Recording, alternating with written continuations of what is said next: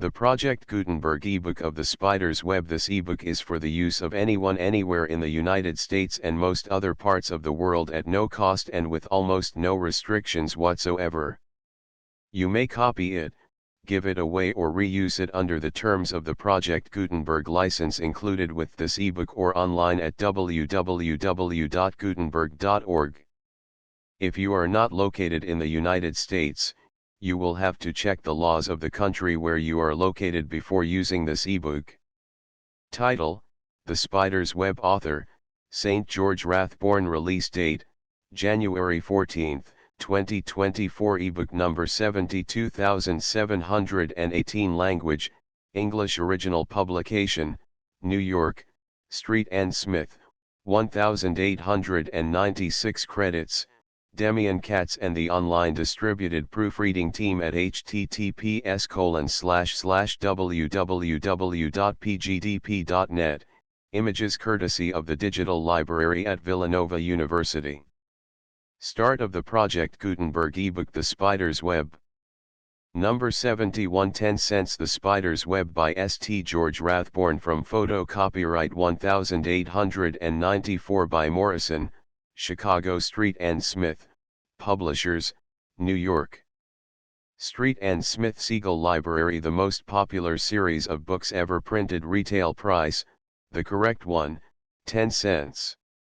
Copyrighted 96. The Little Minister by J. M. Barrie.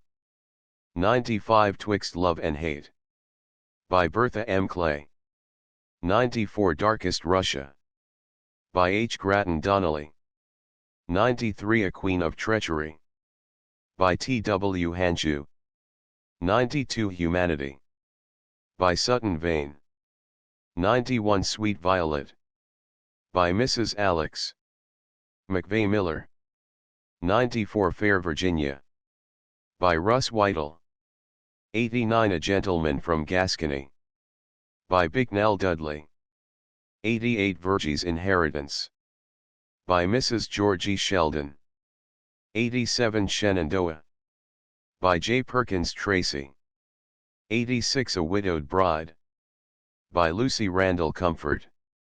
85. Laurie, or Hollow Gold by Charles Garvis. 84. Between Two Hearts by Bertha M. Clay. 83. The Locksmith of Lyons by Professor W. M. Henry Peck.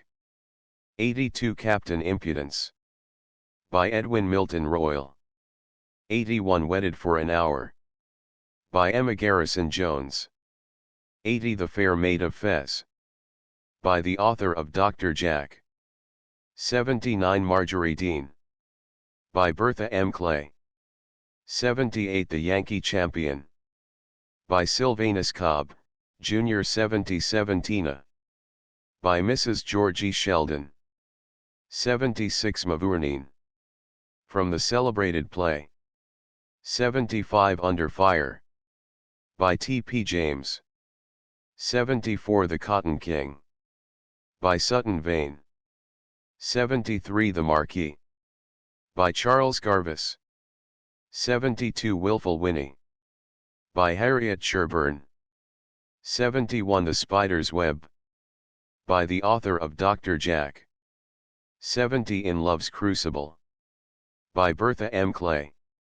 69. His Perfect Trust by a popular author. 68. The Little Cuban Rebel by Edna Winfield. 67. Gizmonda by Victorine Sardou. 66. Witch Hazel by Mrs. Georgie Sheldon. 65. Won by the Sword by J. Perkins Tracy. 64. Dora Tenney by Mrs. Alex McVey Miller. 63. Lawyer Bell from Boston by Robert Lee Tyler. 62. Stella Sterling by Julia Edwards. 61. La Tosca by Victorine Sardou. 60. The County Fair by Neil Burgess. 59. Gladys Gry by Bertha M. Clay. 58. Major Matterson of Kentucky by the author of Dr. Jack. 57 Rosamond. By Mrs. Alex McVey Miller.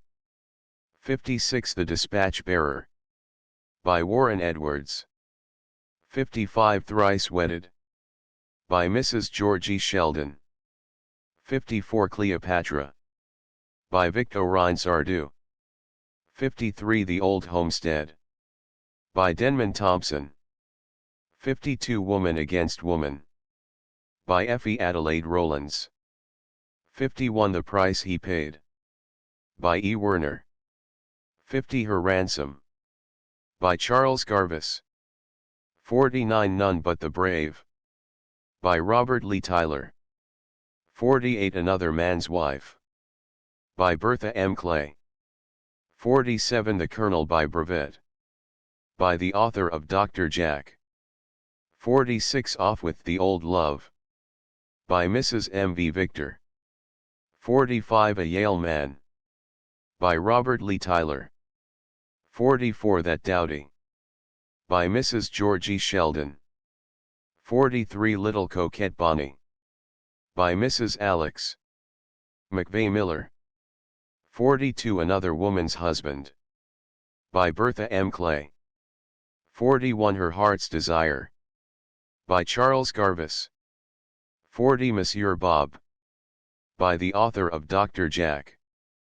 39 The Colonel's Wife. By Warren Edwards. 38 The Nabob of Singapore. By the author of Dr. Jack. 37 The Heart of Virginia. By J. Perkins Tracy. 36 Fedora. By Victor Sardou. 35 The Great Mogul. By the author of Dr. Jack. 34 Pretty Geraldine. By Mrs. Alex McVey Miller. 33 Mrs. Bob. By the author of Dr. Jack. 32 The Blockade Runner. By J. Perkins Tracy. 31 A Siren's Love. By Robert Lee Tyler. 30 Baron Sam. By the author of Dr. Jack. 29 Theodora. By Victor Sardou. 28 Miss Caprice. By the author of Dr. Jack. 27 Estelle's Millionaire Lover. By Julia Edwards. 26 Captain Tom. By the author of Dr. Jack. 25 Little Southern Beauty. By Mrs. Alex McVey Miller. 24 A Wasted Love. By Charles Garvis. 23 Miss Pauline of New York. By the author of Dr. Jack. 22 Elaine. By Charles Garvis. 21 A Heart's Idol. By Bertha M. Clay. 20 The Senator's Bride. By Mrs. Alex McVey Miller. 19 Mr. Lake of Chicago. By Harry Dubois Millman. 18 Dr. Jack's Wife. By the author of Dr. Jack. 17 Leslie's Loyalty. By Charles Garvis. 16 The Fatal Card. By Haddon Chambers and B.C. Stevenson. 15 Dr. Jack. By St. George Rathborne. 14 Violet Lyle. By Bertha M. Clay. 13 The Little Widow. By Julia Edwards. 12 Edri's Legacy. By Mrs. Georgie Sheldon. 11 The Gypsy's Daughter. By Bertha M. Clay. 10 Little Sunshine. By Francis S. Smith. 9 The Virginia Heiress. By May Agnes Fleming. 8 Beautiful but Poor. By Julia Edwards. 7 Two Keys. By Mrs. Georgie Sheldon. 6 The Midnight Marriage. By A. M. Douglas. 5 The Senator's Favorite. Mrs. Alex McVey Miller. 4 For a Woman's Honor. By Bertha M. Clay. 3 He Loves Me, He Loves Me Not. By Julia Edwards. 2 Ruby's Reward. By Mrs. Georgie Sheldon. 1 Queen Bess. By Mrs. Georgie Sheldon. These books can be had in no other series. The Spider's Web by St George Rathborne, author of Dr. Jack, Dr. Jack's Wife, Captain Tom, Baron Sam, Miss Pauline of New York, Miss Caprice, Monsieur Bob, the Colonel by Brevet, Major Matterson of Kentucky, the Nabob of Singapore, etc. New York Street and Smith, Publishers 81, Fulton Street. Copyrighted 1896, by Street and Smith. Copyrighted 1898, by Street and Smith. Contents. Book I. In the Shadow of the Ferris Wheel. Chapter page I. What the Moon Saw in the Midway 1-2. How Samson Serial Stole a Bride in Turkey 13-3. The Strange Plot of the Ferris Wheel 24-4. Bravo, Canuck, 34v. The Man from the Bosphorus 43-6. The Oddities of Cairo Street 53-7. Craig Builds a Theory 66-8. A Bachelor Protectorate 74. Book 2. The Man from Denver 9. News from Colorado 85x. The Vengeance That Slumbered 20 Years 96-11. Young Canada on Deck 106-12. The Protectorate Abandoned 116-13. A Bachelor's Den 127-14. The Man of the World 138-15. Heard at the Sherman Table D'Ode 148-16. Engaged 159. Book 3. What Happened at the Grain King's Palace 17. Colonel Bob waits for his message 172-18. By Special Delivery 181-19. The Fall of the Mighty Oak 191-XX. Samson Serial and Son 201-XXI. An Accommodating Sheriff 213-XXII. Happy Jack 222-XXII. What the Old Camel Blanket Concealed 232-XXIV. Her Atonement 243. Book 4. The Spider's Web of Cairo Street. XXV. Diamond Cut Diamond 253 XXVI. Again Under the Witchery of Cairo Street 263 XXVII. The Old Game of the Spider and the Fly 273 XXVII. Dorothy 284 XXIX. The Pasha Claps His Hands 294 XXX. The Last Act 304. The Spider's Web, or, The Bachelor of the Midway. Book 1. In the Shadow of the Ferris Wheel. Chapter I. What the Moon Saw in the Midway. 8 days I have haunted this beehive, fought my way through the multitude, looked into tens of thousands of faces, and yet failed to find her.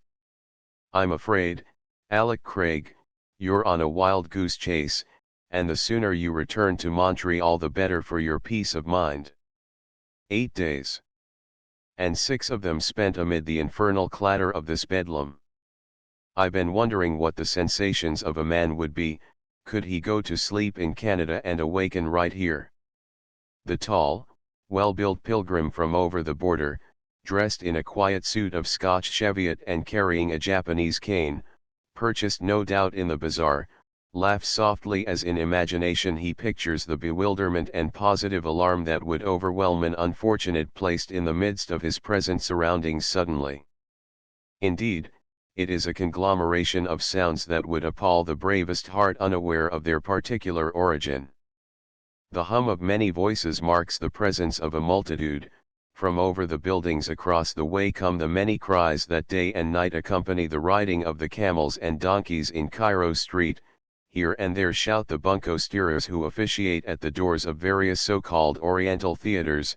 Fakirs howl their wares from bum-bum candy to hot waffles and trinkets, while the ear-distracting tom-tom music, from behind the gate leading to the Javanese village, throbs like the pulsations of a heart.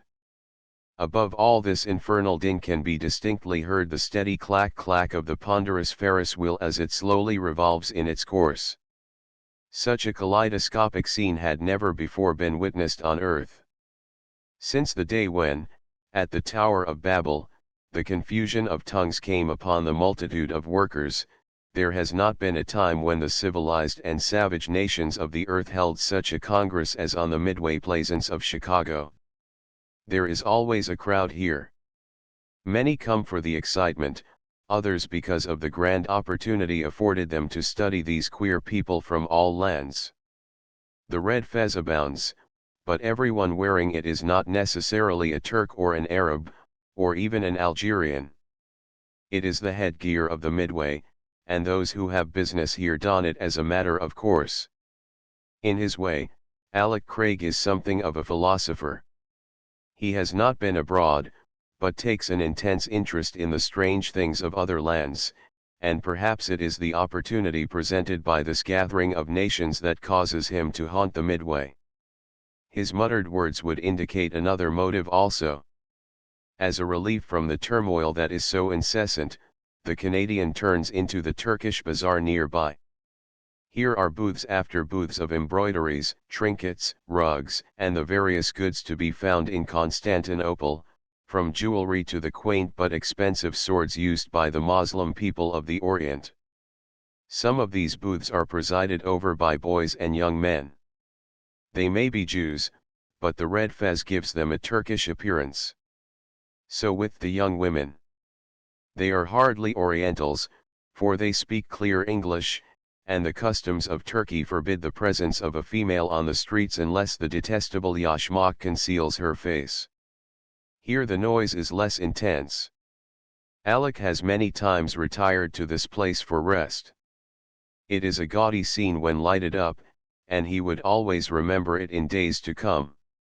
Being socially inclined, he has made several acquaintances in the bazaar, with whom he stops from time to time and chats. One of these is a Turk of middle age, a man of stout figure and closely cropped beard in which the grey is sprinkled like pepper and salt. Alec finds much to interest him in the conversation of Around Skuteri, the dealer in precious stones of the Turkish bazaar. The other has travelled all over Europe, has been in the Egyptian army, and impresses the Canadian as a remarkable man. He pays little attention to his business, leaving it almost entirely in the hands of an Armenian, in whom he seems to have implicit confidence. So Craig shrewdly judges that the Turk has hardly come to the great World's Fair to increase his fortune. Various motives bring men here, and it is hardly right to speculate upon their private reasons. Leaving the gem dealer, he saunters on to pass a few sentences with a wide-awake foreigner who invites the public to step in and view the beauties of Jerusalem through the aid of stereoscopic views.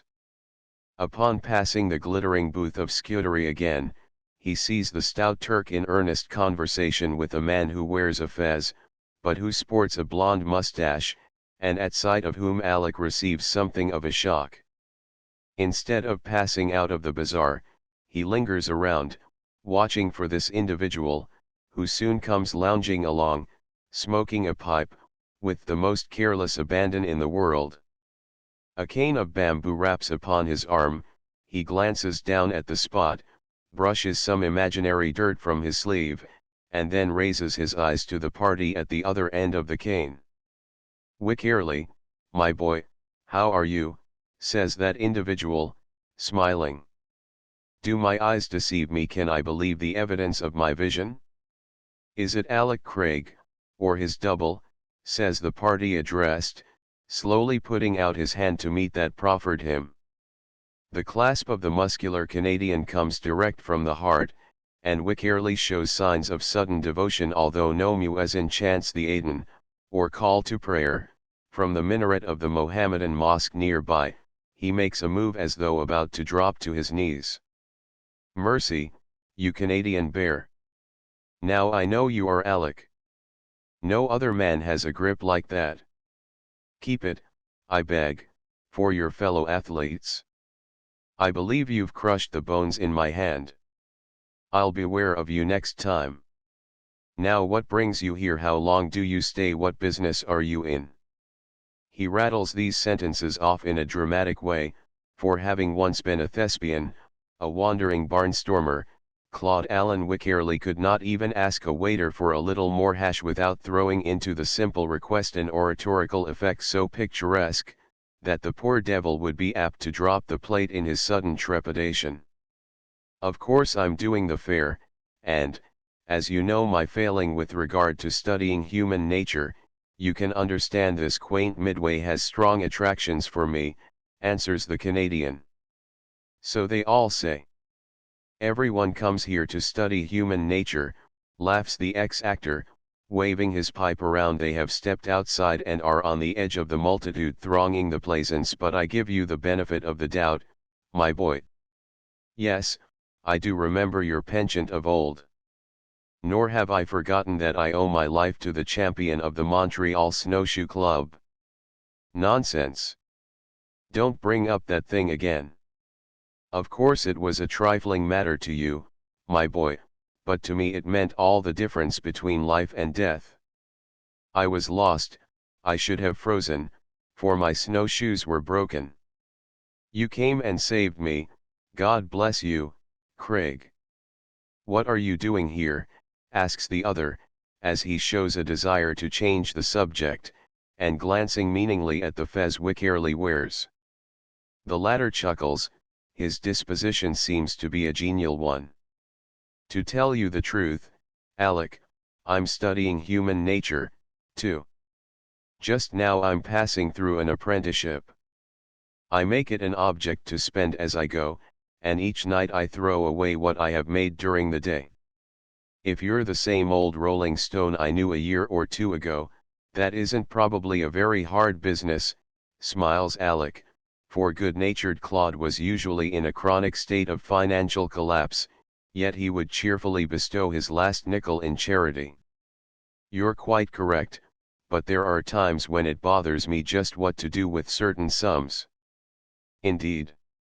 That is news. Glad to hear you have been so lucky. Thinking of starting any hospitals, sanitariums, orphan asylums? They'll all come tomorrow, if fortune is kind, returns the man with the fez. Craig steals a side look at him, as though wondering whether this is a joke or the other has gone mad.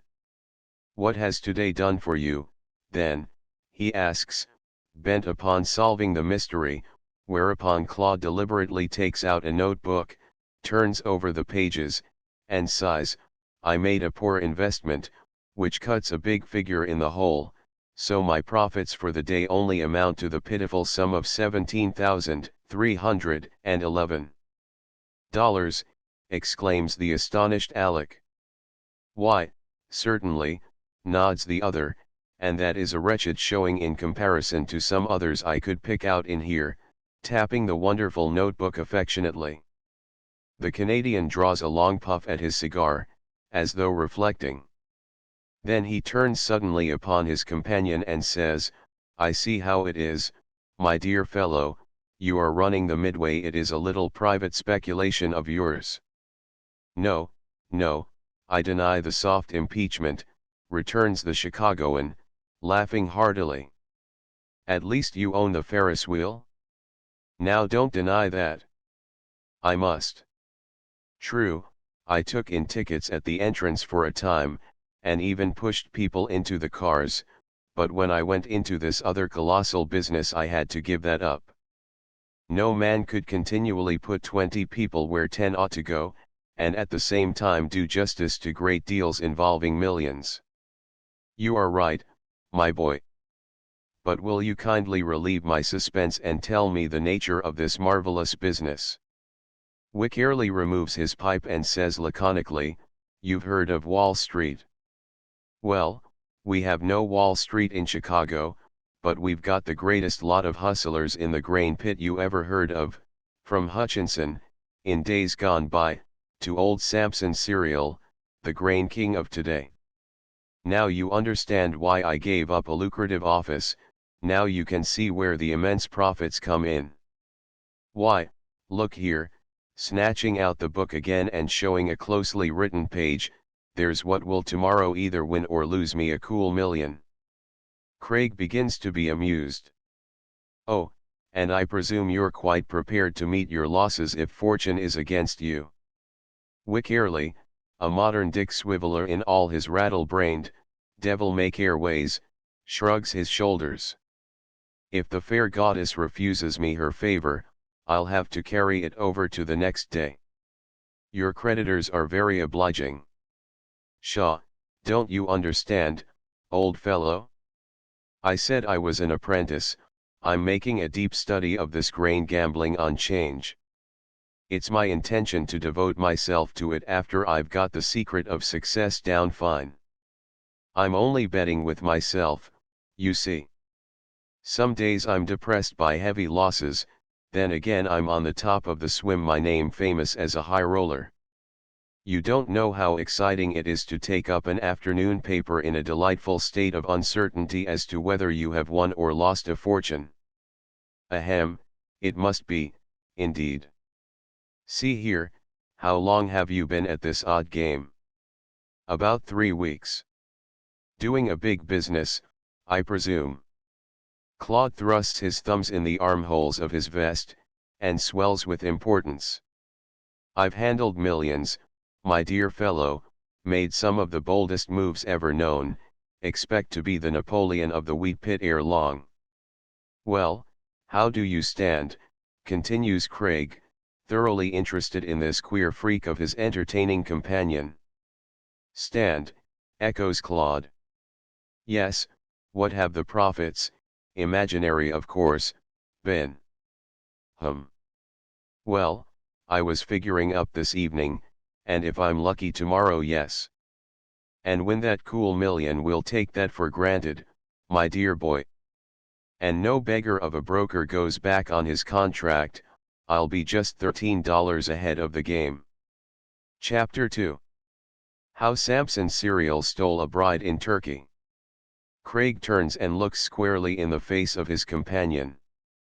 His Canadian sense of humor does not grasp the situation as readily as would have been the case with an American, but gradually a smile creeps over his countenance. Then, if luck follows you, my dear Claude, I shall know where to go if I want to make a loan, he says, and the other joins in the laugh. Perhaps you'll give me credit for having a long head when you know all, pursues Wickerly, with a mysterious nod. Then there is still something more back of it? I should say so. This brain-racking mental calculation is only a means to an end. Should the plan carry out, I'm a goner, with a sigh. Come, this is very unlike you, my dear fellow, to keep one in suspense so long. If there's a story back of it all, let's have it. You always found me a sympathetic listener. Come, wet your lips with a mug of this French cider, served by a divinity in wooden shoes, and then I'll listen to your tale of woe. When this ceremony has been completed, they saunter toward the great Ferris wheel nearby, which continues to revolve, its electric lighted arch spanning the heavens, the most remarkable object in this feast of wonders. Now, tell me what you mean by a goner. If your plans carry, you ought to be happy, Claude. True, but you see I'm now 33, and I've been so free from care. It will be a tremendous thing for me to assume the responsibility for another, sighs the Chicagoan. Ah, I see, you intend taking a partner. For will or woe, groaning. Not get married, my boy. I'm afraid there's some truth in it, though the matter rests on certain conditions. Do you know, it worries me considerably. I should think it would. You have been a regular bohemian, living from hand to mouth, always cheerful and contented. Now you will have to turn over a new leaf and go to work. Perhaps so, but somehow you've got the cart before the horse. It has happened before now that the wife has supported the husband. Wickerly, I didn't think that of you. Well, resumes the other with a little laugh, I suppose I'd have my hands full looking after her stocks and bonds, as a sort of agent or manager. That is one reason I've devoted myself to the markets so assiduously of late, ever since the subject has been broached, in fact. Then the lady is very wealthy. Immensely so. Accept my congratulations, Wickerly. May you hold on, Alec, my boy, it isn't all settled yet. Father object. I'm not bothering much about him. Then you mean the day hasn't been set? That's a difficulty easily overcome, my boy. The retired thespian gives a melodramatic groan. Confound it all, thanks to this modesty on my part, though I've seen the dear girl dozens of times, I've never dared address her. Craig remains silent. In his mind he is resolving the question of his friend's sanity. He has known him for a jolly dog in times gone by, but his eccentricities as revealed on this occasion certainly stamp him the most astonishing and original fellow Craig has ever met. See here, Wycherley, you're bent on muddling me up tonight. Explain this puzzle. How is it you are bent on marrying a girl to whom, as you confess, you have never even been introduced? He finally demands somewhat shortly, as if a suspicion has flashed across his brain that the other may be guying him. Craig has had previous acquaintance with such practical jokes as Americans love to play. Oh, he will fix all that, returns Claude, knocking the ashes from his pipe, with a manner that speaks of remarkable sang-froid. He? You will have to explain who is meant. Have you entered into a league with the father? Great Scott, no. It's around Scuderi, the Turk. Ah, I know him. I saw you talking with him. Has he a daughter? Heaven knows. He has a harem full of wives over in Istanbul. That's how it all came about, you see. But I don't see. I'm as much in the dark as ever. Now, if you prefer not to take me into your confidence, Alec, on the contrary, I am delighted with the chance. Something about this business goes against my grain. I've always been a rolling stone, a harum-scarum sort of fellow, but I don't know that I ever did a bad deed in my life. Yes, I believe your running across me tonight is a blessing. You can be a father confessor. Thanks. And having heard my little lay, tell me whether it would be awful wicked for me to win a wife by such fraud. Understand, in the beginning, my intentions are honorable. If I refuse the job, someone else will take it, and Samson Serial's daughter be won by a wretch who will abuse his privilege.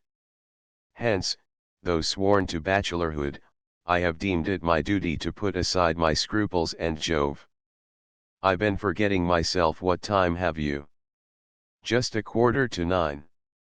Wycherley shrugs his shoulders. Then the time has come. I question my nerve to carry out the contract, he mutters. Contract, echoes the Canadian athlete. Wycherley is looking at him steadily, as though possessed of a sudden notion. I believe he'd do it, is what he mutters, as he surveys Alec's muscular, well-knit figure, and then casts a glance of scorn at his own stout form. Craig, have you been on the wheel tonight? He asks suddenly. No, and I confess it was my intention to go up before leaving. I've been waiting for a moon as near the full as we could get it overhead. If you'll go as my guest, I accept. Nonsense. I told you I worked there. All the boys are known to me. Besides, it will be so arranged that you and I shall occupy a car alone. Then, as we mount upward, and look down upon these remarkable sights, I will a tale unfold, which, if it does not make your blood tingle, will at least arouse your interest. Perhaps you may have difficulty in believing it, but stranger things are happening in this 19th century and at the World's Fair than ever enter into your philosophy, Horatio. Here we are. Now watch me. Wycherley seems to stand back as though awaiting a certain car. How it is done, the Canadian knows not, for he sees no signals exchanged, but presently he finds himself with his singular companion in one of the cars in which they are the only passengers. First of all, notice this, says Wycherley, as he points to the door that is ajar. Against orders. I thought the system was perfect on the Ferris wheel, and every door locked. So it is, usually. Tonight there is a substitute on duty, that is all. He makes this remark in a significant tone, which at once stamps it as a fact upon which theories may be built, and Alec remembers it. Now, continues the disciple of Forrest and Booth, in an impressive way, our time for conversation is limited to about one revolution. I have a story to tell connected with the fortunes of Around Scudery and Sampson Serial, and you will excuse me if I plunge into the details without further delay. With pleasure, remarks the Canadian, who stands looking out upon the remarkable scene that, as they rise higher and higher, gradually unfolds before their vision until it looks like fairyland. The administration building standing out above all else, with its myriads of electric sparks showing the outlines of the dome, while ever and anon, as the moon hides behind a passing cloud, the searchlights sweep across the fairgrounds like lightning flashes from the skies, crossing and recrossing in mystic symbols. Going back nearly 20 years, the grain king of Chicago, Sampson Serial, was in Turkey. I believe he was a United States consul at one of the ports, perhaps Constantinople itself. Let that pass. By a series of strange circumstances, when traveling in Georgia, a place over in Asia where their greatest industry seems to be raising beautiful girls to be sold as wives to wealthy Turks, he met a young woman named Marta, as lovely as an houri. She bewitched the American, and as he had been taken wounded to her father's house, he had opportunities for talking with the object of his mad devotion. So, as was quite natural, they fell in love. Now, anyone that knows old Sampson today would be inclined to doubt that the cool, calculating manipulator of wheat could ever have been a Hotspur, ready to dare all for love, yet it is quite true. Imagine his despair when the object of his adoration, while admitting a return of his love, coolly told him the fates had decreed it otherwise, that she was destined to be the wife of a great pasha. Money had already been paid to her parents, and they were in honor bound to see that when the attendants, now on the way from Stamboul, arrived, she should go to the beautiful harem of the pasha. Well, Sampson just up and stormed. He swore to the Georgian beauty that as she loved him, by that love she belonged to him, that he would have her, and take her to his country where one wife is all they allow a man to have. This appeared to strike the lovely girl as quite a delightful thing. It ended in her declaring that if Sampson won her she was his. As the representative of the pasha and his suite appeared about the time this bargain was struck, there was no time to do anything then, but Sampson was fully aroused and laid his plans. In this first speculation of his life he showed the same shrewdness that has of late years raised him to the proud pinnacle of king of the wheat pit. Having learned the exact route the company would take on their way to Stamboul, for there seems to be some formal ceremony about such affairs, he mounted a horse and departed in hot haste. The result was just what he figured on. Such a shock old Constantinople had not received since the Crimean War. Even convulsed as the Turks were over the impending war with Russia, they became furious when it was learned that the caravan bearing the intended bride of a pasha had been attacked by a band of savage Kurds under an American, the horses all stolen and the beautiful Marta carried away. Sampson had laid his plans well. I reckon he had the story of young Lachinvar in his mind. At any rate, he rode furiously on to the city, where he had almost to bankrupt himself in chartering a small steamer. Once on this they had just so many hours to pass the forts at the straits. I believe a shot or two were fired after them, but it was too late, for evening came on, and the brave American had won his bride. You have deeply interested me.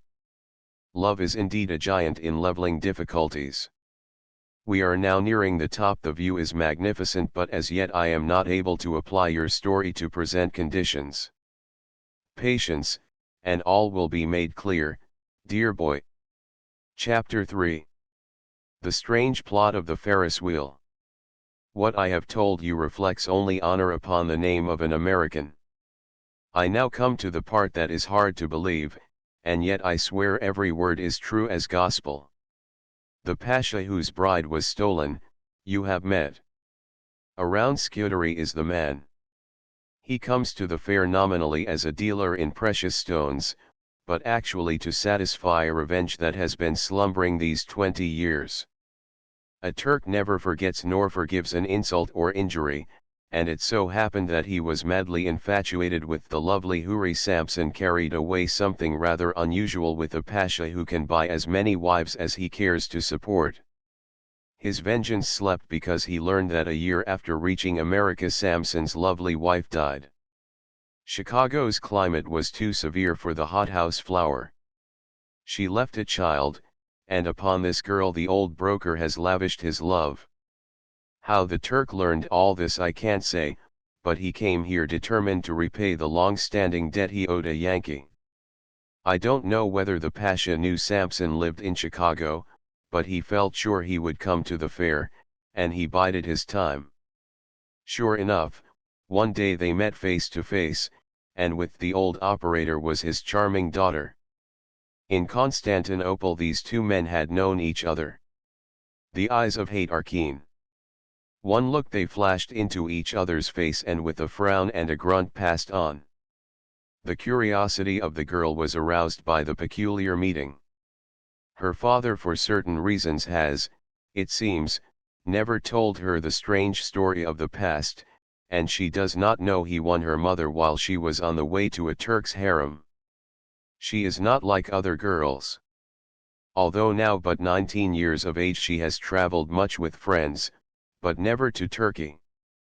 Anywhere else she was given full liberty to go, but never there, which, of course, aroused all manner of conjectures in her mind, and when she saw the awful look around Scutari bent on her father she must in some way have connected it with his horror of the Moslem country. I cannot tell you how the cunning Pasha went to work, but I am positive that the middle-aged lady who usually accompanies Samson's daughter has been bought body and soul by his gold, and is playing into his hands. It has puzzled me to know why he selected me as an agent. Sometimes I think it isn't at all complimentary to my character, and then when I get puzzling over the matter I'm forced to believe that after all it's for the best. There's a destiny that shapes our ends, rough hew them as we may.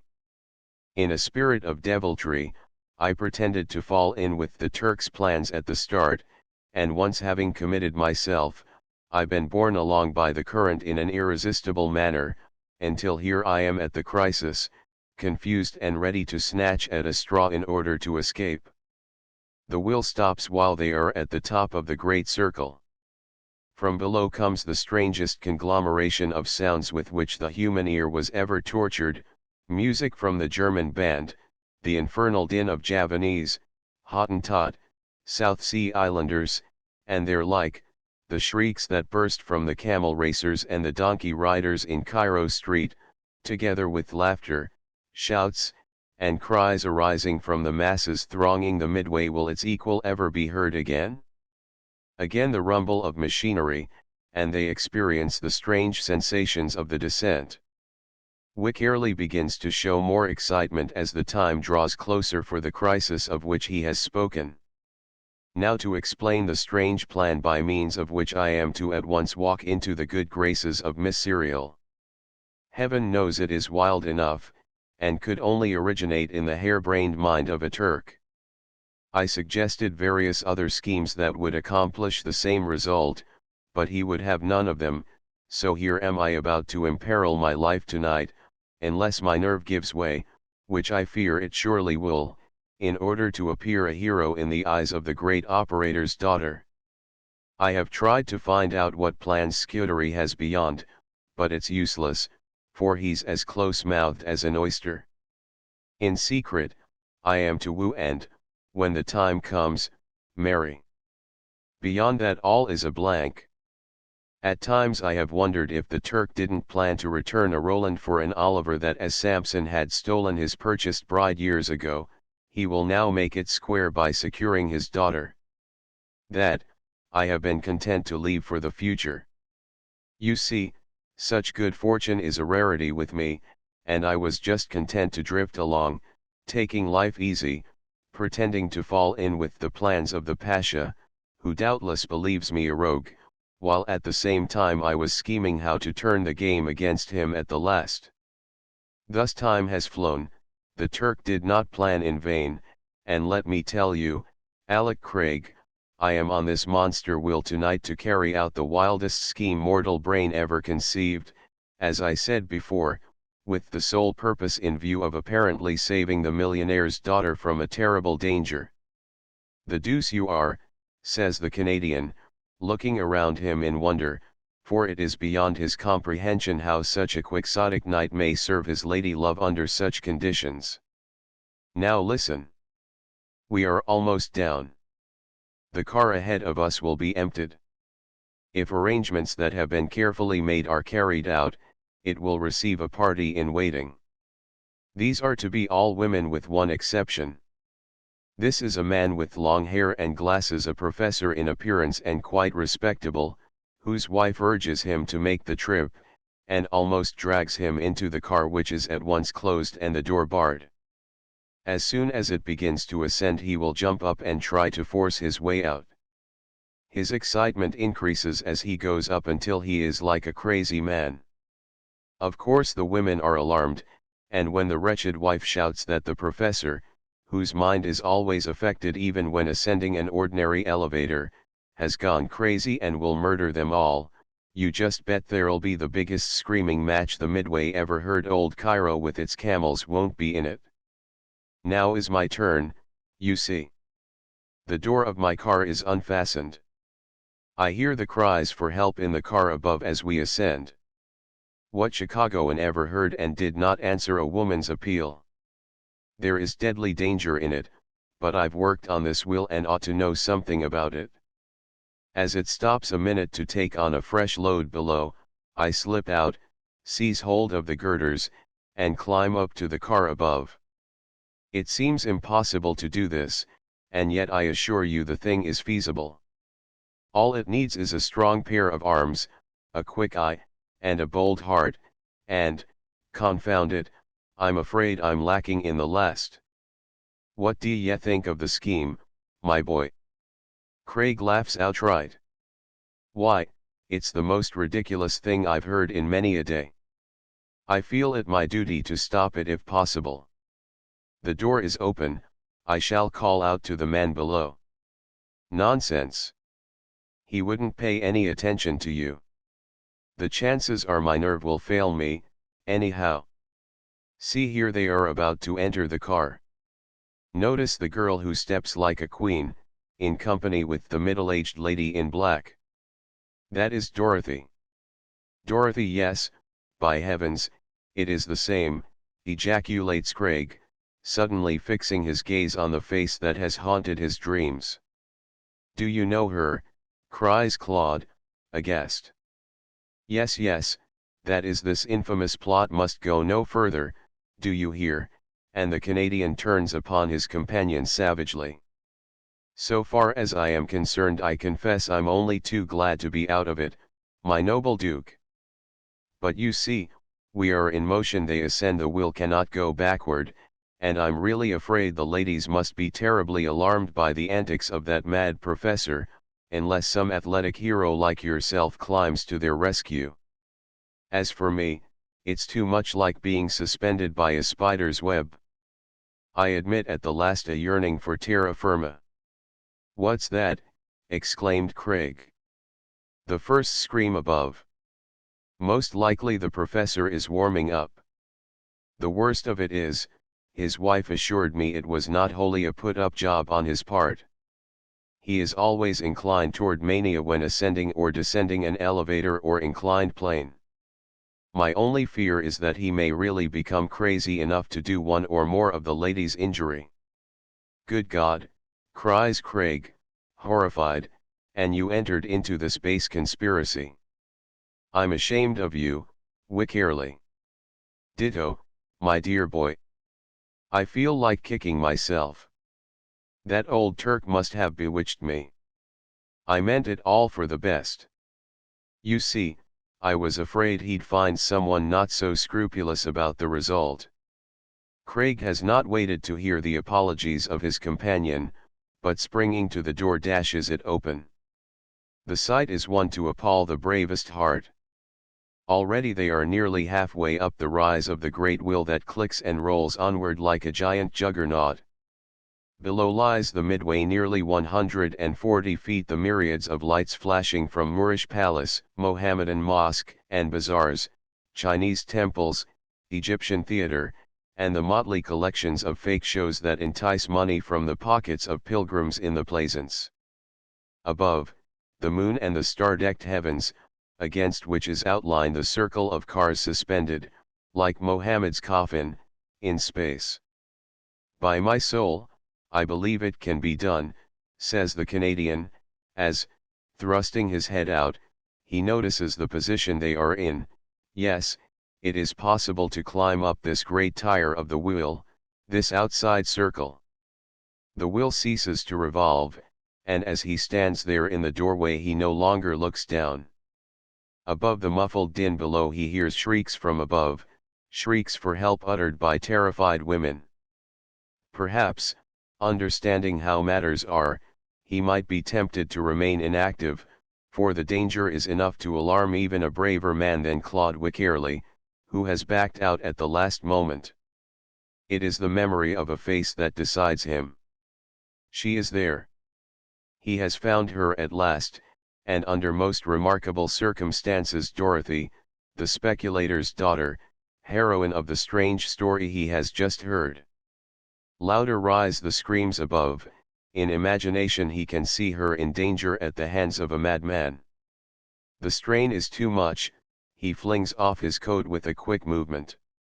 "What would you do?" cries the other, leaping toward the Canadian.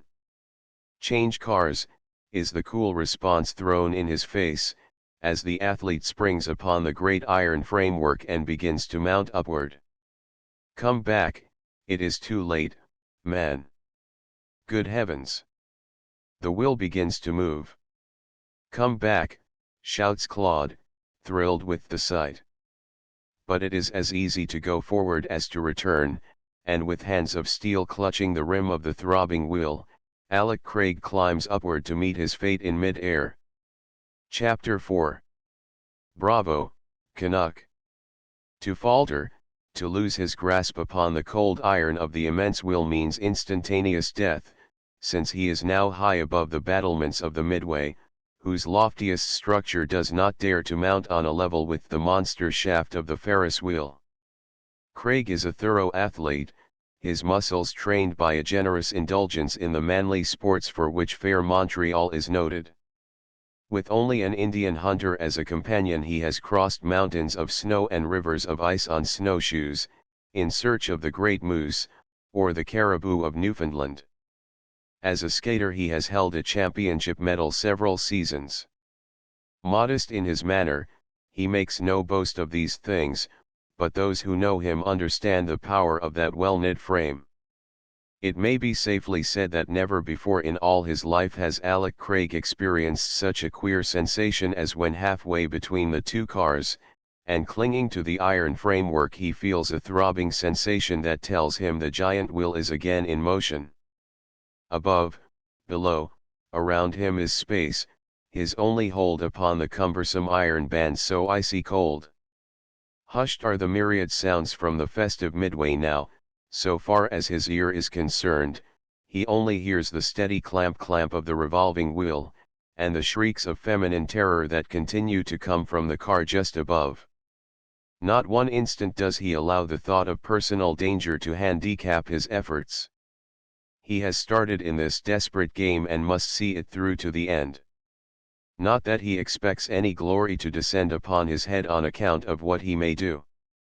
Wickerly has confessed to a fear lest the professor actually does an injury to one or more of the ladies in the car, and it is this that has urged the Canadian to undertake this terrible risk.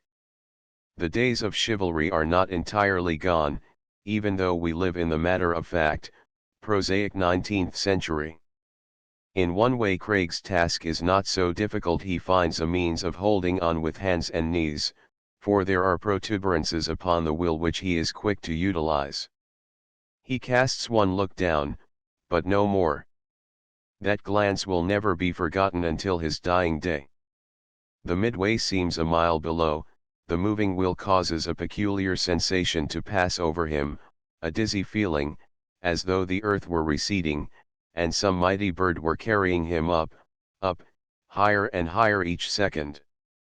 After that one terrible experience Craig dares not turn his head again, though there seems to be a wonderful alluring feature, a sort of deadly fascination, about the scene below. Perhaps others have felt something of this same sensation in another form, concerning that same wonderful plaisance. Now he has reached the bottom of the car, which is just about beginning to move upon the upper half of the arc. This favors his desperate plans, for the door is within his reach as he hangs upon the massive tire of this most stupendous of wheels. The cries coming from the car are agonizing in the extreme. Surely the professor must have left the boundary of sham and entered upon the mad reality. He can be heard roaring there like an enraged tiger. Several of the windows have been broken, but the wire netting prevents him from casting himself out. He raves like a madman. Presently his mood may take another turn, prevented from leaping into space by the wisdom of the Ferris wheel management in fastening the doors and screening the windows of the cars. He may attempt violence upon his fellow voyagers through the air. What may not a crazy man do when mania is upon him? Craig shuts his teeth hard together, and does not allow this dread to distract his attention from the serious business before him. It so happens that just as he gains a position where the door is within his reach, the wheel ceases to move. This gives him an opportunity of which he is quick to take advantage. Although the door cannot be opened from the inside, it is not hard to open from the outside.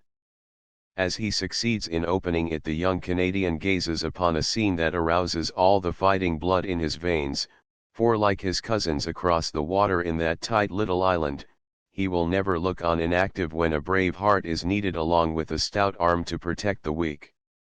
The crazy professor is a terror. His hair is in a condition of chaos that would drive a Yale football player green with envy, and delight the soul of an erratic pianoforte player of the Polish type. Upon his face there has come a wild look that is not assumed. They played with fire when they selected the professor to engage in this game, for it becomes a reality to him. There he is, wildly flinging his long arms about his head, thundering phrases in Latin and Greek and Sanskrit, with heaven alone knows what grammatical correctness, and raging from one end of the car to the other, just as the lions in Hagenbeck's cages do while looking at the crowds below. Whenever he approaches a group of the women there rises a series of the most ear-piercing shrieks, and the fluttering that followed would remind a sportsman of a covey of partridges flushed by his dog. In this one glance Craig sees volumes.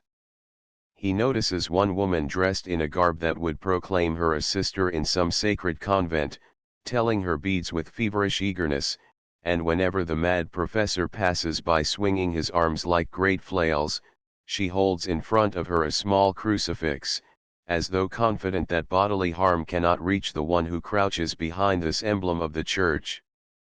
One alone of all the dozen occupants of the car does not engage in these outbursts of terror. Alec notices this fact and it makes a deep impression upon him. This is Dorothy.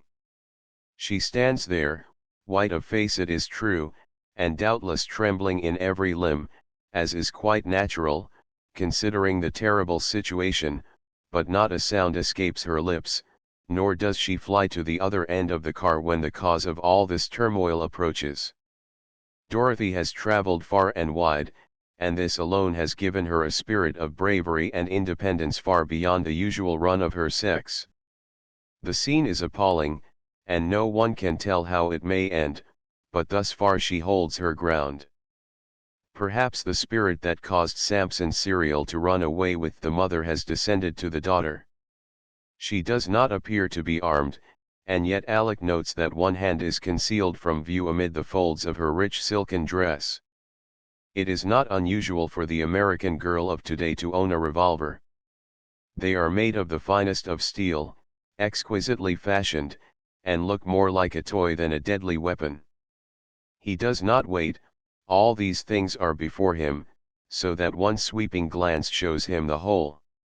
Then his feet touch the floor of the car, and at the same moment the great triumph of American engineering again moves, the iron circle with its dangling cars starting upon its journey. The professor rattles the other door viciously, and such is his savage fury that he threatens to demolish the framework. Then with a roar and a volley of French expletives he turns to make another rush upon the opposite end of the car. In thus turning he finds himself face to face with a man.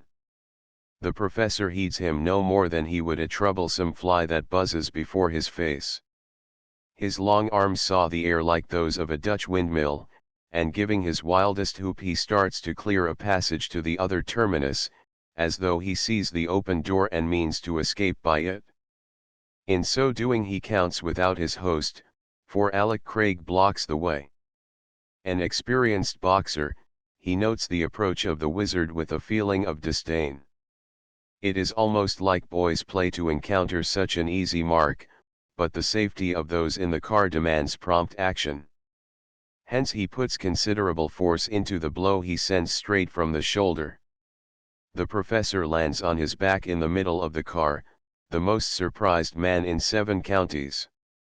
He does not know what has happened, perhaps imagines he butted his head against some projection, and makes a feeble, bewildered attempt to gain his feet, but Craig pushes him back to the floor, and deliberately sits down upon the prostrate form of the terror.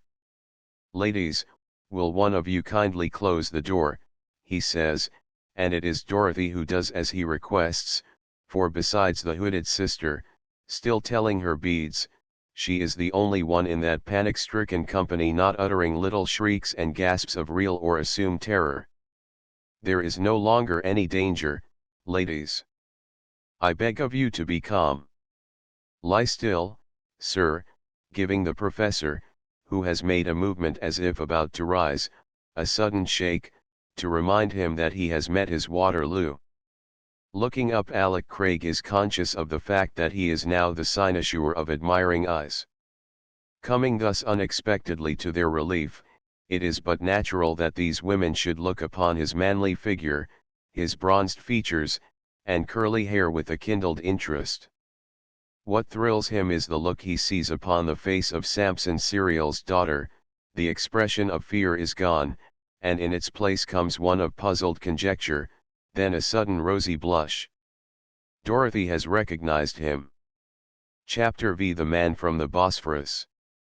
The excitement gradually dies away when the fair inmates of the car realize that they are no longer in danger from the crazy professor, whose brain cannot stand the exhilarating influence of a ride in mid-air. Slowly the wheel revolves, and relieved of their apprehensions some of the women proceed to look out upon the wonderful spectacle, for Chicago lies spread out before their vision, bathed in the mystic moonlight, while at their feet, as it were, nestles the representative homes of the world's strangest peoples. The wheel goes on, and again they mount upward for the second revolution. Dorothy all this time has been thinking of other scenes than those upon which her eyes rest. Before her vision came the snow-covered sides of Mount Royal, the icy bosom of the mighty St. Lawrence, the royal splendor of last winter's ice carnival, when the Crystal Palace was dedicated in the gay fashion that has been the charm of a Canadian winter for a long time past. How distinctly does she remember the frolic on the long stretch of ice and the adventure that befell her. No wonder the blood tingles her veins as she realizes that the courteous skater who gave her assistance in the hour of her need is the same who now sits upon the recumbent form of the panting professor, that he has performed a feat of valor that has won for him the title of hero in her eyes. She is no prim New England maiden, this only child of the Chicago grain manipulator. The warm blood of an Oriental mother flows in her veins, though she knows it not. Besides, on the father's side she inherits some of his daring. When she no longer doubts the identity of the man who has come to their rescue, Dorothy turns away from the window, though they are at this time reaching the point over which all voyagers on the wheel have raved, and approaches the Canadian, who smiles a little as he looks up into the fearless dusky orbs. I beg your pardon, sir, but unless I am seriously mistaken I believe I have met you before, and under circumstances that left me your debtor. Am I right? She asks. You refer to our meeting last winter. I have remembered with pleasure that a broken strap allowed me to be of some assistance to you, though deploring the fact that you received an injury in your fall. Perhaps you will recollect that you gave me your card. I called at all the hotels on the following day but could not find you. Ah, we were stopping with friends, she smiles. I haunted the pleasure ground, and was at every affair for days after, hoping to learn that you had not been seriously injured. A telegram called us home the next day. Father was ill. But you had the card, my address is upon it. If you had been very solicitous about my health, he breaks in, pardon me again. That is where the curious part of it comes in. Look, I have it still.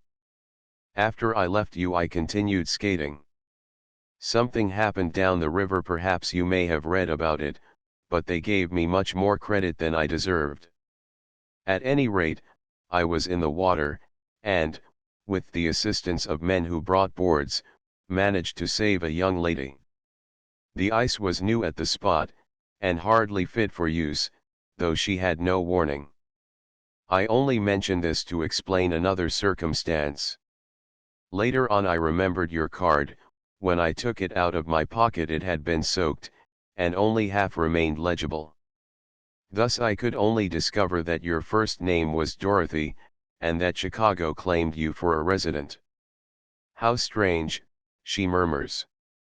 I confess that when I came to the great fair, I wondered if by some odd chance I might see you here, though it would be a remarkable thing indeed. While I think of the oddity of our meeting here, I am struck dumb with amazement, he says seriously. It seems like fate to me, is what her heart whispers, and the very thought causes the blood to mount over neck and face until Alec's eyes are ravished with the fairest picture they ever beheld. Love comes at no man's bidding, it cannot be bought with the riches of an Eastern potentate, spontaneously it springs from the heart as the lightning leaps from cloud to cloud. So Alec Craig, bachelor, realizes, as he looks into the lovely face of Marta's daughter, that surely he has met his fate, for such a strange meeting could not occur unless the cords of their destiny were bound together. Dorothy says no more just at present. The wheel is rolling around, the pinnacle passed, and they are descending. Soon they must part. The professor has made several attempts at rising, but Craig shakes him down as easily as he might a schoolboy. The Podorowski of the Ferris wheel is in the hands of a master voice, and the flail-like arms have long since ceased to cause the wildest music ever heard in one of these cars, and truth to tell, strange things have happened under their shelter, from a wedding in mid-air to the sisboom of a score of ascending college students, who deemed themselves slighted by the superior attractions of the midway, and were determined to win notice. As they near the bottom, Dorothy overcomes her reserve once more. You will think it strange that I should come to this place at night, and with only a middle-aged lady for a companion, but I have a reason for it, Mr. Craig. You know who I am now, the daughter of Samson Serial. We live on the north side. Sometime perhaps you may call, and I might feel it my duty to explain. God knows it is no idle whim that brings me here, but a sacred purpose. Her voice is low, her manner earnest, almost eloquent. The Canadian is deeply moved when does a beautiful woman with her soul in her eyes fail to arouse enthusiasm. I can well believe that, Miss Dorothy, from the few facts I have learned, he says, and although her eyebrows are arched in surprise, she makes no remark. The wheel has ceased to revolve. Craig arises, and allows the professor to regain his feet. Are we down? Ejaculates that pious fraud in anxious tones, and upon his wife reassuring him that all is well, he says solemnly, thank heaven for that, and all mercies. Dorothy manages to brush close to the Canadian, and takes occasion to say, "Tomorrow night we receive. Will you come?" He looks straight in her eyes as he replies, "If I am in the flesh, I will." Then as she extends her hand, after they have left the wheel, he takes it reverently in his. "Good night, Mr. Craig." He watched the two veiled ladies vanish in the midst of the throng that gathers at this point, where Persian and Turkish theaters, with their noisy mouthpieces in front, vie with the Chinese and Algerian shows further on. The murmur of her soft voice, the look of her lovely eyes, remain with him like a dream, and to himself this stout-hearted Canadian is saying, "Hard hit at last, my boy. No more will the old joys allure you. In the past, peace, contentment, and all the humors of a jolly bachelorhood. To come, the fierce longing, the uneasy rest, the yearning after what may prove to be the unattainable. Hang it! I've laughed at others, and now they have revenge. Well, would you change it all, cross out the experience of tonight?" "Not for worlds, my boy, and you know it," says a voice in his ear, and turning, he finds the speaker, as he supposes, is Wycherley, the careless, good-natured bohemian, half painter, half actor, and whole vagabond. "Come, I didn't suppose there were eavesdroppers around," mutters Craig, confused. "Well, you uttered that last sentence a trifle louder than you intended, and I answered it for you. That's all. No offense meant, I assure you. Come, walk arm in arm with me. I feel the eyes of around Scudery upon me, and want to arrange my plans before granting him an interview." "Certainly, if it will help you." "Are you very angry with me, Alec?" "Angry? What for?" "For the miserable business I was engaged in. I honestly assure you my motives were really quite philanthropical. At the end, you know, I realized what a foolish thing I had done. You know me well enough, old fellow, to understand that I'm no villain, fool though I may be at times." His repentance is sincere, and Alec, like the good-hearted fellow he is, claps him on the shoulder. "I hold no grudge against you, my boy. On the contrary, this ridiculous escapade on the part of the Turk and yourself has resulted very pleasantly to a fellow of my size. It enabled me to meet one for whom I have been looking 6 months and more. When you mentioned her name I knew there was something in the wind. And believe me, Alec, you did old Montreal proud. I wish the Toke Bluey snowshoe boys had been here to see their bold comrade climb the Ferris wheel." At this Craig laughs merrily. "They might have believed me a little daft, for surely such a quixotic venture could have but one meaning, that I had thrown my senses to the winds, and imbibed too much Chicago champagne. Here comes the Turk straight at me, as if resolved to wait no longer. Mark his dark face. He saw you come out of that car. The deal is up, and I must defy his royal nibs." Around Scudery has barred their path, one hand he reaches out and touches Wycherley. "You deceived me, traitor," he says, with a peculiar accent on the words, such as a foreigner usually gives, no matter how thoroughly at home he may be with the English language. "My dear fellow, you are mistaken, I simply deceived myself. When the critical moment came my nerve failed me. That mug of French cider should have been something stronger. It is all right, anyway, this gentleman saved the girls, so what's the odds?" His coolness is remarkable. Really, Wycherley must have haunted the Eskimo village a good deal of late, to show so little concern with the grave affairs of life. It is all wrong. By the beard of the Prophet, I will look to you. "Where is the money with which I buy your soul?" demands the Turk, working his hands as though eager to get them fastened upon the throat of the Christian dog of an unbeliever. "What you paid me I used in the regular routine of my work. By proxy, I saved the girl. There is now $100 due. Will you pony up, holding out his hand, at which the furious Moslem glares. I do not understand. You make sport with me, a pasha. If it were Turkey I would have your head to pay, he snarls. Then I am glad it is not Turkey. You thought you had me molded to your liking, but the worm has turned. We are quits, Scudery. Au revoir, and gaily waving his hand, the debonair swiveller of the Midway takes Alec's arm and saunters on, leaving the gentleman from the Bosphorus standing there, his brown face convulsed with the fury that rends his soul, as he realizes that his amazing scheme has thus far proved a lamentable failure. Chapter 6. The Oddities of Cairo Street.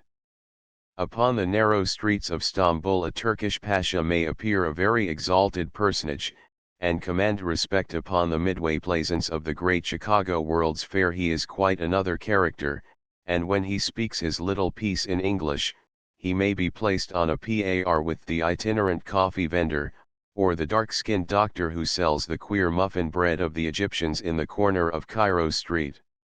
Let the heathen rage and imagine a vain thing, laughs Wickerly, as he glances back over his shoulder to see if Scudery is still shaking a fist after them.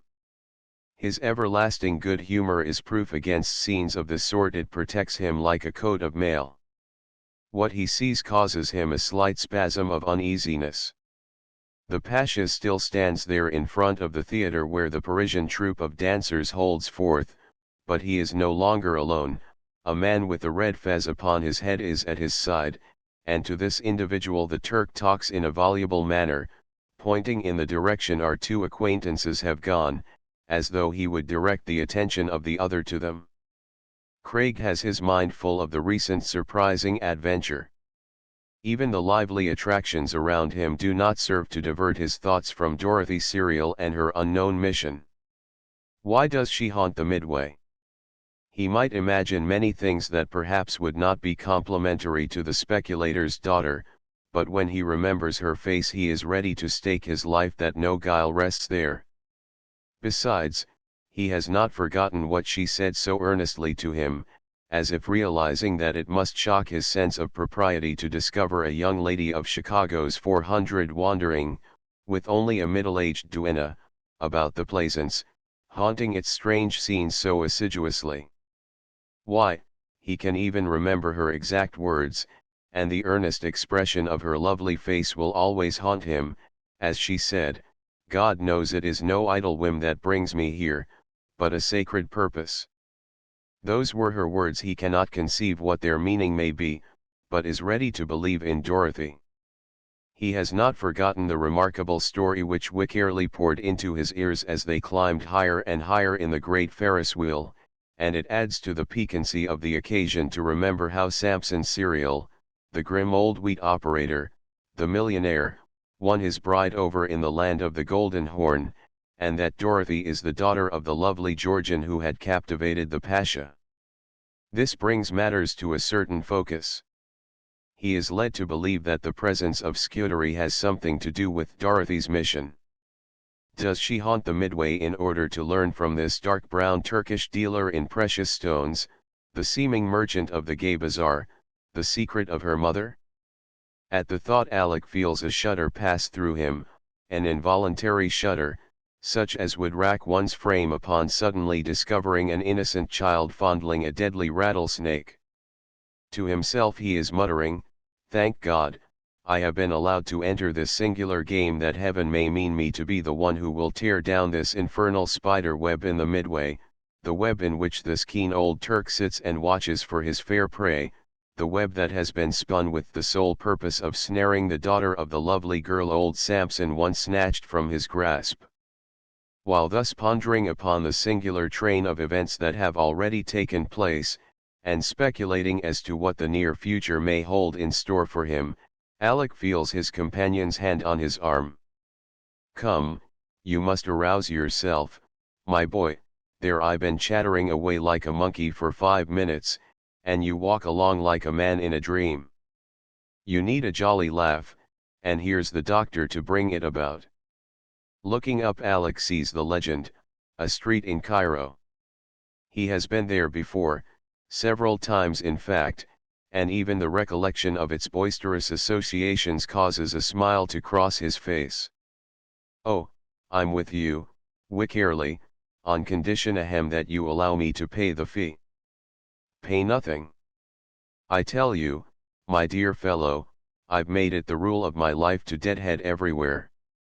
There's nothing I haven't seen in this street of nations, the great Midway, and all it cost me was a quarter I paid to watch a Hindu juggler do some very clever tricks, and I'm laying my plans to turn the tables on him. Watch me hoodoo this doorkeeper now." With which he steps up. The dark-skinned boy holds out his hand. Then the vagabond actor proceeds to make a variety of gestures, such as a deaf and dumb wretch, unacquainted with the mute alphabet of his fellows, might undertake. Alec is utterly in the dark as to their meaning, or whether they have any, but is amazed to see their influence on the boy. At first he looks disgusted, then grins, and finally throws up his hands in token of surrender. "Come," says Wickerly, and they enter. "I say, what in the deuce does all that mean?" demands the mystified Canadian. "Oh, my boy, I dare not explain. It is soul language. I have been initiated into the order of nomads. I've eaten salt with them. That is as far as I can go. There are the camels. Now to chase the blue devils away. Nobody can stand here 5 minutes and fail to laugh." And Wickerly is quite right. The uncouth figures of the hump-backed animals, so strange to Western eyes, their meek, docile aspect, the ridiculous manner of their rising and squatting are enough in themselves to arouse interest. Add to this the alarmed shrieks of the daring women who brave the merriment of the crowd and venture to take a ride, the clattering of donkeys with pilgrims astride of them whose legs almost touch the ground, the shouting of donkey boys and camel drivers, and one can have a faint idea of the sounds of Old Cairo Street. Several times during the day and evening the wedding procession takes place, an unique affair, headed by the stout majordomo, with whirling sword and fierce expression, who is followed by the strangest rabble American eyes ever gazed upon, from the palanquin to the dancing girls in the rear, their faces half concealed behind the yashmak. Looking down the singular street from a second-story balcony, or an upper chamber of the Mohammedan mosque, as this procession approaches, one could easily imagine himself in the old native quarter of Cairo on the Nile. Alec speedily forgets his troublesome thoughts in laughing at the ridiculous sights presented on all sides. Cairo Street was better than a doctor. No one came out regretting having entered. There you saw only the jolly side of life, for everyone laughed and joked. While walking along it was nothing to have a camel poke his nose over one's shoulder, or be brushed aside by a donkey boy on the run, shouting, "Look out for Mary Anderson," or "Make way for Lily Langtry." "Will you have your fortune told?" asks Wickerly, as, mounting the steps of the mosque, they look through a grated window into a dimly lighted room where a black Nubian, with a rather repulsive face, dressed after the manner of his race, squats upon a rug and manipulates some sand upon the floor, spreading it out deftly, tracing certain mystic symbols, and finally in rapid Arabic delivering his prophecy to the smiling interpreter who translates it in the ear of the mulcted victim, after which, next, and another hard-earned American quarter has started to roll toward the Nile. This fakir appears to do a flourishing business. Americans have come to the fair to be taken in, and anything connected with the Orient has a peculiar charm for their Western eyes. At the question Craig laughs, "What, have you a pull with this wonderful seer in the turban, this ebony prophet from the land of the lotus?" "Well, I've been there. If I'd had the capital I might have been his manager. That's the way it goes, an opportunity of making myself solid for life lost because I lacked a few dollars," and Wickerly chuckles even while he speaks in such a dismal strain. This fellow isn't the only fortune teller at the fair, the Canadian says. By no means. I know of several others right here in the street of Cairo. Yes, I remember one at the lower end, a woman, I believe. I have seen no other. Walk with me. There is one here, they call her the veiled fortune teller of Cairo Street. I don't know that her predictions are any nearer the truth than the blacks, but somehow the air of mystery surrounding her excites a certain amount of curiosity. I would like to see her. I thought I had exhausted the sights of this street, from the odd barber shop where they lay one down on a bench to shave him, to the shoe store where their stock in trade is yellow and red babouches or slippers. If there is a veiled mystery here, I must see her. You said a woman. Yes, and if one can judge of the faint glimpses seen through the flimsy veil, and by the shapely figure, a beautiful woman, too. Let's see the time. Yes, this is her last hour for receiving today. Come along, Alec, my boy. The jovial vagabond almost drags him along, and presently they bring up in front of a stuccoed building. Over a doorway is a sign, so small Alec does not wonder he missed it, bearing this scroll, Seti the veiled fortune teller. 25 cents. An Arab boy holds forth, fez and all. 1/2 duro, a quarter each, he insists, and Alec is about to comply when the eccentric actor steps in front and proceeds to mesmerize the youth. 10 cents, he mutters feebly, but Claude only increases his mysterious passes, and at length the Arab youth throws up the sponge. Great is Allah, and Mohammed is his prophet. Enter Taleb, I beg, he says hastily, as if desirous of being rid of an incubus. So they pass in, Alec Craig never dreaming what an influence this accidental discovery of a new curiosity will have upon his future.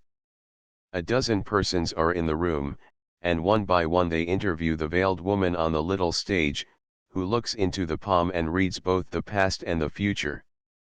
Look, says Wickerly quickly, don't you recognize the man seated there? Jove, it's the Pasha himself. Do you suppose our being here has anything to do with his presence? Not at all. He was here when we came, and I know the man well enough to understand that he has some motive for his visit. Then let's watch the game. Nothing pleases me better. Notice the fortune teller, Alec, did I speak correctly? As near as I can say yes, I should judge that she is a fine-looking woman, and, like the most of her sex, a coquette. Oh, why not say all, smiles Wickerly, giving him a sly dig in the ribs. You know there are exceptions to every rule, my dear boy. Since we are under the enchantment of this unknown Circe, let us act as though we believed in the rubbish and have our fortunes told. Oh, I've done that before. She predicted that I would win much gold, but that it could never stick to my fingers. Think of that. There's the cool million tomorrow, perhaps she means that, and I reckon she's right about it not sticking, for how can a man hold that which he hath not? There goes the Pasha up. Now keep your eyes open. She does not seem to have noticed him before. See how she starts and draws back as though a sudden fear had penetrated her heart. Right you are. I believe she has recognized him. And he. His actions indicate that on his part he entertains a suspicion, which he is bound to verify. Now he speaks to her. I would that I knew Arabic, that I might translate what he says. My early education was somewhat neglected in that respect. She replies in a low tone, I swear her voice trembles with fear. Why should she dread this man? Tell me that. I cannot say. Wait, and we may learn something that will give us an insight. I am deeply interested in all he does. Of course, says Wickerly, chuckling, because you are concerned about Dorothy's fortunes. Now the Turk holds out his hand. She takes it. See his bold eyes, they are glued upon her face. The gauzy veil tantalizes around Scuderi. I've a notion he has come here tonight to settle some doubt, some uncertainty, that has preyed upon him for a long time, and he'll do it in his own impulsive autocratic way. There. What did I say, Alec? There is a sudden movement on the part of the Pasha, a feminine shriek, and around Scuderi stands there with the gauzy veil in his hand, stands there glaring upon the beautiful face his rude action has unveiled. Immediately the lights are extinguished, and all is darkness. Confusion follows. Come, let us get out of this, cries vagabond Claude, and Alec Craig allows himself to be led into the street of Cairo. He is silent and has suffered a terrible shock, for when that veil was torn away his astounded gaze fell upon a face that has haunted his dreams these 6 months, and he could swear he looked upon the features of Dorothy. Chapter 7. Craig builds a theory. The idea seems too preposterous to be entertained for a moment, and yet he must give some credence to what his eyes have seen. Besides, the strange presence of Dorothy in the midway is as yet unexplained, though she has, particularly, promised to enlighten him on the following evening, if he will call. Craig is sorely puzzled. Many things flash into his mind and confuse him. Perhaps, after all, he might have been mistaken. Why has not Wycherley made some comment upon the matter? So the Bachelor of the Midway, as the actor has, in a spirit of humor, dubbed his athletic companion, when learning how the Canadian has persistently haunted the region of world's fakes and curiosities, turns now to that party. That was something not down on the bills, I'm thinking, Claude, he remarks. I'm puzzling my head over the cause of it all. The Pasha was in deadly earnest. Don't imagine that it was a set-up game to clear the room. What did he expect to see? Probably he suspected that someone he knew was playing a joke on him, says Alec quietly. Humph, he was a bear then, grunts the other. By the way, my dear boy, did she remind you of, well, anyone you had seen before? That's what makes me mad. A chump in the seat in front got his beastly head between me and the stage, so that I couldn't see her face. You saw me knock his hat down over his ears. Well, just then the lights went out and I missed the opportunity of solving the riddle of the mysterious veiled prophetess of Cairo Street. It is Alec's turn to grunt now. Was she very beautiful, Craig? Yes, strikingly so. I wish you had seen her. Never mind, did the Pasha come out? Rather, he was ahead of us. Perhaps he feared the consequences of his bold act, for these people of the Orient are quick to use knife or yataghan. As he passed I heard him laugh, and, as it is seldom these Turks do that, I can guess he was well pleased over what he had done, and that he recognized the face from which he snatched the veil. If ever a sorely puzzled man walked up or down that singular narrow street, our bachelor is the individual. He cudgels his brains for a solution to the enigma and finds it not. I don't see how I can wait until tomorrow night to solve the problem, he mutters. What's that? Demands Wycherley quickly. Is it so bad as to keep you from sleeping? Alec, my poor fellow, I pity you. Nonsense. I'm bothering my head over quite another thing. In fact, I've a nut to crack that threatens to do me up. Pardon, old boy, but I've been thinking of the story you told me. You mean about old Samson? Of course you are deeply interested now, that's natural. To the best of my belief he's a millionaire and better lives in grand style on the lake shore. I walked past the house several times, because, you see, I wanted to understand how the land lay, if I was to be a prospective son-in-law. Ha. All dreams knocked in the head now, I assure you, dear boy. I shall feel at liberty to throw a kiss to the pretty girl in the cigar stand. My bonds are gone, the shackles loosened, and Claude Wickerley is again a free man. An odd genius this, assuredly. Alec can never edge a word in so long as his flow of breath lasts, so he usually holds his peace until the actor pauses. I want to ask you a few questions, he says. 8,000, if you wish. I would do anything for you, Alec. Again you have saved my life. How, demands the Canadian. Only for you I should perhaps have been fool enough to have attempted that climb on the wheel.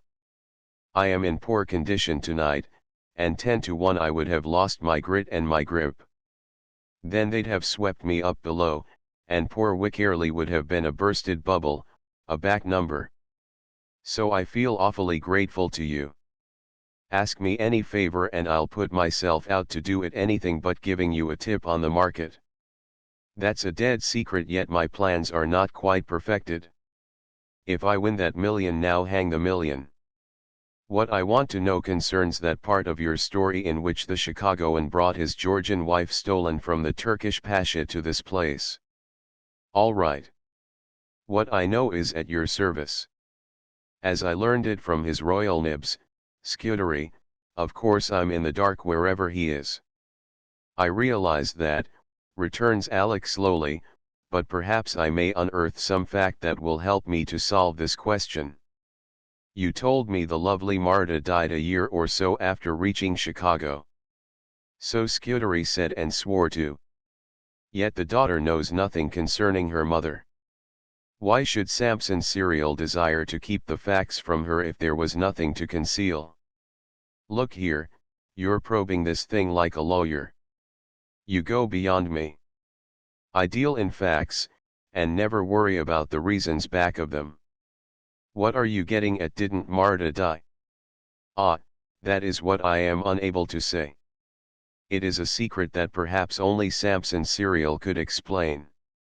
As to myself, without any positive proof to back my theory up, I have a notion that all these years the old manipulator of wheat has deceived his daughter. Confusion. I say, you strike hard, Kenyuk. That Marta is not dead. Bless me, what puts such a strange notion into your head, my dear fellow? I believe I have seen her. Craig smokes his cigar while delivering these sledgehammer blows. He really enjoys the astonishment of his companion, for generally Wickerley is proof against such assault. The plot thickens. It was a great hour when I ran across you, Alec Craig. When do you think you saw Samson's Georgian wife, and where? In this street of Cairo, tonight. Plainly, Claude, that was why I was so anxious to learn if you had seen the face of the fortune teller. At this the nomad assumes an attitude that is a revelation concerning his ability as an actor. Strange that the world failed to properly appreciate him. Great Scott, you don't mean it, and the Pasha, why, I'm already half convinced. He suspected, but see here, how could it be that Marta living would appear dead all these years? Incredible. I admit it seems so, and yet perhaps if we knew what Samson Serial knows, deep down in his heart, we might find it easier to believe. It is a matter of speculation with me, but if you stop and think for a moment you can understand how difficult it would be for happiness to follow such a marriage. He, a progressive American with all the ideas we claim, she born and reared under the blighting influence of Eastern customs. I can readily imagine a quarrel arising and she fleeing back to the sunny land of her birth. What, leaving her child behind? Quite likely. This is theory. When I learn some facts we can see how near I was to being right. Well, continue the theory, why does she come to the land of ice again, the country from which she fled years and years ago? Alec shrugs his shoulders. Ask me something easy. Put the question to one of the Sandwich Islanders or a Hottentot. Perhaps she has been drawn by the mother love to see her child again, for that affection is not confined to any class. The lioness will fight for her whelps. Putting speculation aside, Claude, I am ready to swear that the face of this veiled prophetess was very like that of Dorothy. I was struck dumb by the resemblance. At first I had a positive notion it was she. Then I gradually realized that such a thing was too improbable, and while we walked along my mind evolved the theory which I have given you. Would that have any bearing on the presence of Dorothy here, asks Wycherley, stopping to light his pipe at the gas jet of a tobacconist, and nodding familiarly to the Greek in charge. It might. She told me her mission was a sacred one, and what could be more in keeping with such a word than the search of a child for her mother? However, we may be meddling with what does not concern us, though fortune has apparently decreed that I should be interested in the fortunes of Dorothy Serial, judging from our several peculiar meetings. Have you any other plans for tonight, comrade? I never leave here until closing time. Can't explain it, but there's a charm about this same old Midway that is life to me. You know my nature, Craig, and it just chimes with such a kaleidoscopic scene as this: color, music, and laughter, not a tear or a frown. Hi-oh!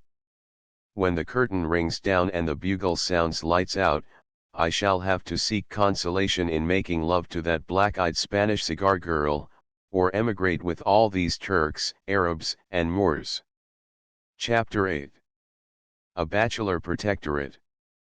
Craig has himself seen enough of the daily life along the Midway to feel some sympathy for his companion, whose doleful refrain has at least the merit of sincerity. The popularity of the Midway was something of a joke during the life of the fair, but never questioned. It is since the close of the Great Exposition that the people of this country have gradually awakened to the fact that as a Congress of Nations, this Plaisance was the most successful thing ever planned and executed.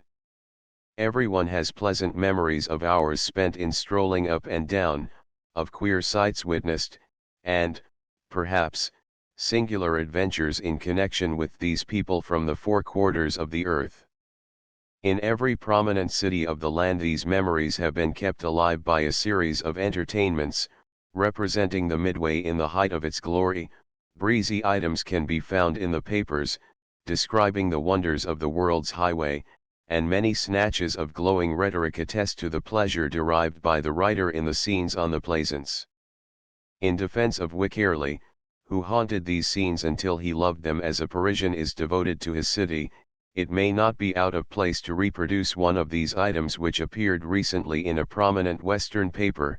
It was not until about July 1 that the denizens of the merry Midway got their houses and shops in order, and settled down to business. They easily made up for lost time, however, and during the 4 bright happy months that followed, the famous street was far and away the principal popular attraction of the fair. Those who went to spend the whole day at the exposition, equipped with lunch, camp chair, and guidebook, usually turned up in the Plaisance about every 2 hours. Others who made briefer visits to the park either began or ended them in the same attractive quarter. School teachers, who made out their program for the educational features in the Liberal Arts Building, generally landed in Cairo Street. Students of sculpture who went with the best intentions of studying the marble models in the Art Palace, ended by studying living models in the Moorish Palace. Ministers who hoped to prepare themselves for missionary work, were easily persuaded that they would be best equipped by looking over the Dahomeans and South Sea Islanders. And as to young America, well, the day for him was not done till he had tossed off half a dozen or more bumpers of beer in old Vienna. All this is now a memory. The places that knew these merry parties shall know them no more forever. The Samoan now sits serenely under his island palm, the Bedouin is again astride his steed, and with shaded eyes looks off across the desert. The Egyptian neath the shadow of the mighty pyramids, recounts the marvels of his half-year in the New World, and the sad-eyed Singalese woman tells her sisters in the gorgeous East about the wondrous West, while the American, whose energy and genius reared it all, now sees those sights through a darkened glass, and faintly hears the once familiar sounds, muffled and indistinct, as of a distant troop of boys at play. He goes plodding on in paths of busy commerce, farther and farther along, till time and distance intervene, and midway sights grow dimmer still, and midway sounds sink to a whisper. These then are the feelings that cause the Thespian such sorrow. He hates to think that before snow flies this gay scene will have vanished as a dream, never to be seen again. "Cheer up, my dear fellow," says Alec, "there will be other fairs as great as this. But never again a midway. However, let us throw dull care to the winds. It ill becomes us to mourn, we who are butterflies of the hour. What would you now, my lord?"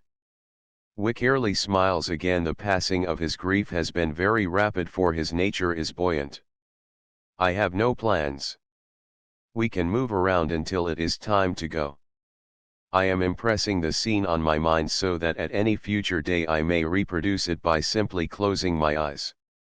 When before now, on American soil, could you see such groups as that sauntering along, nodding in the direction of a squad of Algerians and Moors walking past, clad in the turban and kaftan, burnous, and colored robes of their class, with the inevitable heavy slippers on their feet? Close behind come a trio of celestials chattering like parrots, while in sight at the same time are one or more natives of India, Dahomey, and Lapland, representing the antipodes. It is the bringing together of people who live at the frozen north, and those from the burning equator, the exposition of their home life, their peculiar habits, their war customs, and marriage ceremonies, that lends such a charm to a gathering like this. Contrast it by a visit to the liberal arts building and see what civilization does for the human family, what wonderful treasures are within the grasp of everyone who lives today in an enlightened community.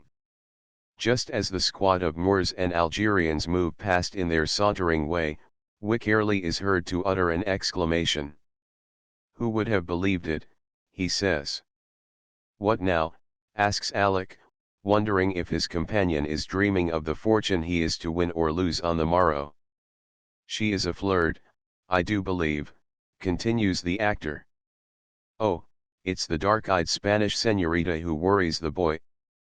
Never mind, remember there's as good fish in the sea as ever were caught. You're a job's comforter, Alec. Under the circumstances, physician, heal thyself," retorts the other. "Eh? What now?" "It chances to be the young woman in whom you have such a deep interest." At this Craig becomes all attention. "You mean Dorothy? Where is she?"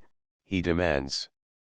"Hush, not quite so loud, my boy. Glance over yonder, she is just going into the Japanese bazaar." As Craig looks, he receives a shock. The brilliant lights fall upon a face he cannot forget and which is just being covered by the light veil attached to her hat. Dorothy it is, the millionaire's daughter. His interest is quickly aroused, and under the circumstances it is not at all strange that he should desire to see who her male companion may be. They are conversing eagerly, as though deeply interested in each other.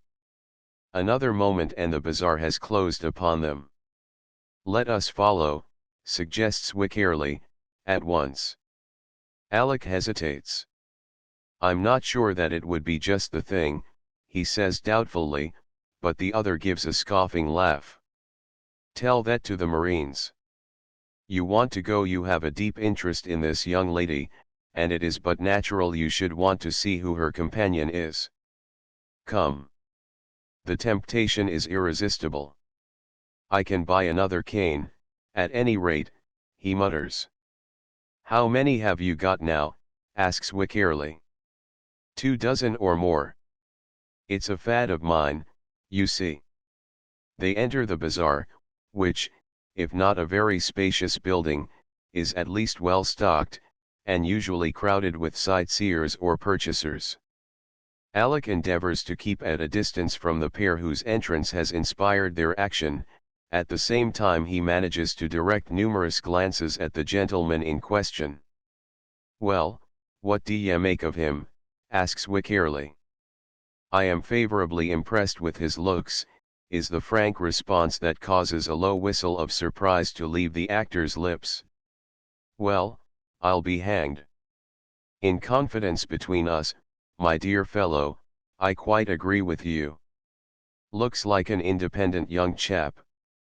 There's something about his style, his bronzed face and hands, the soft hat he wears, and his general get-up, that suggests the miner to me. Well, it didn't occur to me before, but now that you mention it I can see the same thing. What it means, I am at a loss to say. See how fondly she clings to him. Claude, you are cruel. Nonsense, my dear boy. Follow my example. When I found my cake was dough, I gave her up without a struggle. That's diplomacy in love matters. I learned it long ago, on the stage. Go thou and do likewise. Seriously, I reckon you haven't the ghost of a show there, so be philosophical, my merry bachelor, and take things as they come. As for myself, I'm trying to place this gentleman, something about his face seems familiar. It may be I've noticed him on the Midway at some time."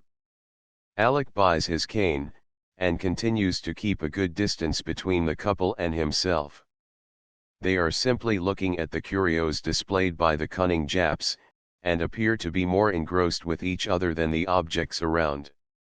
All of which causes our bachelor the most peculiar sensations of his life. At one moment he has firmly resolved that he will not seek the presence of this fair one on the succeeding night, and immediately he has bitter reflections, of which he is ashamed later on, reflections that bear upon Dorothy in the sense of her mother being brought up in the peculiar tenets of Oriental life, which in a measure may have descended to the daughter. Again his mind undergoes a change, and he scores himself for such a thought. He remembers the face first seen under the wintry sky of Canada, and again on the Ferris wheel of the Midway, remembers that she claimed her mission to be a sacred one, and until further proof to the contrary is brought he must believe in her innocence. What if this is some lover who has incurred the parental anger, and whom she dares not receive at home? He has the face and bearing of a true man. Don't imagine you have a mortgage on her affection, Alec Craig, he mutters sneeringly, as if to mock the strange feeling of pain that assails his heart, and it's none of your business if by chance she has met her fate before discovering that a bachelor of your size was haunting the fair looking for her. Well, perhaps I may strike up an acquaintance with this young fellow, and, confound it, be a brother to her yet. I thought it would happen. I looked for just that same thing to occur, breaks in Wickerly, in a thrilling stage whisper. What now? Asks Craig guiltily, fearing he has again been talking indiscreetly above his breath. Wait a minute. Examine these elegant tablecloths worked with silk, ain't they beauties? Now, the coast of Bohemia is clear. Alec of course turns his head quickly to see who has caused such commotion in the mind of his companion, and Wickerly watches the face of the Canadian, well knowing it will be an index to his feelings. A figure is moving down the aisle, a woman dressed attractively, but heavily veiled. As soon as Alec's eyes fall upon her graceful form, he is struck with the peculiar charm of her person, and the actor seeing this bends over to say, I see, you, too, have guessed her identity. It is the veiled fortune teller of Cairo Street, and yonder is Dorothy. Perhaps the strange events of this remarkable night are not yet concluded, my dear boy. Book 2. The Man from Denver. Chapter 9. News from Colorado. Wickerly is right, Alec has recognized the cloaked figure. There is some undefinable quality about her carriage that betrays her a gliding movement, so totally unlike the action of an American. What adds power to the suspicion is the fact that she seems to follow the couple whose movements Alec and his companion have been watching. I feel as though some sort of crisis were approaching, Claude. Now do you suppose she suspects what manner of face that veil hides? He asks his friend. Oh, as to that, Dorothy has thrown back the veil impatiently a dozen times in order to look at some curio, but, being bothered with the bold glances her beauty draws from some of the visitors here, lets it drop again. If this be Marta, as you seem to imagine, depend on it, she has seen the girl's face. What will she do? Ah, there I must confess my weakness.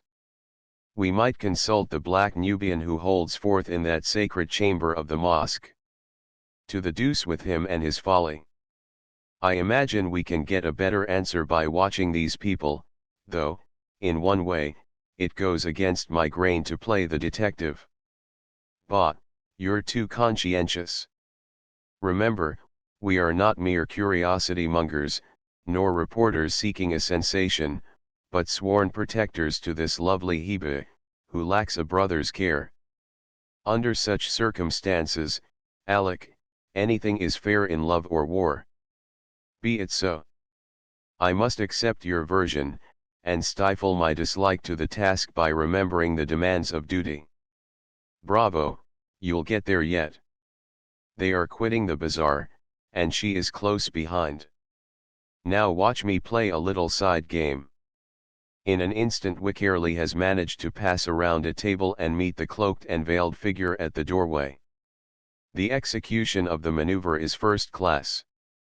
A bent pin or some such object in the lapel of his coat catches the floating veil, and for the second time inside an hour the Cairo street fortune teller finds herself shorn of the gauzy covering that has been used to screen her features. I really beg pardon, too awkward of me, to be sure.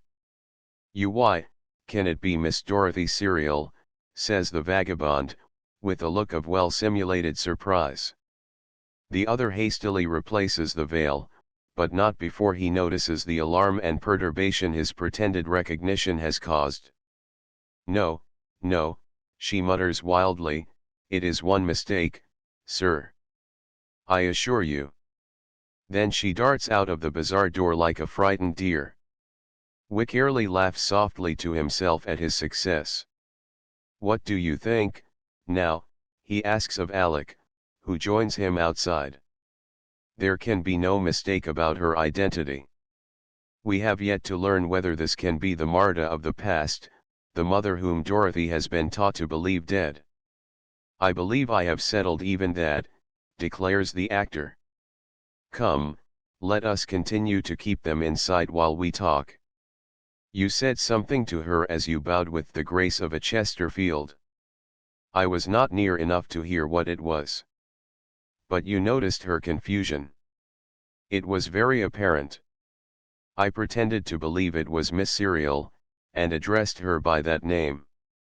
Jove, and she denied it with a trembling voice and great earnestness. I have known all along she was a foreigner from the quaint way she had of expressing herself in English. Upon my word, I am more and more inclined to believe your remarkable theory to be true.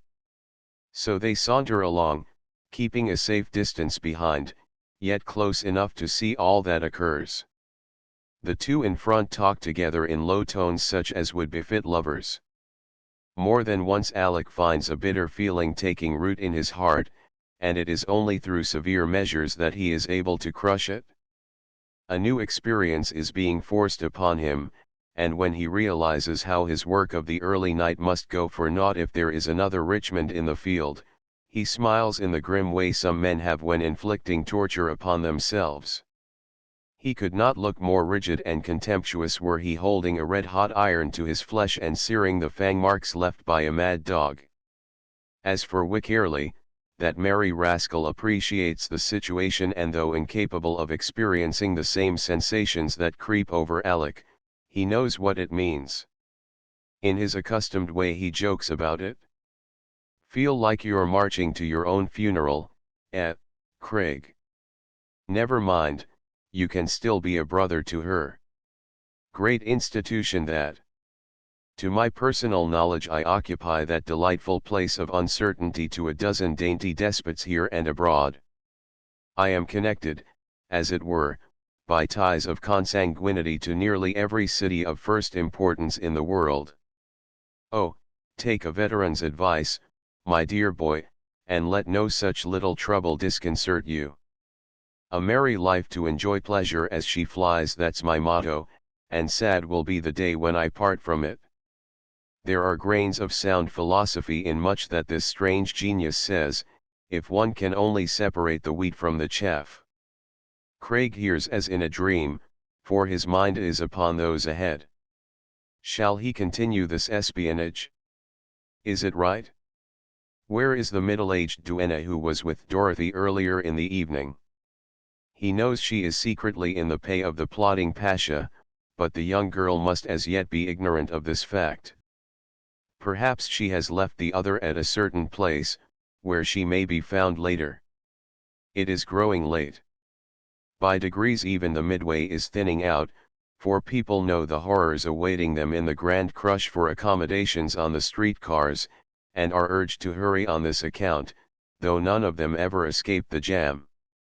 While passing the large building where the Tyrolese warblers invite the passers-by to gaze upon the cyclorama of the Alps, some impulse causes the couple ahead to enter, and the veiled woman, as if led by an attraction she cannot resist, follows. Let us wait here. They must come out by this door, says Craig, glad of a chance to consider the matter in its several bearings. Presently he becomes aware of the fact that Wycherley is shaking hands with a gentleman and indulging in a chat. Their voices are deadened by the many sounds of the midway, which never quiets down until midnight, but when he glances toward them a few minutes later, Alec can see from the dramatic gestures of his friend that the vagabond thespian has received information on some score that excites him, but the rapid thoughts crowding upon his brain prohibit his taking any interest in what they may be gossiping over. He takes a second look at the man, however, and upon seeing his style, somehow inclines toward the belief that whoever he may be he comes out of the rowdy West. His laugh is like the roar of a bull, and his voice reminds one of a storm muttering in the Rockies, it is so deep and bass. Craig begins to gather the several threads of his opinions together, just as the driver of a four-in-hand might secure the various reins, in order to make a clean run. He is making fair headway when an interruption occurs, and frowning, Alec looks up to see the jocund actor at his side, having the unknown in tow. My friend, Bob Rocket Alec Craig. Two good fellows who should know each other, says Wycherley, and the Canadian, feeling his hand caught as in a vice, realizes that his comrade has betrayed him, and is in duty bound to return the grip. Glad to meet you, Mr. Craig. Had a chum by your name once, poor fellow. Ah, something happened to him, then. Alec is interested enough to remark. Hoss thieves Mexicans shot the poor boy. I made 'em sweat, you understand. There was no rest for me till that score was wiped out, returns the ruddy-faced man, gritting his strong teeth, and with a strange light flashing in his eyes. I judge you are from the West, Mr. Rocket. Yes. Colorado is my roost at present. I was born on the border and brought up among the wildest scenes a man ever looked on. In Mexico I been with the revolutionists. I've mined in Idaho and Montana, and been peace officer in a dozen territories and states. At present I'm a sheriff in Colorado. Indeed. You know my friend here. Where did you ever run across this rolling stone?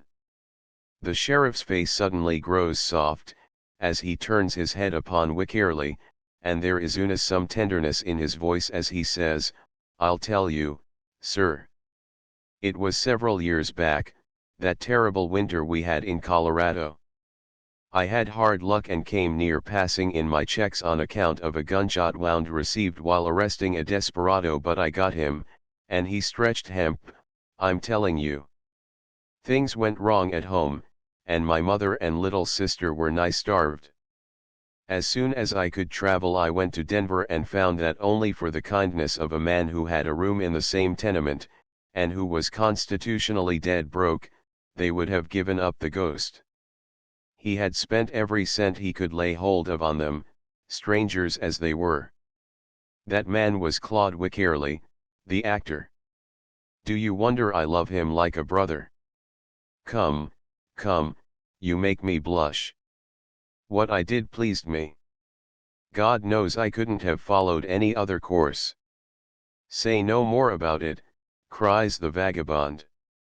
You are doing the fair, I presume, remarks Craig, glad to hear such a good report of one who hides his light under a bushel. The sheriff and Claude exchange glances. Yes, I may say I have taken it in, but only as a secondary consideration. Come, I like that. Better not let a Chicagoan hear such a remark. They are very sensitive. I have no doubt Colorado could have done better, but oh, you mistake me, Mr. Craig. I meant that as I was here to look for a man, I had to give much of my time to the search, and, therefore, what I have seen of the fair has been, as you might say, on the sly, returns the sheriff, whose manner lacks the ease of a polished gentleman. And have you met with any success? I have located him at last. He is in yonder building. A clever and a daring fellow. He made way with $50,000 belonging to the Hecla Mining Company, of which this same John Phoenix was treasurer. The president and manager of the company, probably as wealthy a man as Colorado boasts, though a stranger to me, was away, but in his absence the directors wired me to start after Phoenix, and said a photograph of him would be sent to me in Chicago. When it arrived I set to work, and gradually ran the fellow down. Would you believe me, he actually had the brass to take the president's name. Yes, at a small hotel I found him registered as John Atherton, and putting on all the airs of a substantial mine king. I didn't take him in at once, some little legal affair to comply with, you understand. Besides, I wanted to learn something about him, so I wired my employers, and ever since I've just kept an eye on Phoenix while waiting for an answer. Craig is interested in the narrative, because, being a man who has seen something of life, he appreciates such a dramatic situation. You are fortunate then, Mr. Rocket, he says. I mention these facts to you because you see, Claude, here, says you're interested in the young fellow, continues the Colorado sheriff. Impossible, exclaims Alec, glancing from his friend to the man from the west. Oh, yes you are. Show him the photo, Bob. Whereupon the sheriff takes out a cardboard and hands it over to the Canadian. It is somewhat battered from lying in the pocket of the officer, but the picture is plainly seen, and Craig holds his breath with sudden awe as the electric lights fall upon the features of the young miner whom he saw in the company of Dorothy. Chapter X: The Vengeance That Slumbered 20 Years. Craig makes no remark, but hands the picture back. Somehow, instead of feeling exultant over the fall of a possible rival, his thoughts are wholly of Dorothy. It looks as if she must soon receive a terrible blow, and he feels sad. Sorry if he's a friend of yours, Mr. Craig, but business is business. Never saw the young man before half an hour ago. I only take an interest in him because he is with Samson Serial's daughter. Ah, that charming young woman is a child of the shrewd old speculator, eh? I trust you may not feel it your duty to arrest him while in her company. It would be a terrible shock, continued Alec. The sheriff manages to exchange a sly wink with Wickerly, as if to declare that he can see through a millstone with a hole in it. Probably not, Mr. Craig. At least, I hope such will not be the case. When my telegram arrives, I am bound to let as little time as possible slip through my hands before making sure of my man. In all my experience, and it's been considerable, let me tell you, young fellow, I've found that these quiet chaps are the most to be feared, the most tricky. I don't question it, remarks Alec, who seems disinclined to further conversation, and leaves the others to chat upon various topics, while he wrestles with the momentous question that has such a bearing on his life. Thus time passes. Those in the cyclorama building begin to pour forth, having feasted their eyes upon the glories of the Alps. Among them comes the couple whose actions have interested our friends. Sauntering behind, they are not noticed in the throng heading for the exit. "Look," says Wickerly, "they are three, it is the middle-aged duenna again. She sold herself to the Pasha. Dorothy leans on a broken rod when she puts any faith in her. That is one of the problems Craig is trying to solve. He feels that Dorothy should know the truth, and yet hardly cares to be the one to tell her. If he lets it go until the succeeding night, that may be too late. What would he not give for a favorable opportunity? They separate. He has business back in the fairgrounds. "Stand here and watch," says the Colorado officer, suddenly turning them into a place of shadow, which he is easily able to do, as he walks between Craig and the actor with arms locked. It is as he says. John Phoenix is bidding the young girl good night. Alec gnaws his mustache a little nervously as he watches them, just as though a sudden fear has burst into his bachelor heart lest the good-looking scamp may take Dorothy in his arms with a bold lover's right. Nothing of the sort occurs, however. He takes her hand and says something that causes Dorothy to hang her head, but as to the nature of her emotion the Canadian is utterly in the dark. While he is musing, Phoenix is gone. Upon turning his head, Alec discovers that Bob Rocket has also disappeared. The man from Colorado does not mean to allow any chance to slip through his fingers. All he awaits is the receipt of a telegram.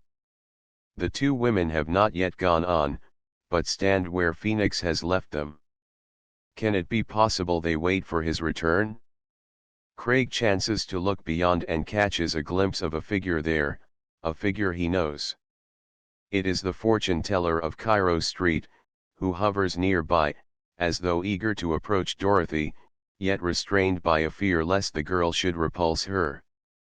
Thus, in the agony of doubt, she reaps the sad harvest of the past. It is an open question whether the women have seen or paid the least attention to this figure in black that hovers nearby, just as a poor moth flutters around a candle that will singe its bright wings. They talk together, and as Alec observes closer, he becomes assured that something else claims their attention, something that lies between them and the exit. Before he can discover what this can be, his companion says in a surprised tone, "Why, there's the Turk, the Pasha." That explains it. She has discovered him in her way, too late to call Phoenix back, and is now trying to convince her companion that they had better seek another exit, Alec says hastily. And as the woman is in the employ of the Turk, as this very affair has all been arranged while the others were in the Japanese bazaar, or viewing the scenery of the Alps, her words fall upon deaf ears, continues Wickerly. But Scudery dare not attempt violence. You forget he is a Turk, and naturally brings some of his Bosphorus habits here with him. Samson Serial ran away with his bride in a manner just as bold. More than one person has come to the World's Fair and never been heard of again. It's a great maelstrom of humanity, and a single person could be sucked out of sight without being noticed. Craig is fully aroused. It comes to him with full force that heaven has again been kind. Should Dorothy need help, to what better use can his muscular ability be put than in defending her against this relentless enemy, this Oriental whose one mission in life, after this lapse of years, seems to be revenge upon the daring speculator who robbed him of the bride his gold had bought on Georgian soil? He, too, has, by this time, discovered the Pasha, who does not appear to be alone, since several men hover around him, men wearing the fez, but whether Turks or not remains to be seen. It is as though one were suddenly transported to a street in Istanbul. In imagination the sounds incident to that queer city on the Golden Horn assail the ear, the tinkling of silvery bells, the strident voice of the muezzin on the minaret calling to prayer, the dismal chant of dervishes, the howling of mongrel curs that after nightfall roam the streets. Wickerly, who has been there, rubs his eyes to make sure he is not dreaming. In the quaint midway, surrounded with its remarkable features, jostling elbows with the odd people of the other hemisphere, it must always be hard to realize one is within the city limits of bustling Chicago, Empress of the West. The discussion between Dorothy and her faithless duenna lasts but a couple of minutes, but this is time enough for Alec to notice many things. It seems almost incredible that a round Scudery should dare attempt such a bold game, but who can fathom the depths of daring to which an unscrupulous man will descend when he desires to see his enemy and go one better? The clever coup d'état executed by Samson years ago has remained a thorn in the Pasha's flesh. Time has served to make the wound more irritable, and this Mohammedan comes to the great fair with but one idea uppermost in his mind: to find the man who defied him on Turkish soil, to turn the tables by stealing his child from under his roof. Craig grinds his teeth at the bare thought, it is so repugnant to him. Then he realizes what strange surroundings fate has placed him amongst. Surely such opportunities for serving Dorothy can have but one natural outcome: he may win her, despite the young miner. The remembrance of this worthy causes Alec a qualm, but he banishes the sensation. Now the two cloaked figures move again. Dorothy has yielded to her companion's guidance, and they are advancing. The Canadian cannot but admire the proud pose of the young girl. He remembers that she faced danger once before in the car of the Ferris wheel when the crazy professor was raging about like an escaped madhouse patient. Fear is not an element in her heart, and yet some hidden faculty whispers of danger. She has never forgotten the awful look of hatred which this Turk shot into the face of her father when by chance they met on the Plaisance, and it has ere now been patent to her mind that some link in the far-away past connects their destinies. Seeing the Pasha hovering there, Dorothy has conceived the idea that he means harm to her, and while the seductive voice of her companion assuages her alarm, it is with something of the feeling with which a soldier marches up to the muzzle of a cannon that Dorothy advances in the direction of the Turk. Then comes the devilish deceit of the woman who has sold herself for gold. She knows the time is at hand for delivering the goods. No doubt the stake is a rich one, since by this stroke she must sever all connection with her patroness, upon whose bounty she has long lived. This bundle of deceit now turns upon her unsuspicious companion. The plot has been carefully arranged, and art is called upon to render assistance. Craig and his companion see the woman lay a hand upon the shoulder of Dorothy, the latter appears to shake her head negatively. Then the other draws closer. Why should she embrace the girl thus? Alec stares in wonder, his whole frame thrilled with the strange character of the scene. As yet he has not grasped its full meaning. Good heaven! I believe she is fainting, he says, with evident excitement. It's worse than that, my dear boy, comes in the voice of his companion, but it sounds afar off. How worse? Good God, man, you don't mean that bright, angelic creature has been stricken with death, for Dorothy's struggles appear to grow weaker, until she lies almost motionless in the arms of her faithless companion, a dead weight. No, no. What I mean is that she has succumbed to chloroform, or some devilish Turkish drug of a similar character, administered upon the white kerchief that woman fiend holds over her face, that limbs and mind are paralyzed, that she may fall into the spider's web. Here, look at the monster advancing, note his grim smile, his hands outstretched to take his prey, his Jove. Craig, old boy, you're gone, are you? Well, here's after you. Chapter 11. Young Canada on deck. When the full meaning of what has happened flashes into Craig's mind when he sees around Scuderi, lord of the harem and pasha in the Sultan's service, about to take Dorothy Serial in his arms, it seems as though an electric battery must have suddenly become attached to the Canadian, so abrupt are his movements. Leaving the side of the actor, while the other is speaking, he rushes straight for the scene of the kidnapping. Perhaps love urges his steps. At least the indignation of an honorable man sends him forward. There is no palliation, no excuse for such an outrage, and hence the feeling he entertains for Scuderi is that of righteous anger. Such a scene as this, of course, creates excitement. People gather quickly, no matter if it be a dogfight on the streets of Constantinople, an encounter between Dragoman and Donkey Boy at Cairo on the Nile, an attempted assassination of a czar at St. Petersburg, or a duel between two bootblacks in front of the City Hall in New York. Already a score of people surround the two women. Questions fly back and forth. The authoritative manner in which Scuderi assumes charge convinces those present that the lady who has fainted belongs to him. The veil hides her face, and while curious glances are cast in that quarter, none are so lucky as to see what lies under its screen. Nearby is the exit. Beyond, no doubt, the Turk has a carriage ready. His years of waiting seem about to be crowned with triumph. Though he lost the mother, he wins the daughter. Kismet, it is fate. Unexpected obstacles arise in his path, obstacles which in his native land he could brush aside, or at least subdue with the sword, but which are of a more serious nature under the civilizing influence of the Stars and Stripes. First of all, as the man from Stamboul is about to take Dorothy in his arms, he is surprised to find someone tugging at his sleeve, someone who seems bent upon distracting his attention, and who will not cease even when he gives a bear-like shrug.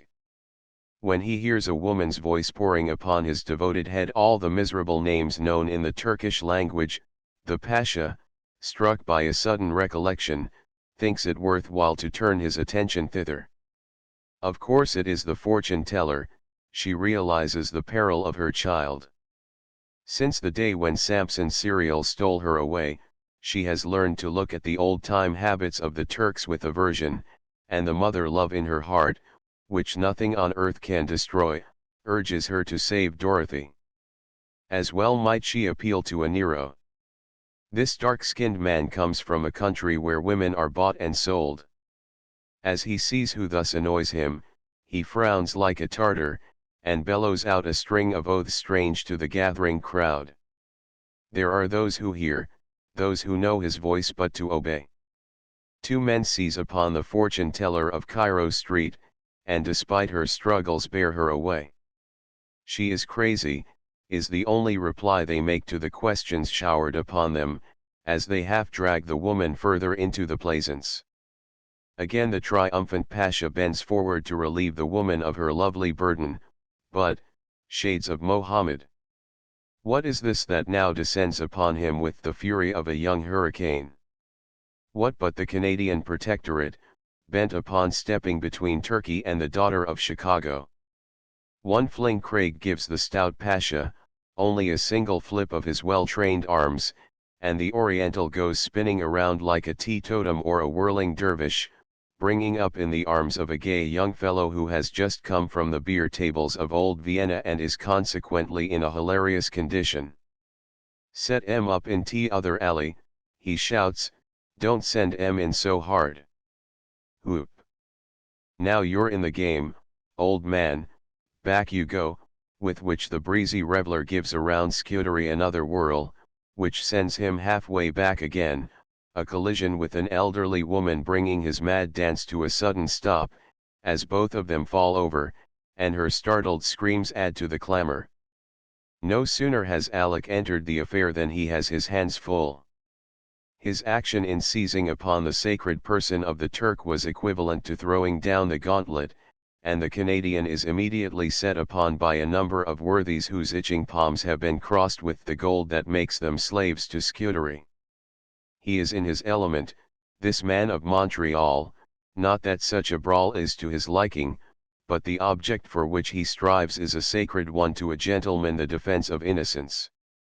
They are 4-1, and ugly customers at that. Alec is no Admirable Crichton, and if left to himself, no matter how gallant his attack, he must presently go down before the numbers opposed to him. The crowd seems paralyzed. In an affair of this kind, men usually believe it none of their business, but stand by and let those interested fight it out. Through the fringe of spectators, however, someone pushes away. It is Wycherley in search of his friend, and upon seeing Alec so beset he throws himself into the breach, which evens up the game a little. More help comes from an unexpected quarter. The half-intoxicated young fellow, whose muscular ability sent Scudery flying on the back trip, has evidently been spoiling for a fight. He picks out his man and faces him with the air of a scientific boxer, dazzles the eyes of the Oriental by the rapid use of his hands, and rains such a shower of blows upon him that the fellow, believing him a wizard with the 6 arms of a Chinese god, bellows for mercy. The action has been swift, and the field won. Around Scudery reads his defeat in the signs so apparent, and wisely steals away. His minions sneak after him. Alec turns to the woman who still holds the limp figure of Dorothy. It galls him to see one arm thrown about the neck of the treacherous woman, and Dorothy's head resting on her shoulder. "I don't know what to say to you, madam. Your duplicity, your double-dealing, is known to me.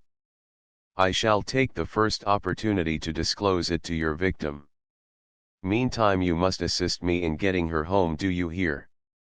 She bows her head. This double break in her plans has taken all the confidence out of the woman who could plot against her best friend. She now fears the result, for if Samson's serial is once aroused against her she may well tremble for her fate. "Claude, see that she comes, we will find a carriage outside, perhaps." "Oh, I'll get one for you, boys," cheerfully declares the young roisterer, as he endeavors to walk a straight line to the exit. With a strange feeling thrilling him through and through, Alec bends down and takes the young girl in his arms. She is not entirely senseless, for though her head droops upon his shoulder, he hears a fluttering breath and the words, "Oh, my father." Reverently he raises his burden.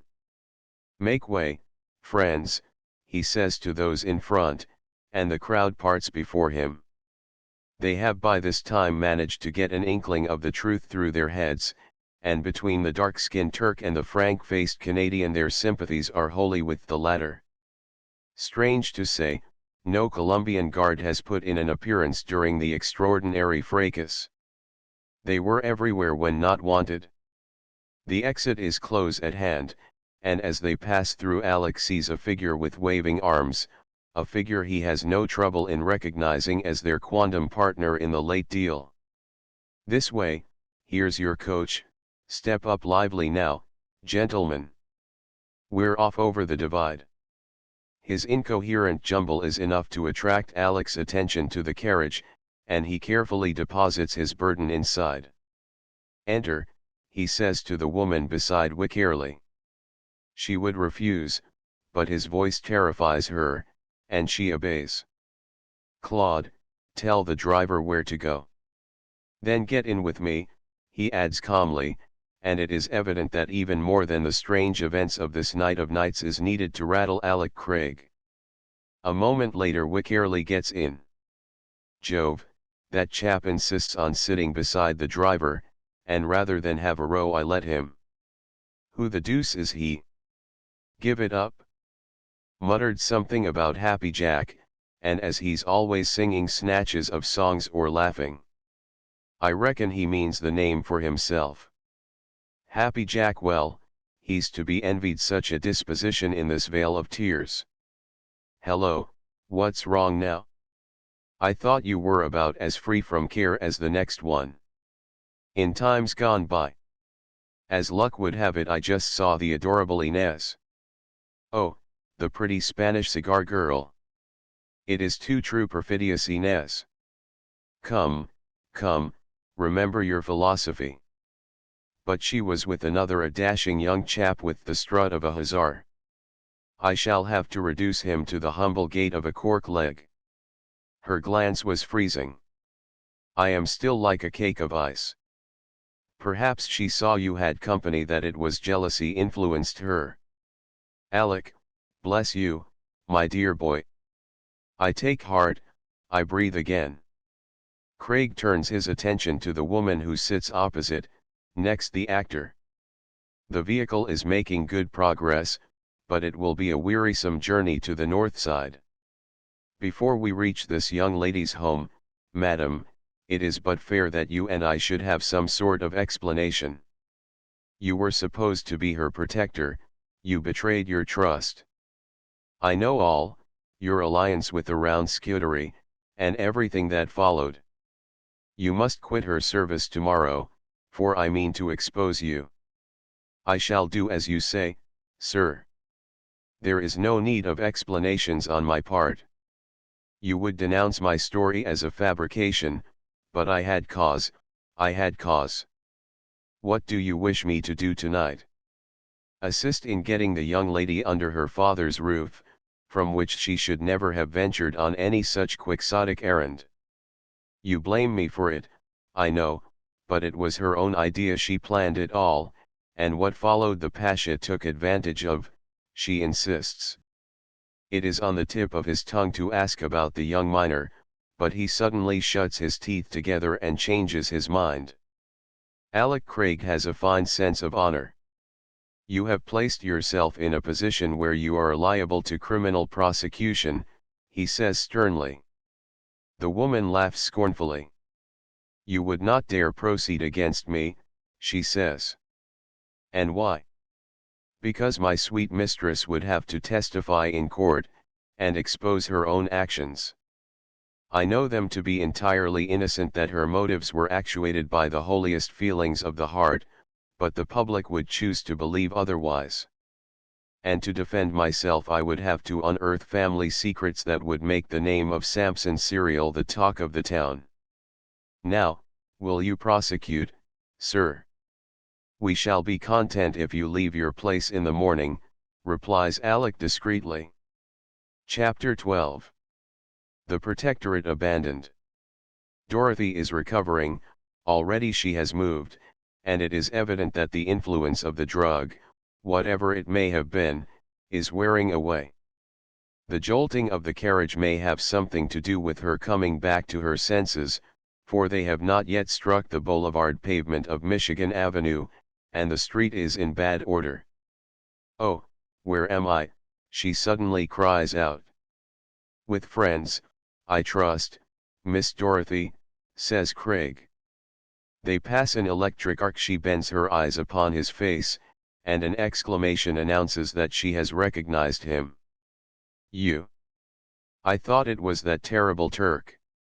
What have you done this for, Mr. Craig? And he is delighted to discover a tremulous undertone to her voice. It tells of anxiety. I see you fail to understand the situation, Miss Dorothy. Compose yourself. You are now on the way home. My friend and I chanced along just in time to put the Turk and his followers to flight, to the amusement of the crowd. We knew no other course to pursue than to engage a carriage and take you both home. And Mrs. Merrick, was she injured? Eagerly. I am here, my dear, and unhurt, purrs the companion, her manner reminding Craig of the house cat that has sheathed her claws. Oh, it has been indeed fortunate. Then again we owe you a debt of gratitude, Mr. Craig. How strange. How delightful, he echoes cheerily, desiring to arouse her to something like her old self. You are very kind. What could it all mean? I am so puzzled. That odious Turk with the eyes that make me think of a rattlesnake, what did he mean to do with me? I can only hazard a guess, Miss Dorothy. In his country they have strange customs, you know. Wives are bought, not wooed. Sometimes they are stolen and the settlement made later on. Perhaps this Pasha has imagined he can bring his heathen habits over to America. He has evidently fallen in love with you, and desires you for his wife. The wretch. Why, they have a dozen or two. I have seen the inside of a harem at Algiers, she says indignantly. That is very true, but, looking at things from his standpoint, he was probably offering you the highest compliment he understood. By degrees he manages to interest her in other subjects. She does not seem to suspect that it was Mrs. Merrick who held the handkerchief over her face, and robbed her of her senses, but believes the Turk himself did this. It is a strange ride.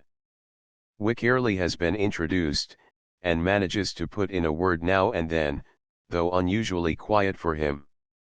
Perhaps he is thinking of how near he came to occupying the position the Canadian has taken, or it may be he speculates on the possibilities of his great deal for the morrow.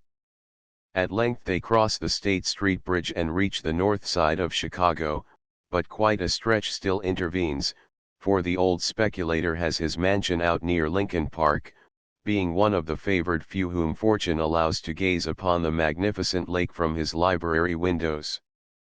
Dorothy has become reserved. She realizes that this gentleman, who has several times been of such assistance to her, must look upon her escapade of the night with curiosity at least. True, she is not responsible for what occurred on the Ferris wheel, or near the exit of the Midway, but somehow her participation in such scenes reflects upon the wisdom of a young lady attending the fair at night with only a companion of her own sex. Her lips are sealed with reference to a certain subject, and she evidently does not suspect that Craig has seen her in company with the young miner. On his part, Craig feels a genuine regret to remember what the Colorado sheriff told him in connection with John Phoenix, whose downfall is bound to suddenly occur. Perhaps, when he comes to know her better, he may be able to learn what peculiar bond there is between these two who can tell the vagaries that flit through the mind of a bachelor in love. If this young fellow has won her regard, and his true character comes out with his arrest for embezzlement, perhaps hearts have before now been caught in the rebound. At length he forces himself to speak again upon the subject of her return. Perhaps she might not like to drive up to her father's house? She laughs for the first time since entering the carriage, and it pleases Craig to hear her. If you knew me better, Mr. Craig, you would never suspect me of being afraid in anything that concerns the dear old governor. He idolizes me. If I say I'm going to Japan tomorrow, he would never throw an obstacle in my way. Though a bear to others, he's the dearest and best man in the world to me. That is why I have dared to undertake this task through love for him. He wonders what task, but is not rude enough to ask. They roll between elegant mansions on Dearborn Avenue, and will soon be at their destination. Then you will alight in front of your door. If you please, sir. No more is said, each being busy with thoughts that come unbidden into the mind. The driver has been coached and knows where to turn. At length the carriage stops. Dorothy looks out. It is home, she says quietly. Immediately the gentlemen are out to assist the ladies. One glance Craig gives at the huge pile of masonry and he has impressed the location of the princely mansion on his mind. It rather staggers him to think of this young girl, the sole heiress to great wealth, having passed through such singular adventures on this night. Craig is a Canadian, and, in a measure, accustomed to English ways. He wonders what his people would think of such an escapade, and smiles at the recollection of his austere aunt, so proud of her blue blood and of an unblemished name. It is the destiny of Canadians to draw nearer the American, while separating from the English, and the younger generation feel this more and more in the drift of commerce. So Alec, while brought up with a keen perception of the proprieties, can even pardon such a breach of the same under certain circumstances. Somehow he lays much stress on the personal declaration that her motives are governed by sacred purposes. Not that he can understand it, he does not attempt to do so, but there is a charm in Dorothy's presence that makes him believe whatever she may say. 'Twas ever thus. A man in love is fain to pin his faith on the goodness of the ethereal being who has charmed him. All others may be false, deceptive, and born flirts, but this one bright, particular star is an exception. That is the subtle glamour love dusts in the eyes of his votaries. Whom the little god would secure in his net, he first makes blind. I cannot thank you for your kindness, Mr. Craig. Perhaps by tomorrow night I shall be in a better condition to talk upon this subject. I feel that an explanation is due you, she says, giving him her hand. I don't know about that, Miss Serial, he says. But you will come, she adds eagerly. He tries to keep his feelings in subjection by remembering the strange companion with whom Dorothy sauntered about the Midway, and who certainly took upon himself all the airs of a lover. Only in this way can he subdue the sudden spasm of exaltation that sends the hot blood leaping through his veins at the solicitude of her voice. I promised, and unless something prevents me I shall be there, glad of the opportunity to meet your father. Then she says good night, and runs up the steps. A light burns in the hall. Mrs. Merrick lingers a minute to say a few words. I will keep my promise, depend upon it, young sir. Sometime you may know my story, and perhaps you will believe I have not been wholly actuated by a love of money. Then she follows her young mistress up the steps. A servant has just opened the heavy door, and Alec can see the handsome hall. The young reveler on the seat beside the driver has reached the pavement. Beg pardon, gents, but is there room inside for a chap of my size? Devilish hard seat up there, you know. Here, driver, your pay, handing him a bill with the air only a royal prince or a roisterer half seas over can assume. Under these circumstances what can Alec do? Objections to the stranger paying would be useless, and possibly stir up his fighting blood, for men in his condition are exceedingly touchy. He feels an interest in the fellow, since he came to their relief in time of need, so they all enter the vehicle, giving the name of the hotel at which they stop. It chances that Alec names the Sherman House, and the stranger bursts out with, "My hotel." Singular coincidence, something of a pleasure. Glad to know you, sir. Wake me up when we arrive, kindly. Good. Find shares 16 above par Hecla 203. Oceans of money, no cares, a jolly life, see you later perhaps, and he sleeps the fitful slumber that follows overindulgence in drink. Alec manages to settle him in a corner, and seats himself beside the actor, who has been regarding the scene with something like amusement. Pretty far gone, ain't he? Remarks Wickerly. Disgusting. What a shame, looks like a bright young fellow, too. Well loaded with long green, asserts the actor.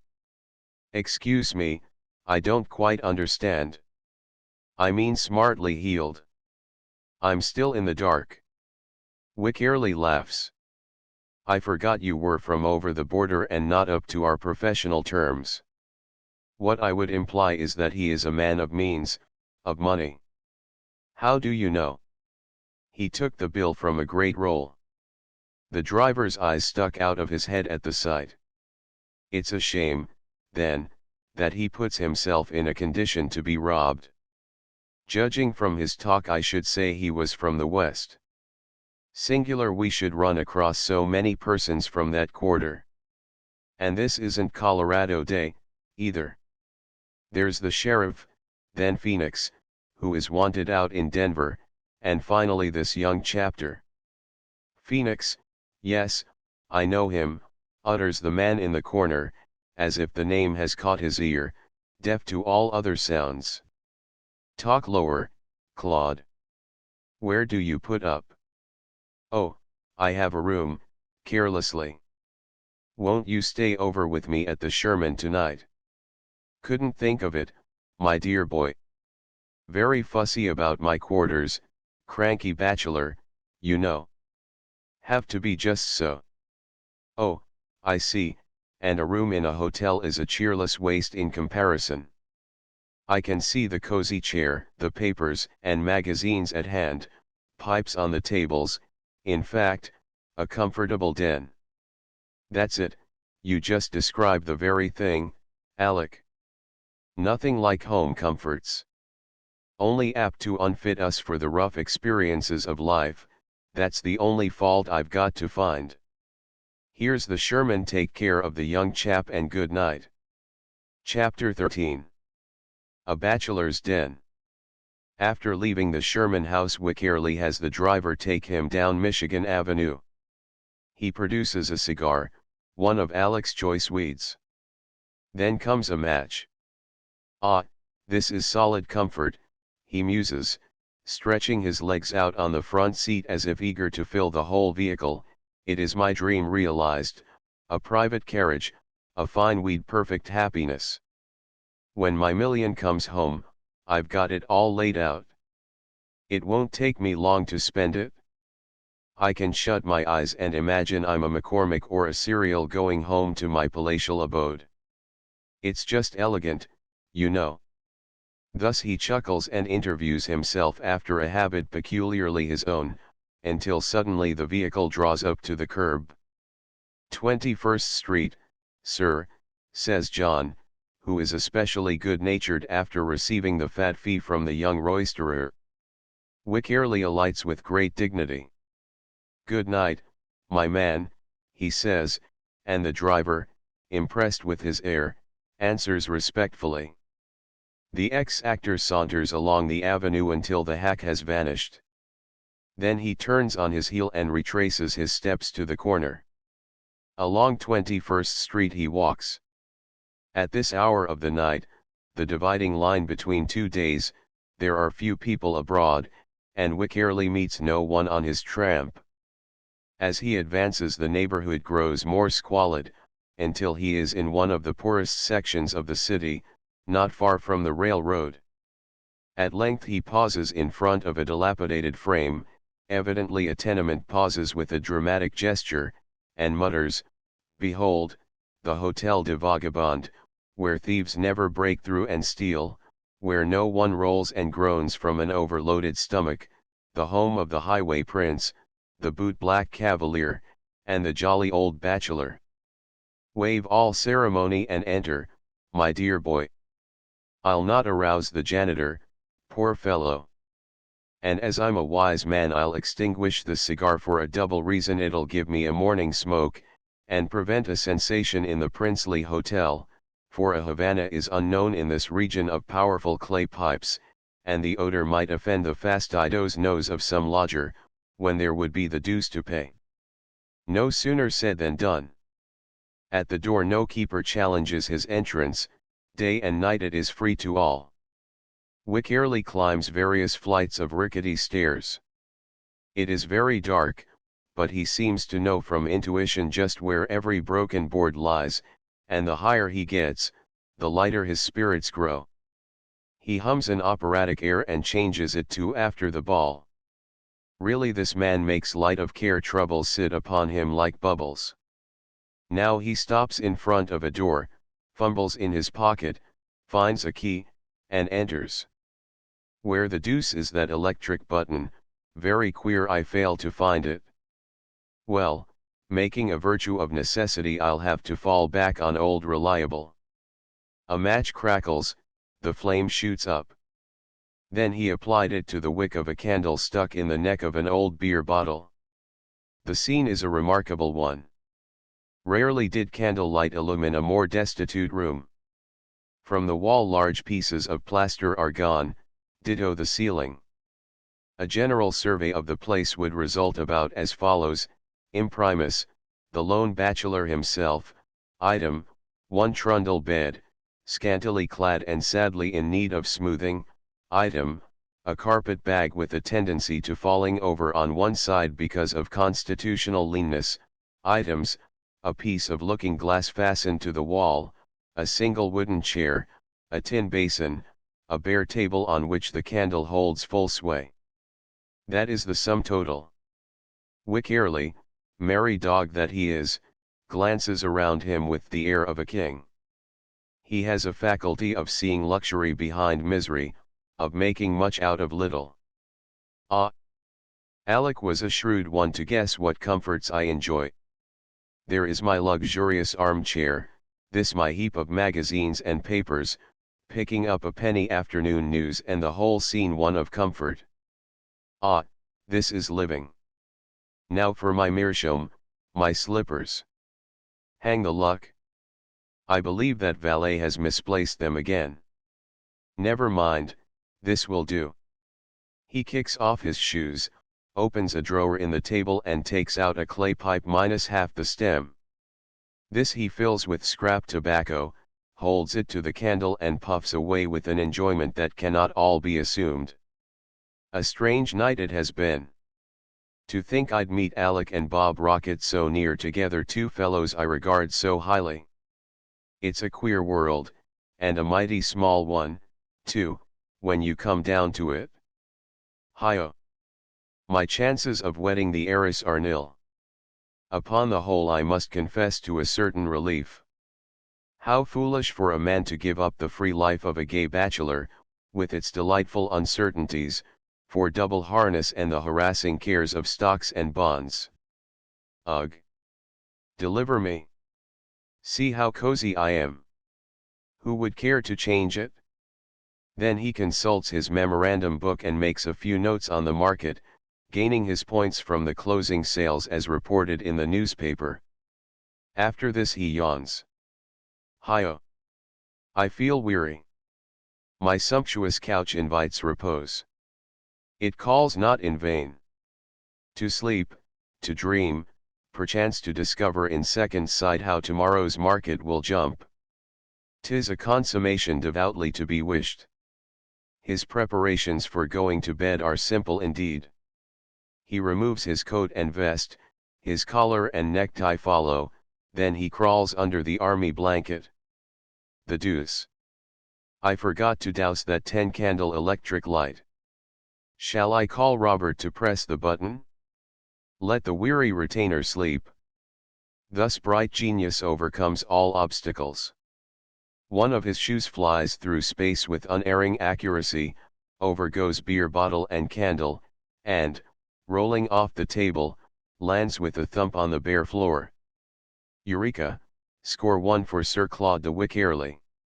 Must practice that little game, save immense amount of trouble. Hard on the bottle, though. Now to woo the gentle goddess of slumber. Think of the untold thousands rolling on feather beds and hair mattresses. Little they know of the genuine luxury of a shuck bed. This is comfort now, you bet. The night wind sighs through a hole in a window pane, and lulled by this music, supplemented by the ringing of engine bells, and an occasional shriek from a switching locomotive, Wickerley falls asleep. For an hour or two only his stentorian breathing can be heard in the tenement room. Then the man on the cot suddenly sits up. His room is no longer in darkness. Jove, that was a beastly dream I had. What a pleasure to awaken and find it was only a dream. Can it be morning? What the devil is all that racket outside, people shouting? Bless me! I believe it's the engines pumping. There must be a fire in the neighborhood. I'm sorry for the poor wretches, never took any enjoyment seeing a house burn. Shoo! Bless my soul, the room's half full of smoke. Think I'll get up and investigate. Too bad to have a gentleman's slumbers disturbed in this way, but I'm interested now, because, you know, it might be the Hotel de Vagabond that is ablaze. While he thus communes with himself he gropes around for the lost shoe, and draws it on. Then he goes to the door. As he opens it, a volume of smoke pours in. He instantly closes the door again. I declare, it is this house, after all. Another experience, my boy. My palatial mansion is doomed, I fear. Ho! For the Salvage Corps. Is my account book, the repository of millions, safe?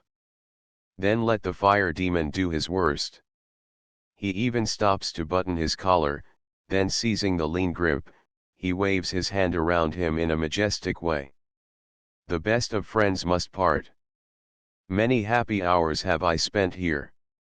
Alas! That it should end thus. Farewell, farewell, and if forever, then forever fare thee well. He opens the door and steps into the hall.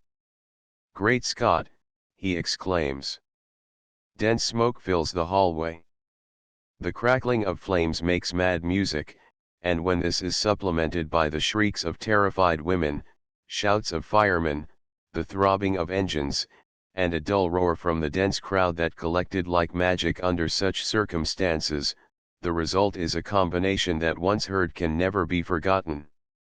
Wycherley looks down the stairway and immediately draws back again. Even his remarkable nerve is shaken by the sight.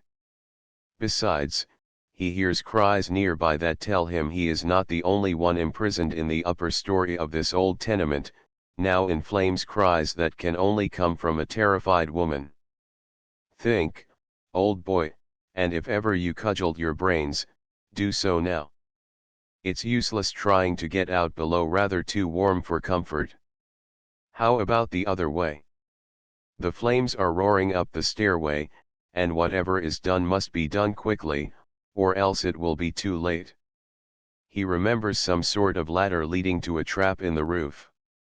It offers a chance. Whether the situation will be improved or not, who can say? Groping his way through the terrible smoke, he lays hold on the ladder. Just then from a room nearby comes the wail, "Oh, God, help me, save me, and I will undo the past. I swear it. Help! Help!" Wycherley recognizes a woman's voice. He is not a hero, lays no claim to be such, but if death is the inevitable consequence, he cannot try to save himself and desert a fellow creature. Down goes his carpet bag, and in 5 seconds he is at the door of the other room in the upper story of the burning tenement. "Who's here?" he shouts. A figure at the small window, almost in the act of casting herself out, turns to him. "Oh, save me, sir. It is too horrible. I am not fit to die. Save me," she pleads wildly. "Be quiet. I'll do the best I can, but you must obey orders." "Come with me," he says. "Not down there, no, no. I looked, it was like the fires of hell. To the roof, we must get out of the smoke or we'll suffocate before the fire touches us. Come, and I will save you or we'll die trying." His cheering words reassure the poor woman, and she clings to his coat. They reach the stairs leading upward, and Wycherley, mounting, opens the trap. What a blessed relief, here they can at least get a breath of air. Once upon the roof of the tenement, the ex-actor casts about him for some means of escape, some method by which to cheat the hungry flames that must speedily burst through and envelop the whole tenement in their rapacious maw. The case seems desperate, no friendly roof offers a refuge.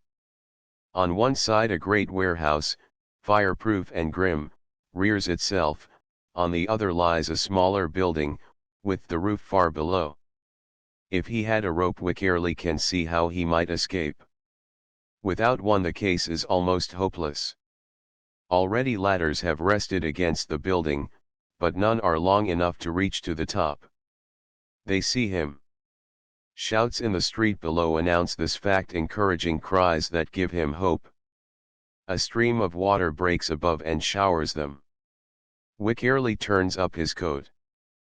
"Pardon, it is my last collar," he says calmly. They have placed a ladder against the smaller house. Brave firemen are bringing another which will be carried up the sloping roof, and used to reach those above. All that now may be considered is the question of time. Will they succeed, or be too late? The fire is having everything its own way. These old tenements burn like matchwood. Already the flames have eaten a hole through the roof, and curl and twist wickedly as though stretching out eager hands for new victims. The heat is growing unbearable, and yet the ladder is not in position. He realizes that the case is desperate, and casts about for a chance to lessen it. The woman lies there groaning. They are dragging the ladder up the roof, and in a couple of minutes it will be in place, but that time is an eternity under such conditions. Just now, to remain means death. He sees one chance, takes the woman, she is a slight creature, in his arms, slips over the edge of the roof, and with feet braced on a ledge, exerts his whole strength to maintain his position, while the encouraging shouts of the firemen below give him hope. It is a picture for an artist, the race between life and death, between the greedy flames and the uplifting ladder, but the ladder wins. Chapter 14. The Man of the World. When the man who hangs there with such a weight upon his left arm feels that he cannot endure the strain 5 seconds longer, a voice shouts out just at his feet, "Drop her down to me." Brawny arms are outstretched, and the woman, falling from his nerveless clasp, is caught and held. Now that he can change his position, Wickerly is not so hard set, and manages without assistance to lower himself. It has been an exceedingly narrow escape, for hardly has he reached the lower roof when, looking up, he beholds the greedy tongues of fire crawling over the edge at the very point where he held on with such grim resolution. A scuttle has been torn open, and through this the woman has been taken. Wickerly would linger, but the firemen tell him nothing can save this house from sharing the fate of its neighbor, and that he had better lose no time in making good his escape. So he, too, crawls through the scuttle. Even in such dire distress and under such peculiarly unromantic conditions, his sense of humor does not desert him, and he chuckles more than once while making his way to the street. When tenements burn there are sad enough sights, heaven knows, but at the same time many comical ones crop up, for people in the mad excitement may be seen hugging feather beds, while tossing pictures, mirrors, and every fragile object out of the window. Hardly has he reached the street than someone nearby says, "There he is." Immediately hands are laid upon his arm, and turning he beholds a woman. "God bless you, sir. You saved my life. I cannot find words to thank you," she says, between her hysterical sobs. "Then don't worry about trying. What I did wasn't much," is his characteristic answer. "Oh, sir, my life is not of much value to me, but to another it may be. Tell me your name, where I can find you after I have seen him." He notes curious glances cast upon them, and desires to break away. "A letter to Claude Wickerly at the Sherman House would reach me. But I beg of you to forget all about it," he adds. Reporters are as thick as peas, and he would avoid them if possible, not wanting to figure in a sensation. Wickerly is so retiring in his disposition, so modest withal, that any such notoriety might embarrass him exceedingly. "Where have I seen that woman before? Don't ever recollect meeting her in the Hotel de Vagabond, now, alas. No more, and yet her face seems so familiar to me. Give it up." "Where now, my dear boy?" "The clock strikes 4. Daylight will be along even now. I see it creeping up over the lake. To pass the time until then, here's a bootblack's chair. Quite an idea. I'll keep it warm until it's time for breakfast," saying which he sits down and dozes. The great city is waking up. As day comes, wagons rumble by and working people with buckets in hand swing past to their labors. Soon the shrill cry of the newsboy is heard in the land. Tribune Times Inter-Ocean. Wick Early sinks a hand in his pocket, and after a thorough and systematic search in order that he may corner all fugitive pieces, he draws out sundry nickels and coppers, which, upon being marshalled upon the palm of his hand, he counts. 20 cents, sum total, not a fortune, it's true, but better than I've known many a time.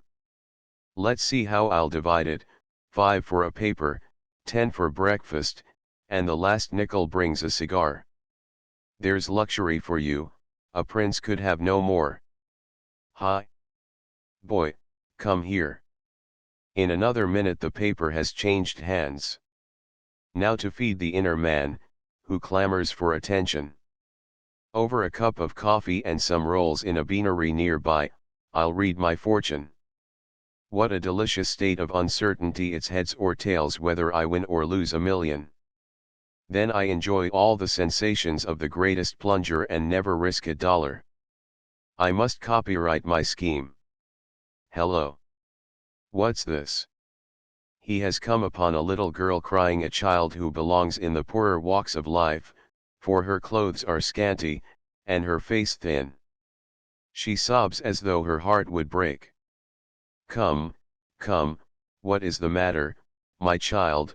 He asks, touched by her despair. I can't find it, and it was all Granny had. What have you lost, then? She sent me out last night to buy something to eat, and I fell down and lost the money. I came early this morning to look, but I can't find it. She won't have any breakfast, poor old Granny. I've cried nearly all night, but she told me never to mind, that God would find it for me in the morning, but I guess he forgot. Indeed, her swollen eyes give evidence that what she says is true. Wick Early makes a grimace, but sturdily puts his hand in his pocket. How much was it, my dear? Only 15 cents, sir, but it was all Granny had, and she won't get any more till tomorrow. A mere trifle, my child. There you are. Don't mind saying thanks, but be very, very careful not to drop any. Her looks are eloquent enough as she goes skipping along toward the grocery. Wick Early watches her and then chuckles. There goes my breakfast, and the cigar, too. Well, what of it? 'Tisn't the first time you've fasted, my boy, and may not be the last. Good for the digestion, don't you know? Besides, you're invited to dinner at the Sherman House with Alec, and a sharp appetite will give you more of a chance to enjoy the good things of life. It's brought relief to one small heart, anyway. Now, I might as well return to my chair and settle this question of a million. If I've won, I can lay back and imagine a royal banquet fit for the gods. Presently he is scanning the reports. What's this? Unexpected advance in Golconda mining stock. I was deep in that. Decline of reading. I skipped that, glad to say. How about the consolidated, on which I spread?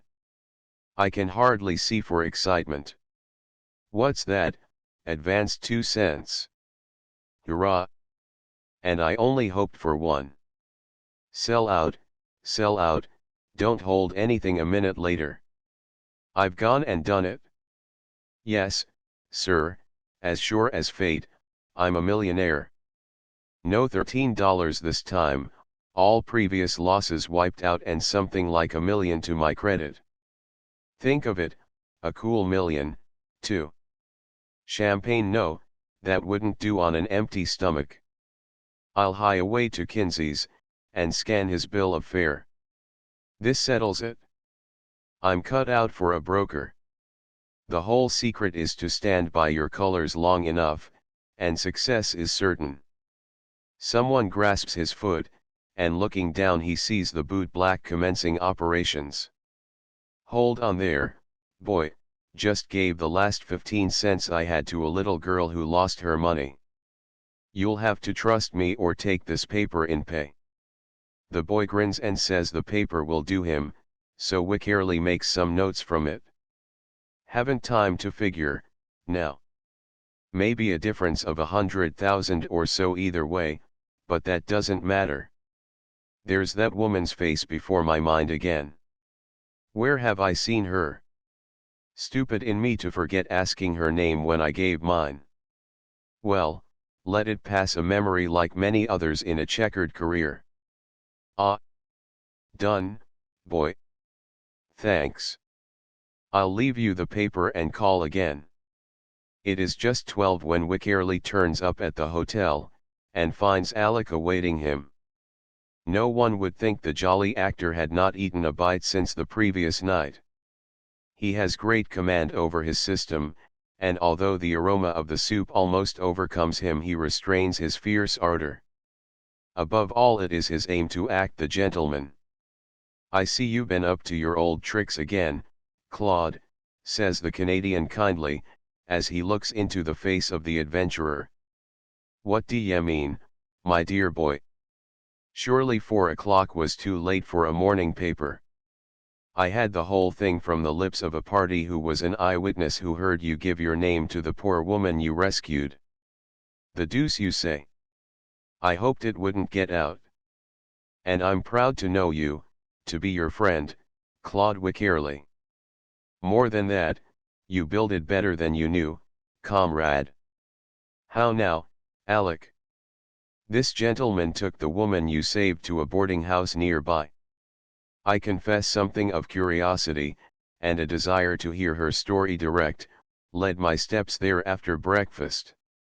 Then again I had an idea she might be poor and needy, and, if so, I might second your deed. At any rate, I walked down and found her.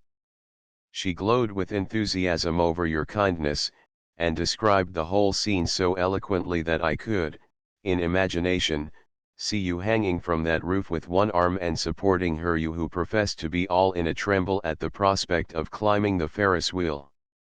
I can understand that now, my dear fellow, and know full well it was not timidity that kept you back, but the sturdy desire to baffle around Scudery in the climax of his work. Enough of that. Now comes the surprising part of the business. When I talked with the woman, I saw she was much more refined than her position would indicate. She asked questions, too, and eager ones they were, questions about Samson's serial, questions that aroused my suspicions. Then I turned the tables and she confided her story to me, at least the outlines of it. You could have knocked me down with a feather, I was so astonished. Of course, you have never even guessed her identity. How could you? I don't know. You mentioned Samson's serial, a wife of his turned up last night, perhaps she is another, carelessly. Claude, you wizard, go up head.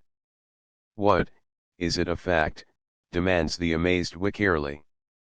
As true as gospel. His first wife. He was divorced from her before he went abroad, and I have reason to believe she is the mother of this bold John Phoenix. Chapter 15. Heard at the Sherman table d'hôte. No wonder Wickerly stops eating and looks at his companion in a dazed way. The announcement made by the other is of a nature to take his breath away.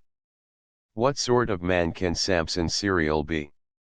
It is quite enough, he thinks, to have one wife, who was supposed to be dead, turn up, but two of a kind quite staggers him. Wait a moment, Alec, until I collect my wits. Really, you have knocked them helter-skelter with such a remarkable assertion. There, now, go on with the circus. This woman, whom I had the good fortune to assist, was once the wife of the old speculator, you say. It is true. They were married when he was a young man just at the close of the war. I believe he met her in Kentucky, for she was a native of Lexington, and called a beauty, and I imagine somewhat of a flirt. Some years later a child was born to them, a boy. Samson began to suspect his wife of being in love with a dashing southerner. He was a plain man himself, you know, and Adela, that is her name, admits that he gave her no cause for such treachery.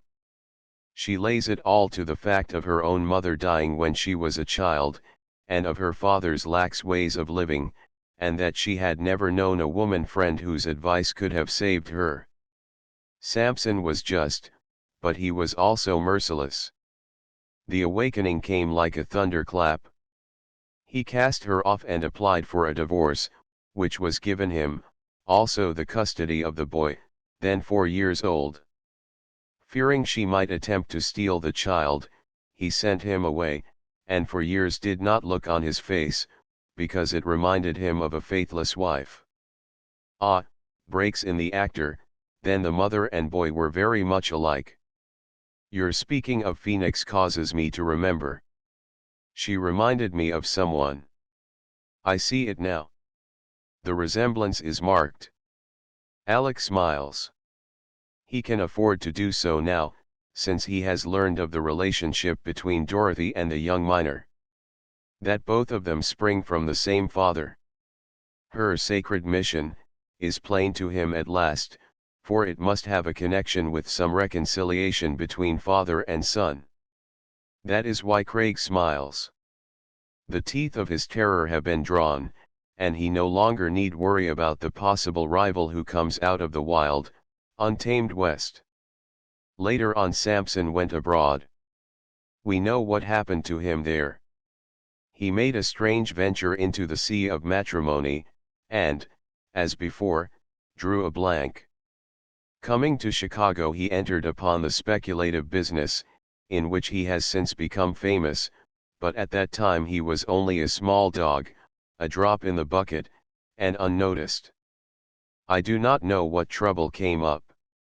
We have believed the beautiful Georgian left him and fled to her native land again. Perhaps later on we may learn more about this. At any rate, it was given out that she was dead. Dorothy believed so, and in all probability does so today. We chance to know that Marta the Georgian lives that she is at the fair, and has come for some definite purpose. As to Adela, her life has been a sad one. Cast off by her husband, she went back to Kentucky. She was still lovely, and it was not long before her hand was sought in marriage by a worthy gentleman. Investigation brought to light the fact that in granting the divorce to Cyril, the woman was still looked upon as married, and forbidden to ever again enter upon wedlock while her husband lived. Thus Adela was forced to refuse the offer. She taught school, her people moved west, and she has experienced many strange vicissitudes of fortune, yet she vowed in my presence and in the sight of heaven that the one indiscretion named was the last of her life, that her eyes were opened, her life saddened, and ever since the day her husband put her aside she has lived in the one hope that the time would come when she might redeem herself in his eyes. She has not lived in vain. Whenever the yellow fever raged in the South, there Adela could be found nursing the sick. She was the angel of light in Jacksonville when the dread scourge wasted Florida's metropolis. Only for her own illness she would have been in Brunswick this summer. Her life is nearly spent, she has consumption now, and it is the prayer of her last days that before she goes he may forgive her, that some opportunity may yet arise whereby she can win that pardon. Now about her boy. Once she found him, but dared not make herself known, on account of the past. He suddenly disappeared from the city where he was attending a military academy, nor could she trace him again, but at the town photographer's she found a picture of him which she has carried ever since, no doubt to cry over in her lonely hours, poor woman. Alec hands over a card photograph. It is not a stylish picture, such as our artists of today produce, but faithful to the life. It represents a young fellow of about 15, a handsome, independent-looking chap, with something of a southern air about him, which is heightened by the cadet suit of gray he wears. This settles all doubt, remarks Wick airily, it's the young miner from Colorado, whom we saw with Dorothy her brother, and at the same time I can see the poor lady I helped out of the Hotel de Vagabond fire. You had your room in that tenement, Claude? Yes, reddening a trifle. And all your books, your bachelor trophies, your many comforts were lost. Everything. My luxurious divan, my chair, the like of which could not be found in a Vanderbilt mansion, the wonderful oil paintings, gems of art, the original collection of curios which a cipher might not despise, all went. But, Alec, my boy, my entire loss didn't exceed $5, I assure you. What is that to a man who has won $1 million? Ah, your speculation then was a success, smiling. A stupendous one. Wiped out all past debts and have $1 million ahead. No time to figure it up yet, maybe a couple of 100,000 either way, but that is a matter of small importance. Craig never ceases to be amused at the strange idiosyncrasies of his queer companion. He realizes by this time, perhaps from the enormous dinner Wycherley is making, that the other has no means, and it is really ridiculous to see a man without $1 in his pocket declaring so carelessly that $250,000 one way or the other is a matter of little importance. One thing about this matter gives me pain, the Canadian says presently. You refer to Bob Rocket and his mission, remarks the actor, still busy with knife and fork. Yes. He comes to arrest John Phoenix, whom we know to be the son of Samson Serial. That is unfortunate, but the young man has embezzled $50,000 from the mining company, and the outraged law of Colorado must take its course. You wouldn't think of hindering Rocket in the discharge of his duty, Alec? Oh, no, far from it. At the same time, I cannot help regretting the circumstance. It will be a blow to Dorothy, who seems to think a good deal of this half-brother. They must have met before. Perhaps corresponded. As for myself, I am amazed at the young man's foolhardiness. Why has he allowed the fatal attraction of the fair to detain him here when he should be across the lakes in Canada? That's the trouble with most men, they don't use common sense under such circumstances. We've got more than we want of them over in Canada. If my country should ever become a member of your union, which, I grant you, is a possible thing, though I'm not one in favor of it, there will be such an exodus of boodle aldermen and other rascals as has never been seen before, and no honest man in the Dominion will shed a tear. Why, some among us favor annexation simply to save Canada from being the dumping ground of your swindlers. Wycherley laughs at this, and hands his plate to the staring waiter with an aside, a little more of that delicious roast beef and be sure to have it rare. You visit the cereal man's tonight, I believe, Alec. I wonder if John will be there. Perhaps he and his father in times gone by have had a falling out, and Dorothy is patching up the peace between them. Very clever of her. She's a girl in 1,000, and remembering who her mother was, begging your pardon, my dear boy, as she may yet be a mother-in-law to you, I am amazed and wonder where she got her sensible ways. Then there's Bob Rocket, I know the man to a dot. He'll be around, and if it should so happen that he receives his telegram in the midst of the festivities, he'll arrest his man right there. 20 millionaires wouldn't awe him, nor would he respect the palace of the Tsar of Russia. With the majesty of the law back of him, he'd do his duty. Then we'll hope that his instructions, having been delayed so long, will continue to dally, at least until the evening is well spent. If Mr. Serial is reconciled to his son, it would be too humiliating to have the boy arrested at his house. At any rate, I shall keep clear of it, and for Dorothy's sake would like to see John get away. This absorbing topic has monopolized their conversation thus far, but having in a measure exhausted it, they branch out upon other subjects. At length the dinner is ended. Alec presses his companion to relate the stirring scene of the previous night, and is accommodated with a yarn that has many comical features to it, for the actor is a genius in discovering the ridiculous side of anything, though Craig declares he is certain the affair was anything but humorous to those concerned. All the while the Canadian is planning as to how he may make his friend accept a loan, without hurting his feelings.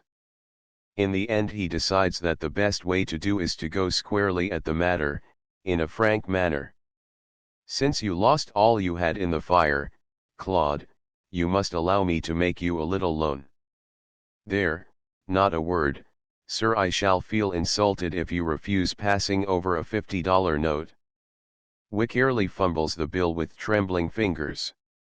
"Great heavens, Alec," he says huskily, "it's been many a long day since I've held a bill like this in my hands.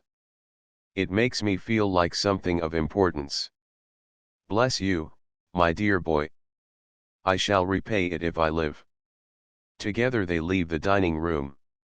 "Try a weed," proposes Alec, and as he draws the fragrant smoke Wickerly is fain to believe his morning's sacrifice has met with its reward, heaped up and running over.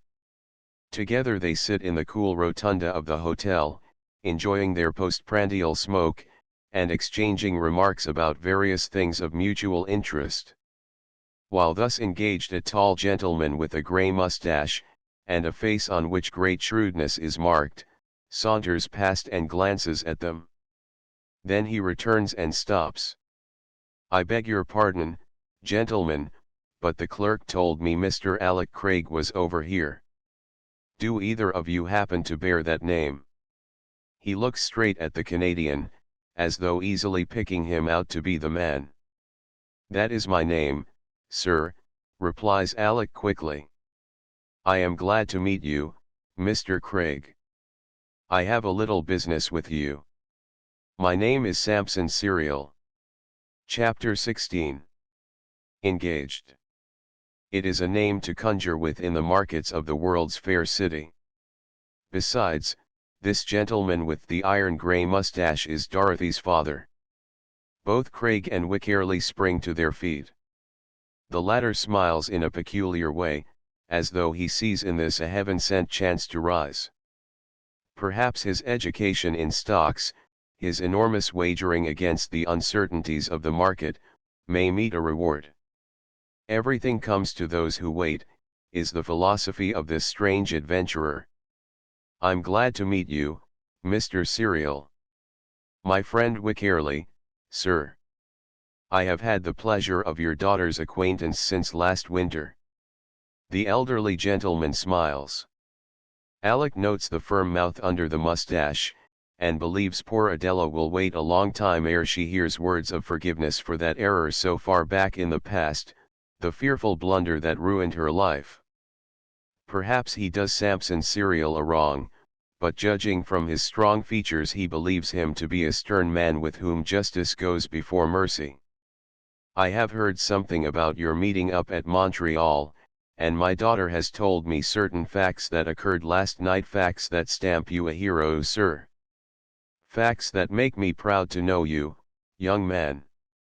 Let no false modesty cause you to belittle the deed. I claim that when a man takes his life in his hands and imperils it for parties unknown to him, who may be in danger, he rises above the ordinary plane and becomes a hero. Let us not argue the subject then. I am glad to meet you for your own sake, glad to know you. Let us sit down again. I have something to say that is of deepest importance to me." He drops into a chair, with one of them on either side. Both the young men show signs of excitement, and the veteran speculator is the cool one. Alec is saying to himself, "Dorothy has told him how she came to know me, what can he want to see me for?" and his bachelor heart persists in keeping up a trip hammer accompaniment that is rather singular in a man who has been born and reared in the country of ice and snow.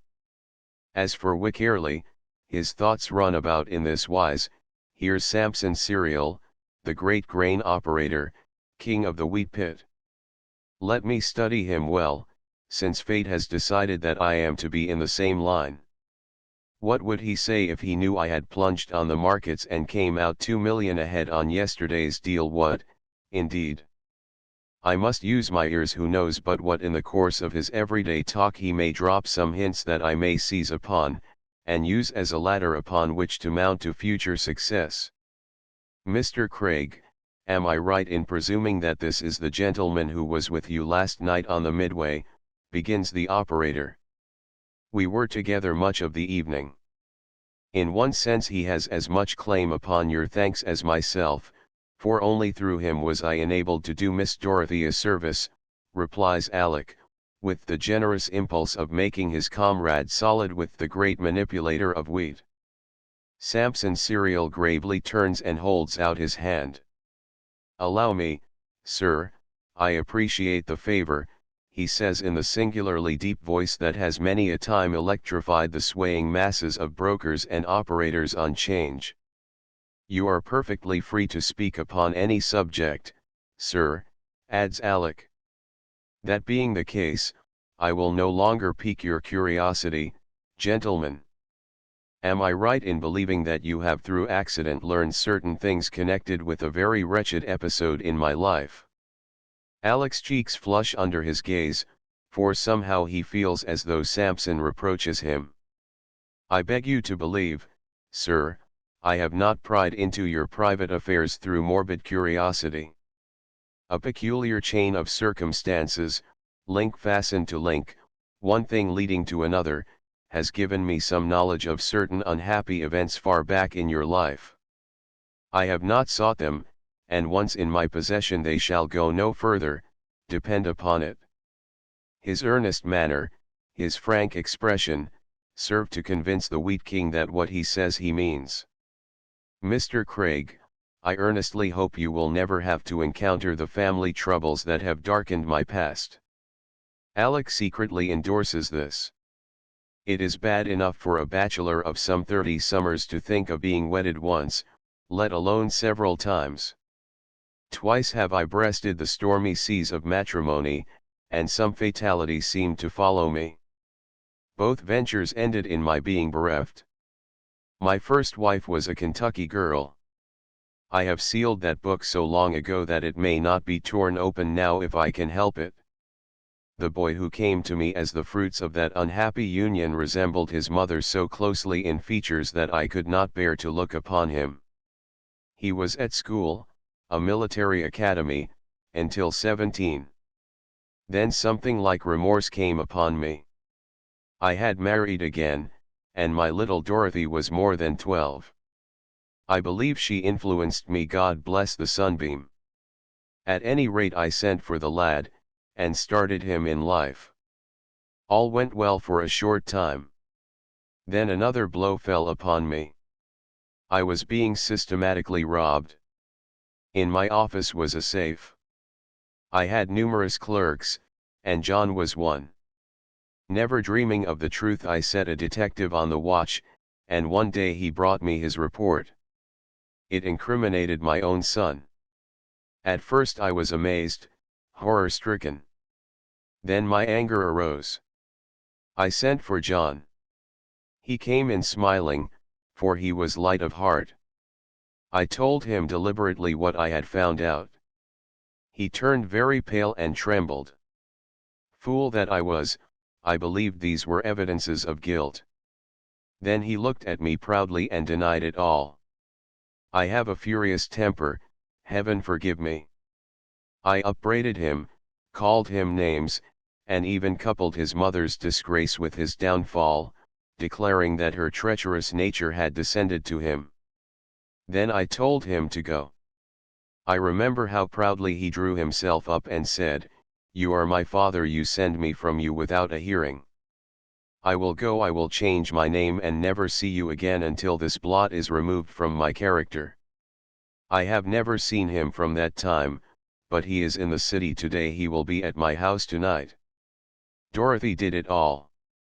Through some woman who was nursing a poor sick man, she received word to come to the Hahnemann Hospital, where he had been taken. She went, and found a dying man with a confession written, and witnessed a wretched man who claimed to be the detective I employed. He had found no trouble in locating the guilty party, but being eager to make more money had compromised with the thief and agreed to implicate John. It seems Dorothy and John have corresponded all this while, and she wrote him to come on at once, telling him of his vindication. An agreement was made to meet in the shadow of the Ferris wheel, and hence she has haunted that place of late. I am a stern man, but I hope a just one. Feeling that I have wronged my boy, I am eager to apologize, to make amends. Unfit for business, even on this day when of all others I should be at my office, for I have momentous deals on foot, I decided to step in here and meet you, for I can assure you, Mr. Craig, I take a deep interest in your welfare. Perhaps you are not aware of it, but I know several of your people up in Montreal and Toronto, and can remember nothing but kindness received at their hands. I am glad to hear it, sir.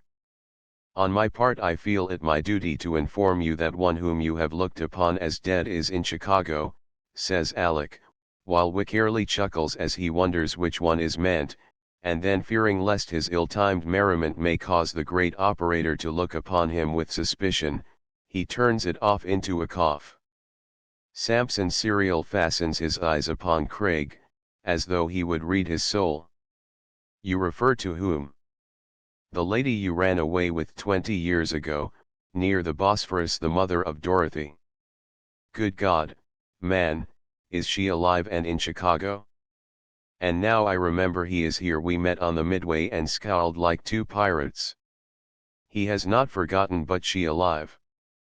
Then they too must be leagued to do me injury, perhaps through Dorothy. You are both wrong and right, sir. He came here to execute the vengeance that has slumbered 20 years, but knew nothing of her presence until last night, when he snatched off the gauzy covering from the face of the veiled fortune-teller of Cairo Street, and beheld Marta, once your wife, stolen from his servants. I don't know her motive in coming here, nor where she has been all these years, but have some reason to believe it is the natural mother love for her child that has brought her. Perhaps she comes to stand between around Scuderi and his prey. Samson Serial reflects. He is no longer excited, but singularly cool.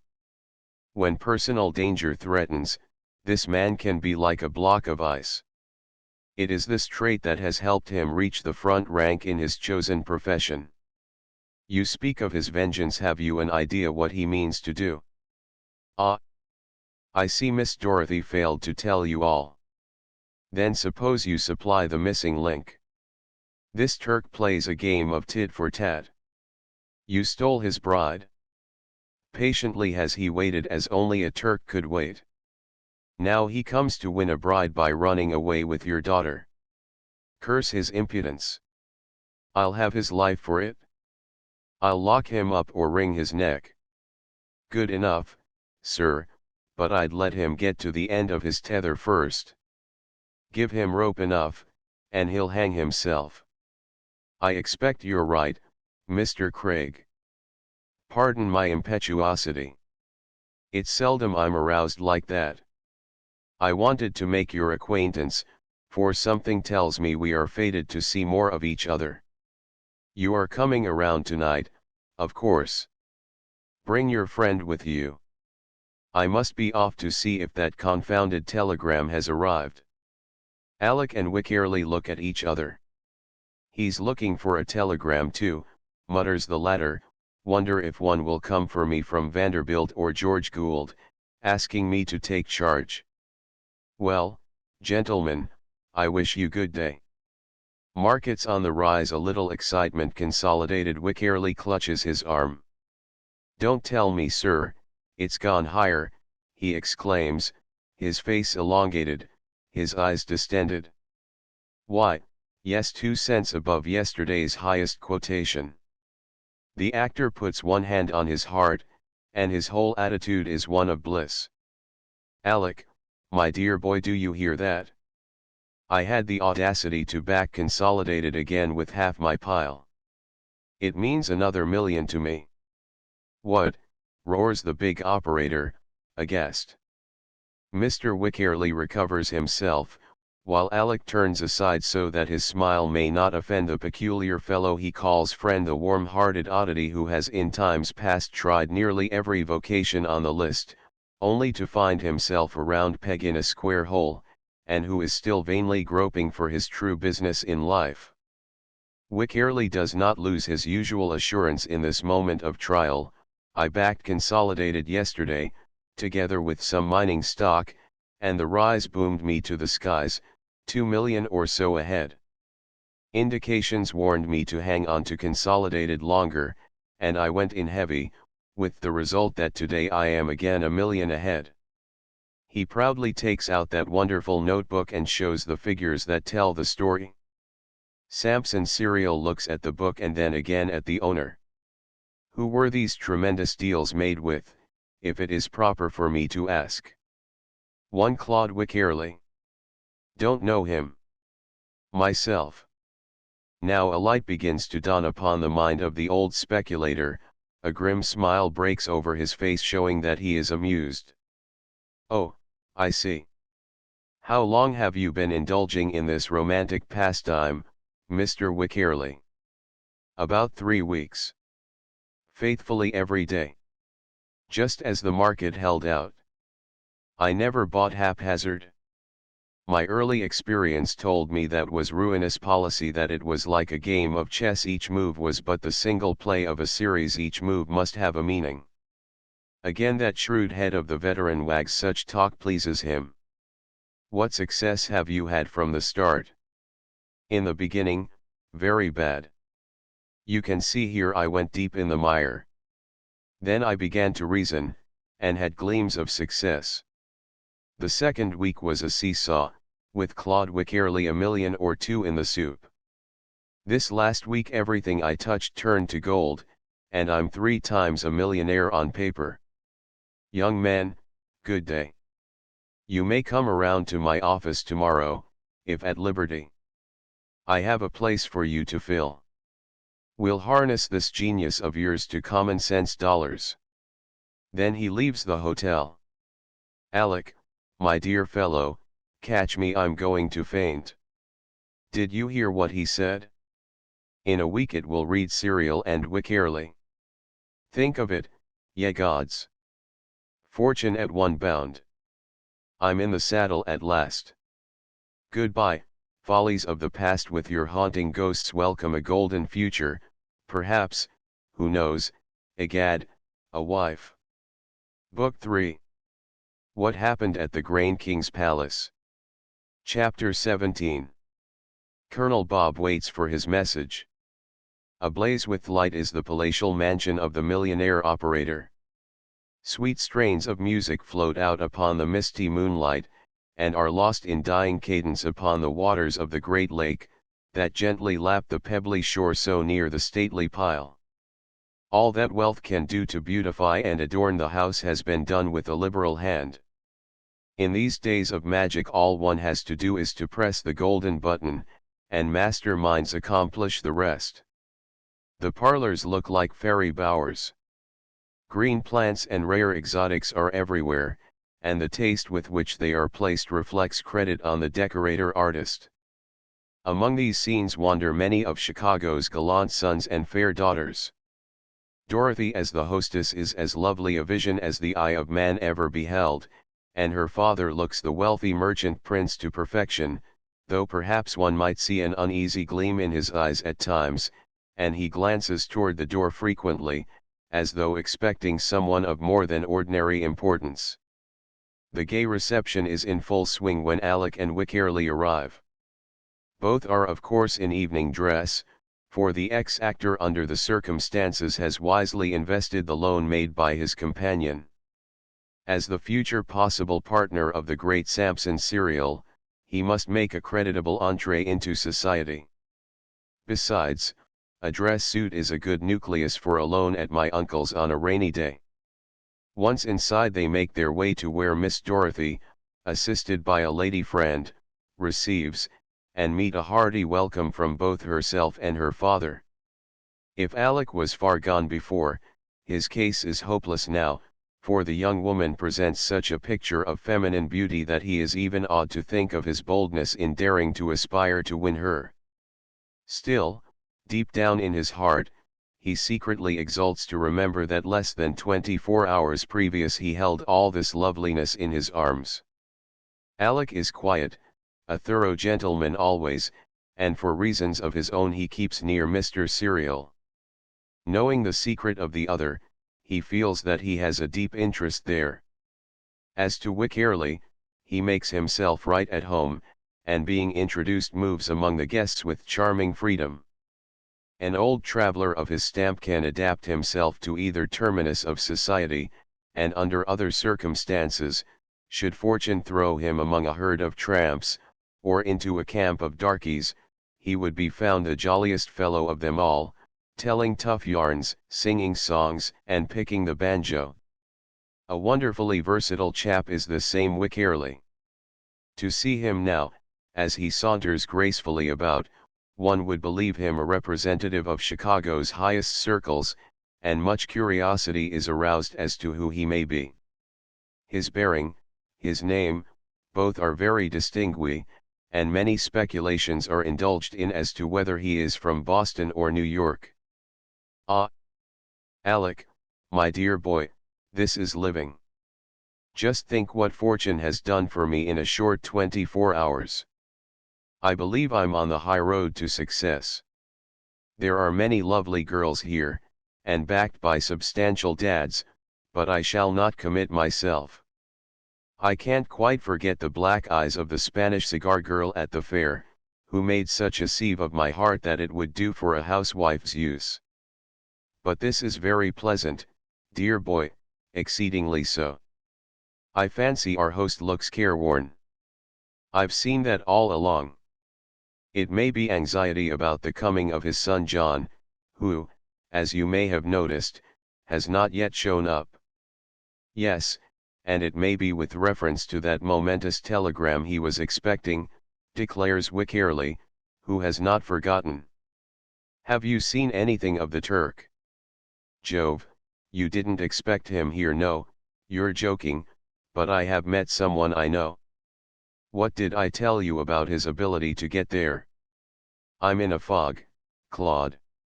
Well, look down the room, just bowing over the hand of Miss Dorothy. I never dreamed he was a society man. Bless me. Why, it's Rocket. Bob Rocket, dead sure.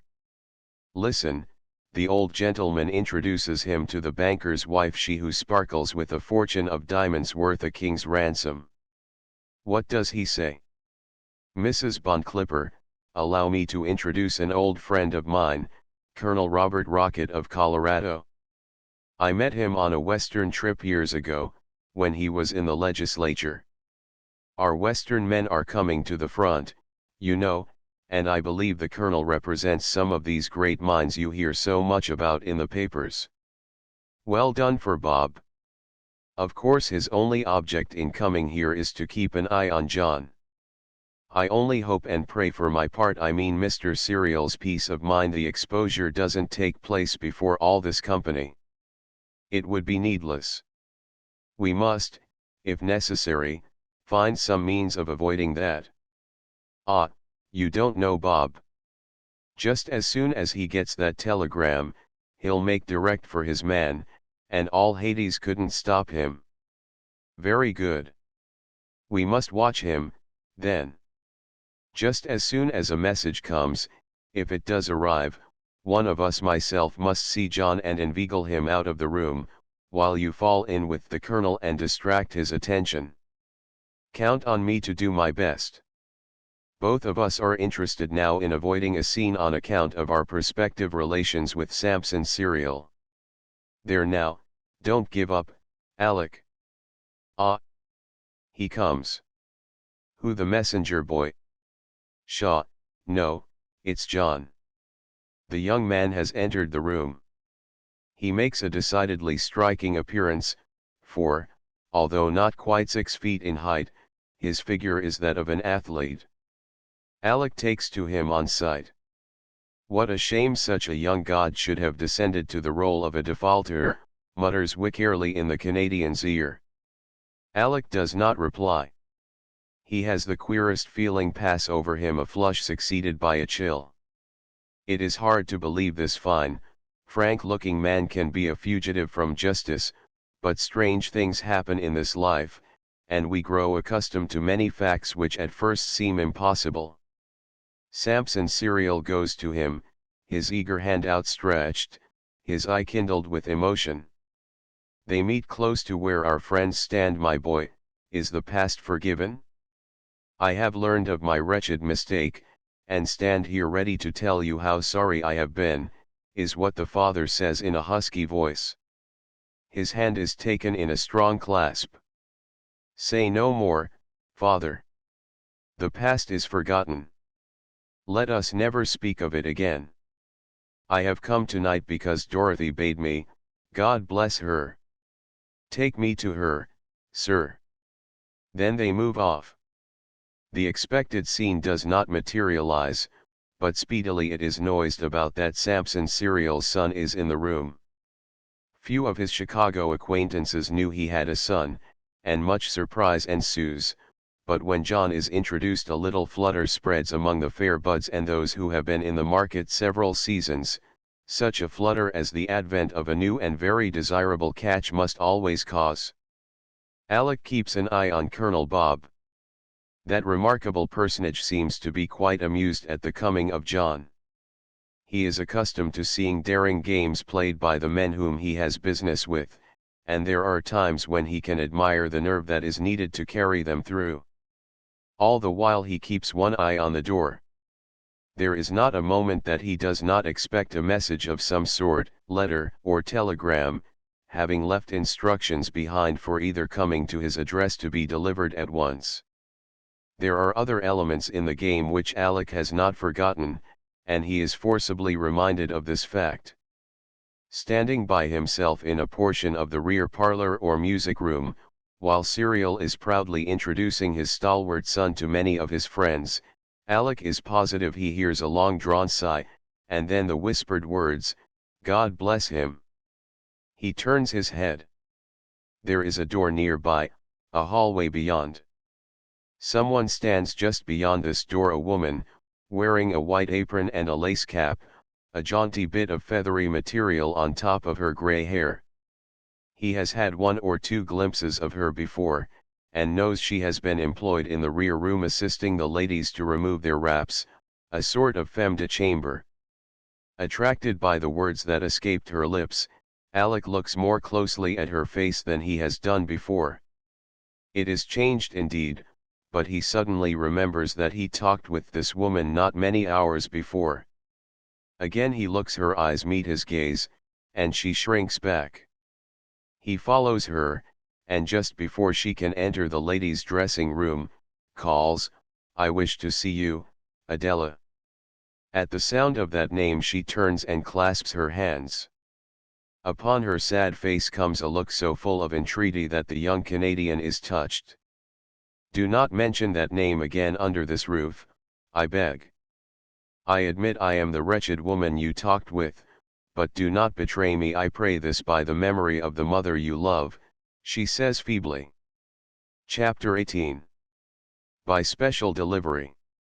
The words, the tone in which they are spoken, and what he knows of the woman cause Alec to sympathize with her. At the same time he is surprised to find her in Samson Serial's mansion. A suspicion flashes into his mind that perhaps she is here for no good purpose, but he immediately dismisses it with scorn. What brings you here? I feel as though I had a right to ask, he says. A double reason: my desire to see my boy, for he is mine even though the cruel law took him from me, and the longing that for one night I might be under the same roof that shelters them both. Once in the long ago we made a happy family. Oh God! That Satan's hand came between. Years of atonement have followed. Will suffering never wash out a sin like that? But I forget myself. I vowed I would control my feelings if I came. You will not betray one so wretched. Not for worlds. But you must tell me how you managed to gain access here.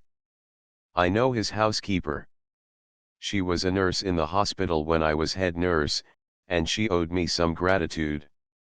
When I asked this favor she readily granted it, though of course utterly ignorant of my motive.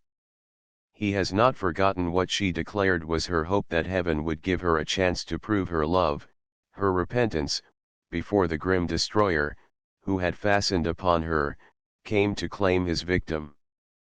Thus he is assured that she will do no harm, though he can hardly believe she is wise in enduring the melancholy pleasure of gazing upon forbidden fruit. "Have you met him?" he asks, curious to know whether Samson Serial could suspect. "Oh, yes, but I am utterly unlike the Adela he married in the long ago. Besides, these glasses which I carry give me a different look." She puts them on, and Alec admits he would not have known her. "He failed to recognize you, then?" "Yes." I trembled a little, for he looked at me steadily with those stern eyes, but believing me to be dead years ago, he did not suspect. "Oh, sir. Imagine my feelings in this house, where but for that one fatal indiscretion I even now might be the proud and happy mistress. God give me courage and strength to warn others to avoid the rocks upon which my life was wrecked." "Amen," says Alec solemnly, for he feels as though he is in the presence of a priestess. She turns and leaves him, as some ladies need her assistance. Alec reflects upon the strange combination of circumstances that have been grouped amid these scenes of pleasure and beauty. The guests move about, singing takes place, with occasional gentle serenades by the company of musicians hidden among the palms and ferns, and none of them even suspect what an undercurrent of human tragedy is occurring beneath the placid surface. Apparently all is mirth and good cheer. People nowadays do not carry their hearts on their sleeves. The swan is said to sing as it dies. Brave mariners on the stormy deep go down with colors flying. So, in this day of sudden changes, men have laughed and joked merrily over yawning financial graves, taking the old saying to heart, "Let us eat, drink, and be merry, for tomorrow we die." Will a thunderbolt drop from this clear sky and bring consternation among those present? Again he observes Samson Serial and notes a certain fact. His son has come, and everything passed off well, yet the look of concern is still upon the father's face, and he glances ever and anon in the direction of the door, as though he longs for yet dreads the coming of something. Surely this man cannot fear the Turk. Alec shakes his head negatively at the thought. There is something of the lion in the operator's make-up. He was a soldier in the war, a young captain at the time he fell in love with the Kentucky girl, Adela, and his reputation has always been that of a brave man. Many a time has he met the masses on the financial battleground, and rolled back the mad assault with the strength of his will. This is hardly the man to fear Scutari at home, when he braved the powerful Pasha upon the latter's own ground. Something else worries him, of which Alec is ignorant. He puts 2 or 3 things together and then readies a decision. I believe it is the expected telegram.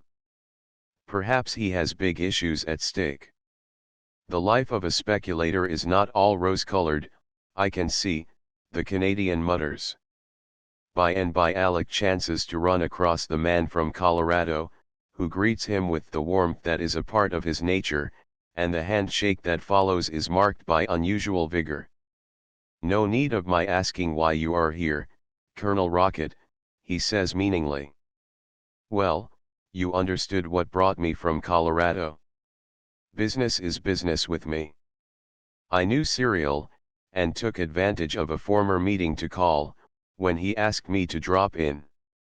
I'm not in the habit of wearing these duds, you see, and privately, between you and the gatepost, Mr. Craig, I rented out the suit from a costumer, but my life has taken me among all classes of men, and I'm pretty much at home wherever I chance to go. Quite a swell gathering here, and I reckon there'll be a dandy spread to top off with." What do ye think of him anyway, with the crook of his thumb over his shoulder? Do you mean our host? The deuce, no. It's John. He makes a fine-looking gentleman. Correct, Mr. Craig. Now I've had a long experience, and you can bet I've seen some strange ones in my day, but I give you my word for it I've never set eyes on so smooth a customer. Why, he'd fool the keenest of 'em. His face bears the stamp of honesty. Reckon that's how he came to have such a good chance to rake in so big a pile. Colonel, have you ever known mistakes to occur in such things? Bob Rocket turns his eagle eye upon the other. Certainly I have. Why? Might it not be possible under these circumstances? Hardly. You saw the picture yourself, and you can see he owns to the name of Phoenix, at least they call him John. Of course I know little or nothing about the many secrets of your business. My only guide is the reading of character on the face, and I admit that is very deceptive. Yes, you have much to learn, sir. It's been a business with me to study human nature since I was knee-high to a duck. I'd be glad, for the old gentleman's sake, if his boy turned out innocent, but there's about 1 chance in 50 of its happening. Speaking of Phoenix reminds me of something. It had slipped my mind before. There's a young fellow in Chicago from your region who seems to know him. That information might be valuable to me, under certain conditions. Who is he? Bless me, the only name I heard him give was Happy Jack. Not very much to the point. He is stopping at the Sherman House. I met him last night on the Midway under peculiar circumstances, and Alec proceeds to relate the adventure near the western exit, when the Turk and his hired myrmidons attempted to carry off a daughter of Chicago. Come, I'm interested in Happy Jack. From the words he dropped while in that stupid state it's plain he's a western man, a miner, I reckon. Knows John Phoenix, does he? I may yet have to call upon him to identify my man, so that I can get the necessary requisition papers. I'll just make a note of the fact, always jot 'em down, memory might confuse things. There, that settles it beyond all question. Folks must think we're making a trade. Such things are allowable in the house of a big plunger like Serial, eh? The sheriff from Colorado laughs in a good-natured way, as though he enjoys the joke, but somehow Alec has found a new matter upon which to ponder, an idea that opens up an avenue the end of which no man can see. We'll wait and see how you turn out, Colonel. Meanwhile I've written something on this piece of paper. I put it in this envelope and sealed it up. There, place it in your pocket. Now, when the crisis of your game occurs, open this and see how near the truth I've come. Quite a clever idea. I'll do it, by Jove. Here comes some of the ladies, bless 'em. Won't leave me alone. Serial been telling some of my adventures and making out I'm a Buffalo Bill sort of a dashing hero. All I want is to keep my man in sight. Only for him and duty, how I would enjoy this air racket. Ladies, your servant. What can I do for you? The Colorado sheriff bows with the grace of a Chesterfield, and a chorus of feminine voices arises.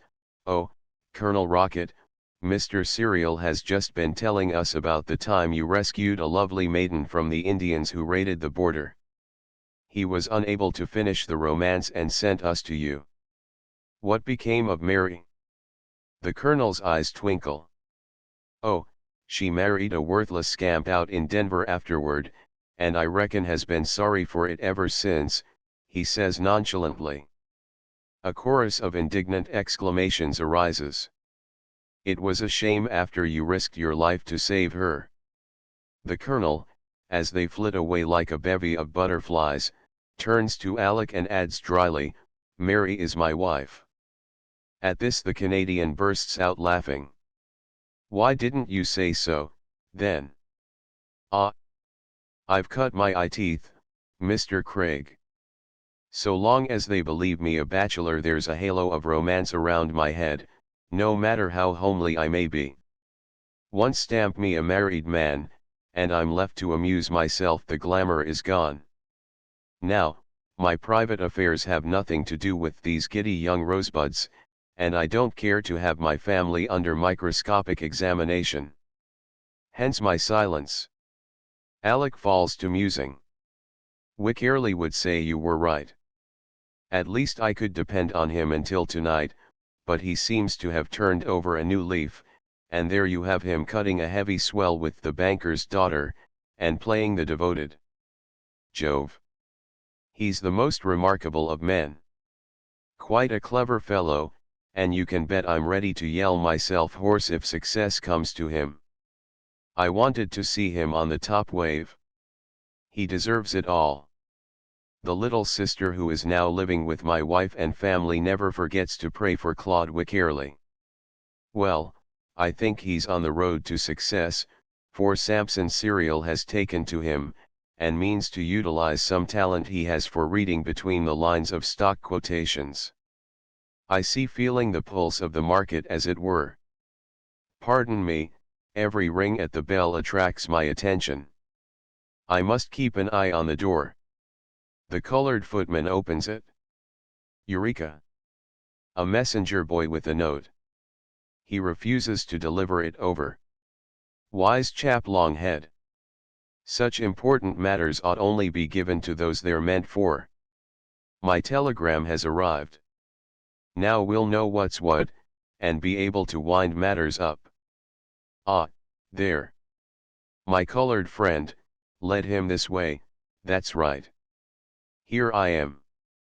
Colonel Robert Rocket of Colorado, and with a broad smile of pleasure, and an eagerness he cannot disguise, the Western Sheriff holds out his hand for the message. Chapter 19. The Fall of the Mighty Oak. The small uniformed myrmidon of the telegraph company stands in front of the big Western Sheriff, and holds the message behind his back. Who are you? He asks immediately.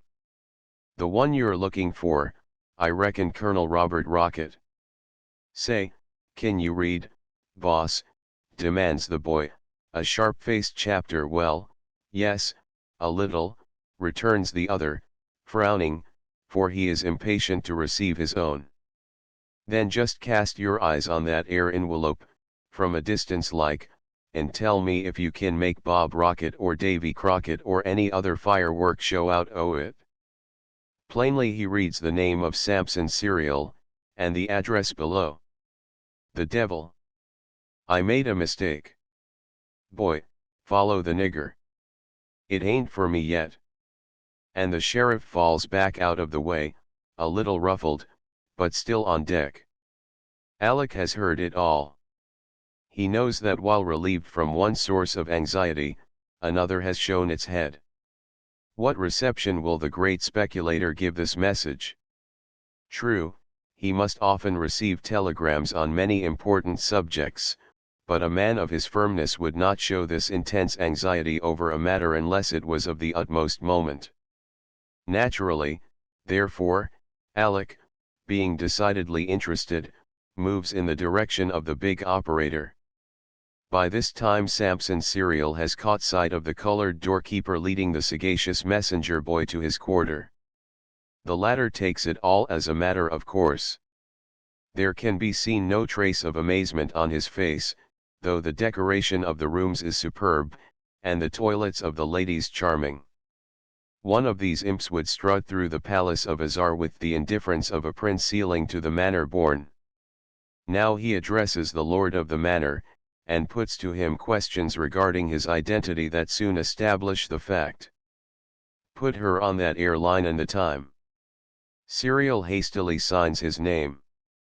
He realizes that a number of people are watching him curiously, and with a great effort maintains his self-possession. His wonderful nerve serves him well in such an emergency as this. As if the matter is of little importance, he thrusts the message unopened into his pocket and goes on chatting with the gentleman at his side. Well done, says Alec in admiration, for his eyes can see that the other is eager to get at the message. Presently Craig misses him. The library is at the back of the house. He has been in it before during the evening. From the open windows one can look out upon the lake, and the scene in the misty moonlight is one to conjure up all manner of romance. Moonlight, the gentle undulations of water, and love seem to go hand in hand. To this quarter Alec bends his steps, wondering if the operator went thither. The door of the library is open, and, looking in, he sees Samson Serial. The operator is alone.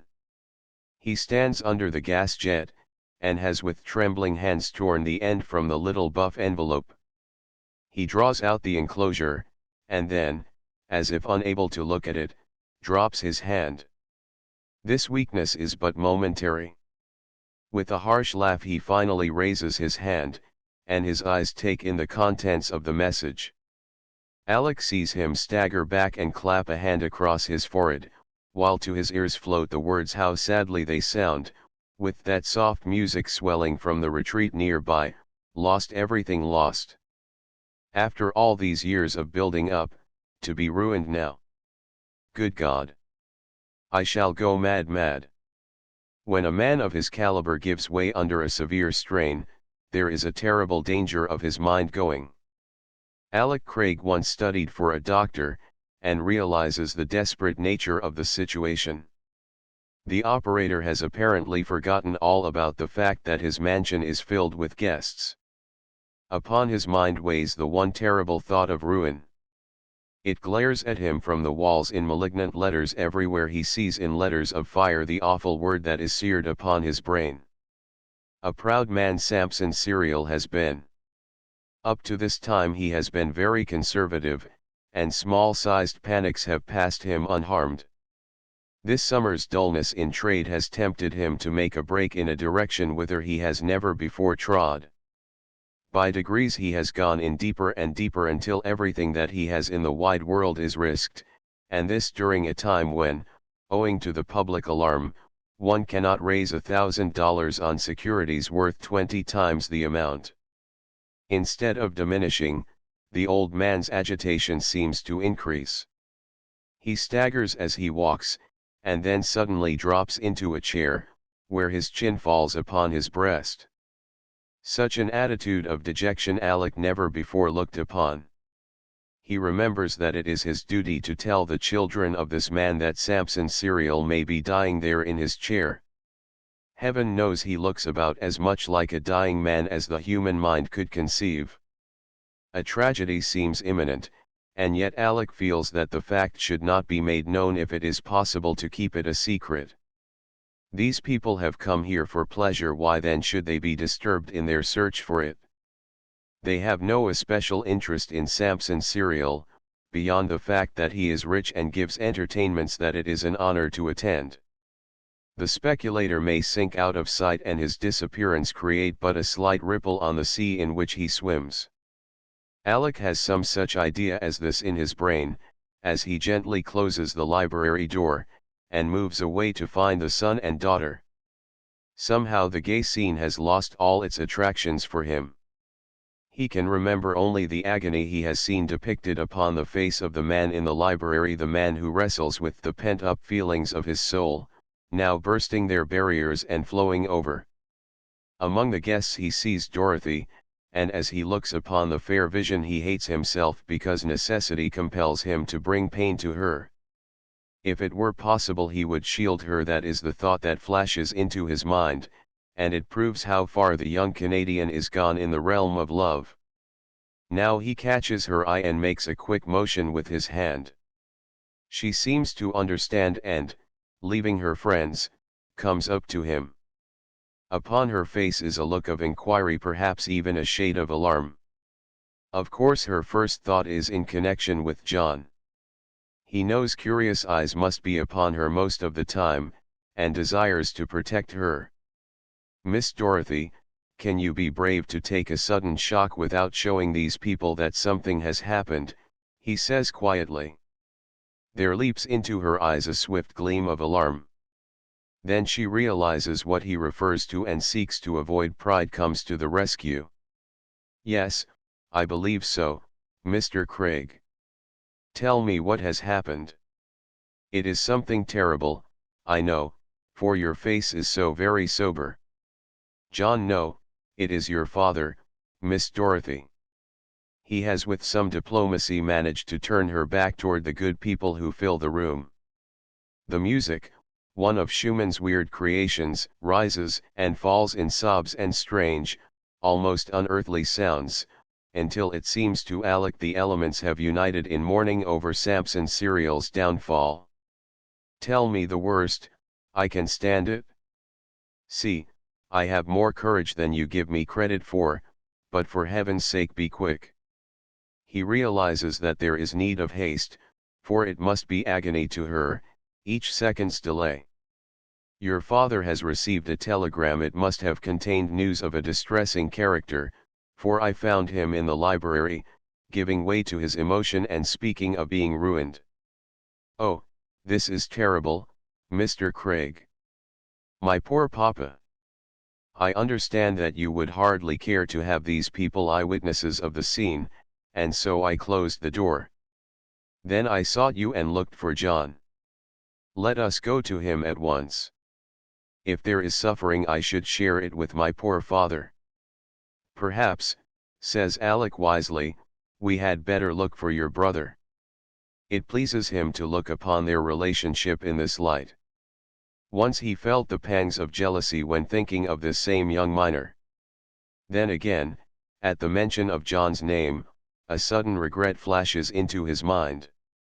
He remembers that there is also a sword hanging over him, liable to descend at any moment, a sword in the hands of Bob Rocket, who waits for final instructions, unaccountably delayed, before arresting his man. Surely a cruel fate has conspired to bring about this crisis on the very night when gaiety abounds in the speculator's mansion. Dorothy realizes the wisdom of his words. Whatever he may seem to Alec, who has the privilege of reading between the lines and looking behind the scenes, to her John is a bulwark of strength, and in a crisis like this can be depended on.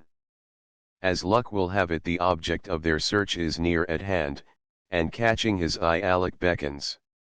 When John joins them, he is told in a few brief sentences what has occurred. They approach the library door, but Colonel Rocket, not willing to lose sight of his man even for a minute, saunters after. Upon opening the door, they discover the old speculator with his head lying on both arms, which are thrown upon the table. He does not move, does not apparently hear their entrance. His manner is that of one entirely given over to despair. It would be difficult indeed to recognize in this bowed, broken figure the bold speculator whom previous storms have failed to bend. When the sturdy oak goes before the tempest, it is with a mighty crash. Alec closes the door. He would lock it, but finds no key. Dorothy has already flown to the side of her father, and drops on her knees. So long as he lives, Craig can never forget the picture thus presented: the fair girl dressed in her exquisite reception robes, a princess by right of beauty, kneeling there and fondly stroking the silvered head of the old wheat king. Dear father, what is the matter? Some terrible trouble has come upon you, some crushing sorrow. I am your child, your Dorothy. Let me share it with you, confide in me, dear. She fondly pats his head while speaking thus, just as though it were a child she addressed. The speculator looks up. His face is very, very white, and lines of pain show upon it, but through this he smiles, oh, so sweetly, as his eyes fall upon the fair face so near his own. My dear girl, I thank God I secured an annuity for you some years ago. That at least is saved. I have received bad news. The worst that could have happened has arrived, and I am afraid, my dear girl, that your father is a ruined man. Chapter XX. Samson Serial and Son. Unseen by any of them, the door has opened a trifle. Colonel Bob's curiosity has been aroused by such singular happenings, and he is determined to see for himself what it means. He has some idea that John is connected with the business, that perhaps his father's telegram was from the authorities or some friend in Denver, telling the sad facts of John's downfall, and it behooves the sheriff, under these conditions, to keep a keen lookout lest the young man should give him the slip. After going to such trouble, it is hardly his policy to let John escape, not if a dozen receptions have to be broken up. So Colonel Bob posts himself by the door to hear what is said, and his quick intuition tells him the true state of affairs. John has held back while Dorothy attempts to arouse her father, but at the mention of the word ruin he can restrain himself no longer. "What does this mean, father? I think that I have a right to know," he says, bending over his despondent parent. Samson Serial raises his eyes wearily. "Ah, it's you, John." "Yes, you are my son, and you have a right to know. The markets have been so infernally dull, with no business in the country, that in order to keep myself going I looked up some new sources of speculation, and had such wonderful faith in them that I went in deeper than I knew, it being my object to get the control of the company. Majority rules, and the minority can be frozen out. Lately it has taken everything I can raise to meet my liabilities. I knew a crisis was at hand. One man remained to be bought. His name is Dickerson. He owns the controlling share. Nominally it is worth $500. My agent has him cornered in St. Louis, and was instructed to offer him $5,000 for his share. I have hoped he would not know that he held the balance of power. But the other parties are after him, and the keystone, without which my arch is useless, is placed far beyond my reach. Read that telegram, read it aloud, John." The young man takes the message. Dickerson offered $40,000 cash by the syndicate. Has under oath promised to deliver me his share, provided $50,000 is telegraphed him by noon tomorrow, the 14th. Otherwise it is lost. Answer. Max, and at this time I could raise 50 million as easily as that many thousand. I'm tied hand and foot. If it could be done, the control of a very rich property would be in my hands, but without it the syndicate will dictate terms, and I am ruined beyond all hope. But cheer up, father. Surely you do not need despair. You have weathered storms before, says John cheerily. Oh, yes, many of them, but I always had an anchor to windward, and knew the nature of the holding ground. Now I am at sea, with the storm dashing over my doomed bark. All is lost but my honor that, thank God, no man can rob me of. And the crushed speculator raises his head a little after his proud manner of yore, but it is only a momentary movement, for he quickly falls back into the same despondent attitude as before. "Do you mean to tell me you have no friends who would loan you that amount?" asks John. "That only shows how little you Denver people appreciate the stringency of the money market. In all my years of business I never saw anything to compare with it. My friends couldn't assist me if they would. They are all about as badly off as I am, and staggering under a heavy load. There is no help under heaven for me. I must go down." To a proud man of great business tact, who has carried the standard of his house successfully for nearly 20 years, this is indeed the most bitter hour of life. No wonder some men have been so crushed that they never arose again. "See here, father, you forget me," says John, laying a hand with some tenderness on the shoulder of his parent. "In what way, my boy?" asks the speculator, almost dreamily. "I may be able to assist you, sir." Alex starts at the words. He wonders what they mean. Does John intend to give up his ill-gotten gains in order to save his father? That would be a singular thing indeed. Besides, Craig is enough of a businessman to know it would not hold that if the young man from Denver is arrested the funds he has embezzled must be seized, no matter in whose hands they happen to be at the time. Nevertheless, he is greatly interested by the intensely dramatic nature of the situation, and watches the three actors, who, engrossed in their own affairs, have entirely forgotten his presence. Dorothy, with her hands clasped before her, is surveying the other two, her eyes, filled with unshed tears, fixed upon John, as though his words have filled her with a sudden hope. As for the speculator, he raises his hand and places it on John's, but there is no change in his despondent attitude. Only a convulsive movement running through his frame tells of the rush of emotion. This boy whom he so cruelly wronged loves him after all. It may be remorse that eats Samson Serial's soul. God knows. John, my boy, you are kind, but I know it is only done to cheer me up. I shall get over this, perhaps, but the shock has well nigh unsettled my reason. Give me time to brush these cobwebs from my mind, says Serial soberly. That might be too late. Whatever is done must be done at once, remarks John firmly.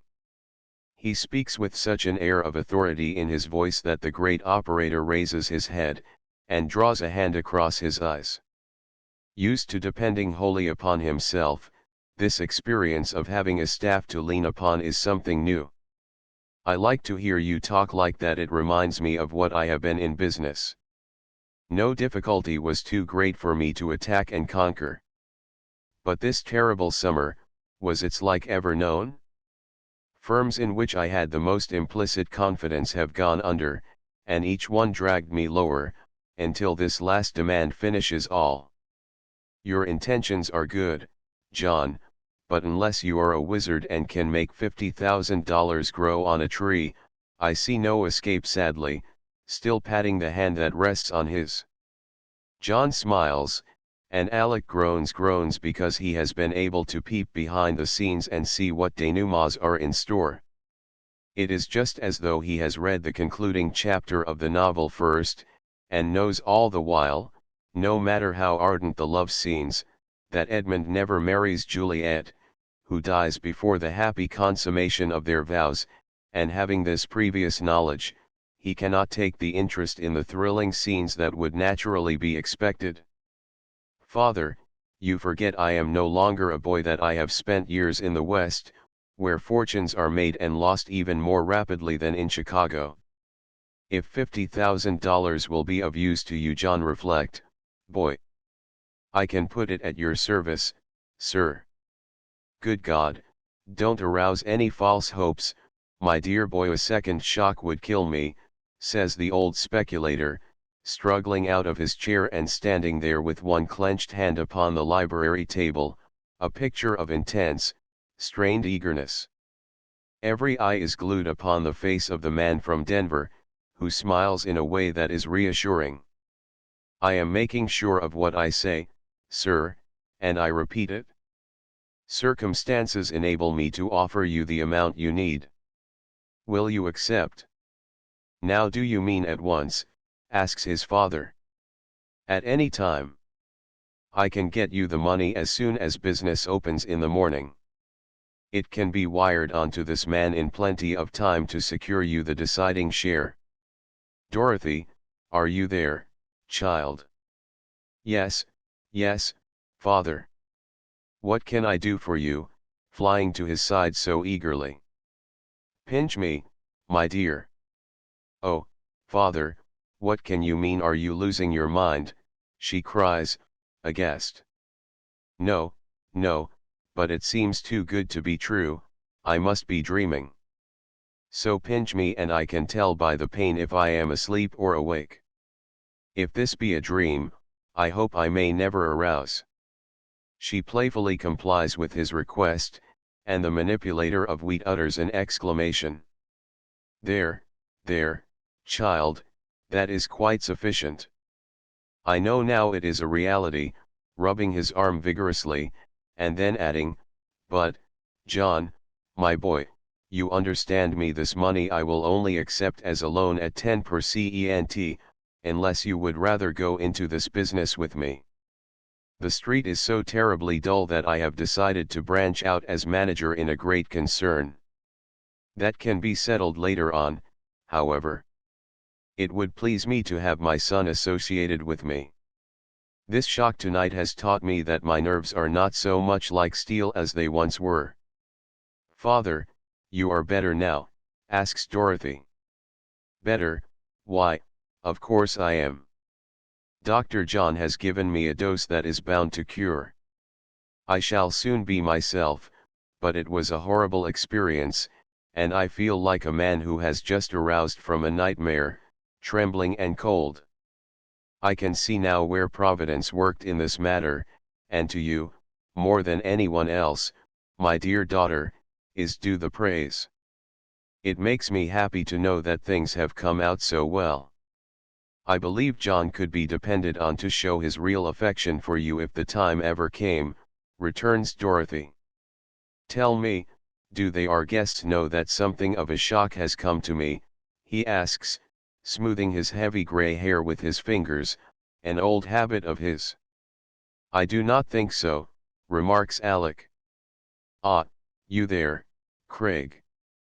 Pretty tough, such an experience to a man of 50, but there's a gleam of sunshine through it all, for I have learned one glorious fact, that my children love me.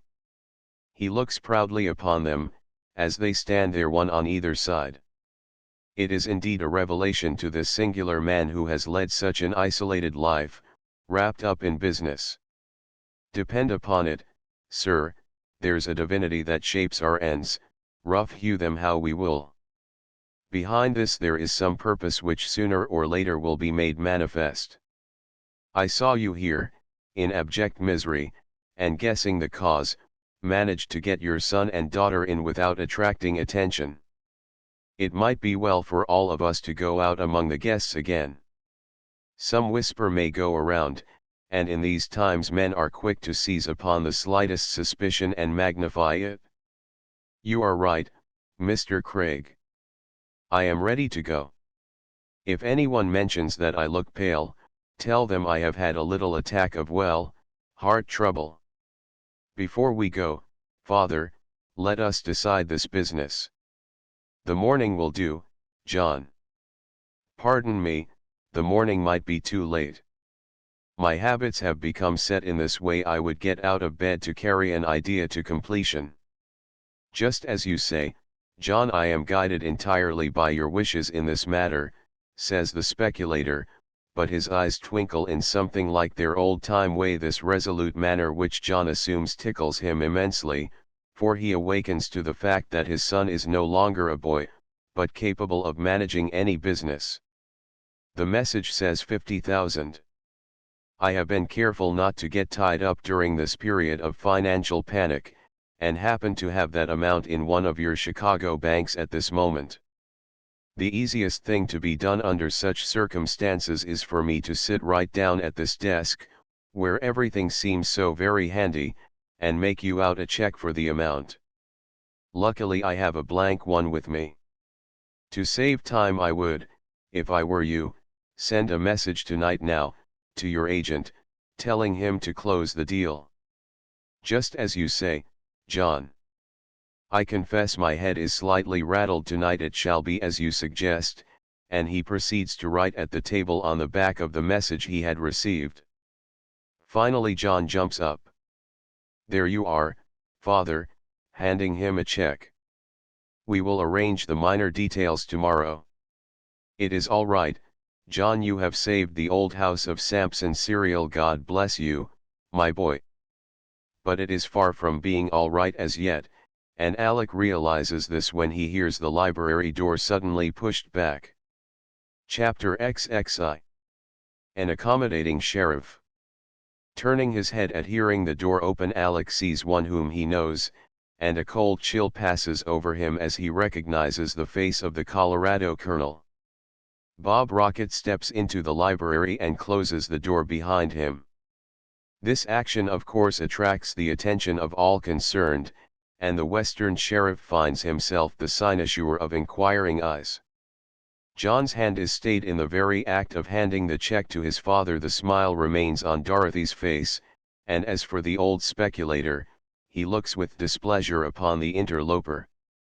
"I beg your pardon, gentlemen, ladies," says the other in his bass voice, speaking very slowly and methodically, "but a stern sense of duty compels me to break in upon your family party." "Duty, Colonel Rocket," exclaims the speculator, turning red with rising wrath. "That was what I said, sir. Duty with me must always rise even above the courtesy a guest owes to his host. You were kind enough to invite me to your house tonight, Mr. Serial, and it served my purpose to accept. I have passed a pleasant evening. I thank you for it. But, sir, that shall not stand in the way of my fulfilling the mission which brought me to Chicago. Indeed. And has even taken me to this house." "Rocket, have you been too often at the sideboard?" asks the great operator, frowning.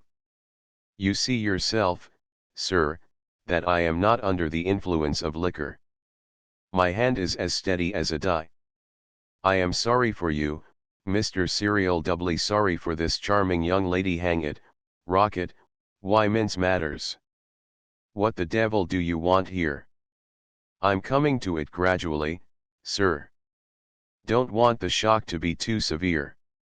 In the first place, you don't know, because I failed to tell you, that at present I am a sheriff out at Denver." "A sheriff," repeats Dorothy uneasily. "Denver, says John, arching his eyebrows. "I have been sent to Chicago on the track of a shrewd young scoundrel who has absconded with over $50,000 in funds."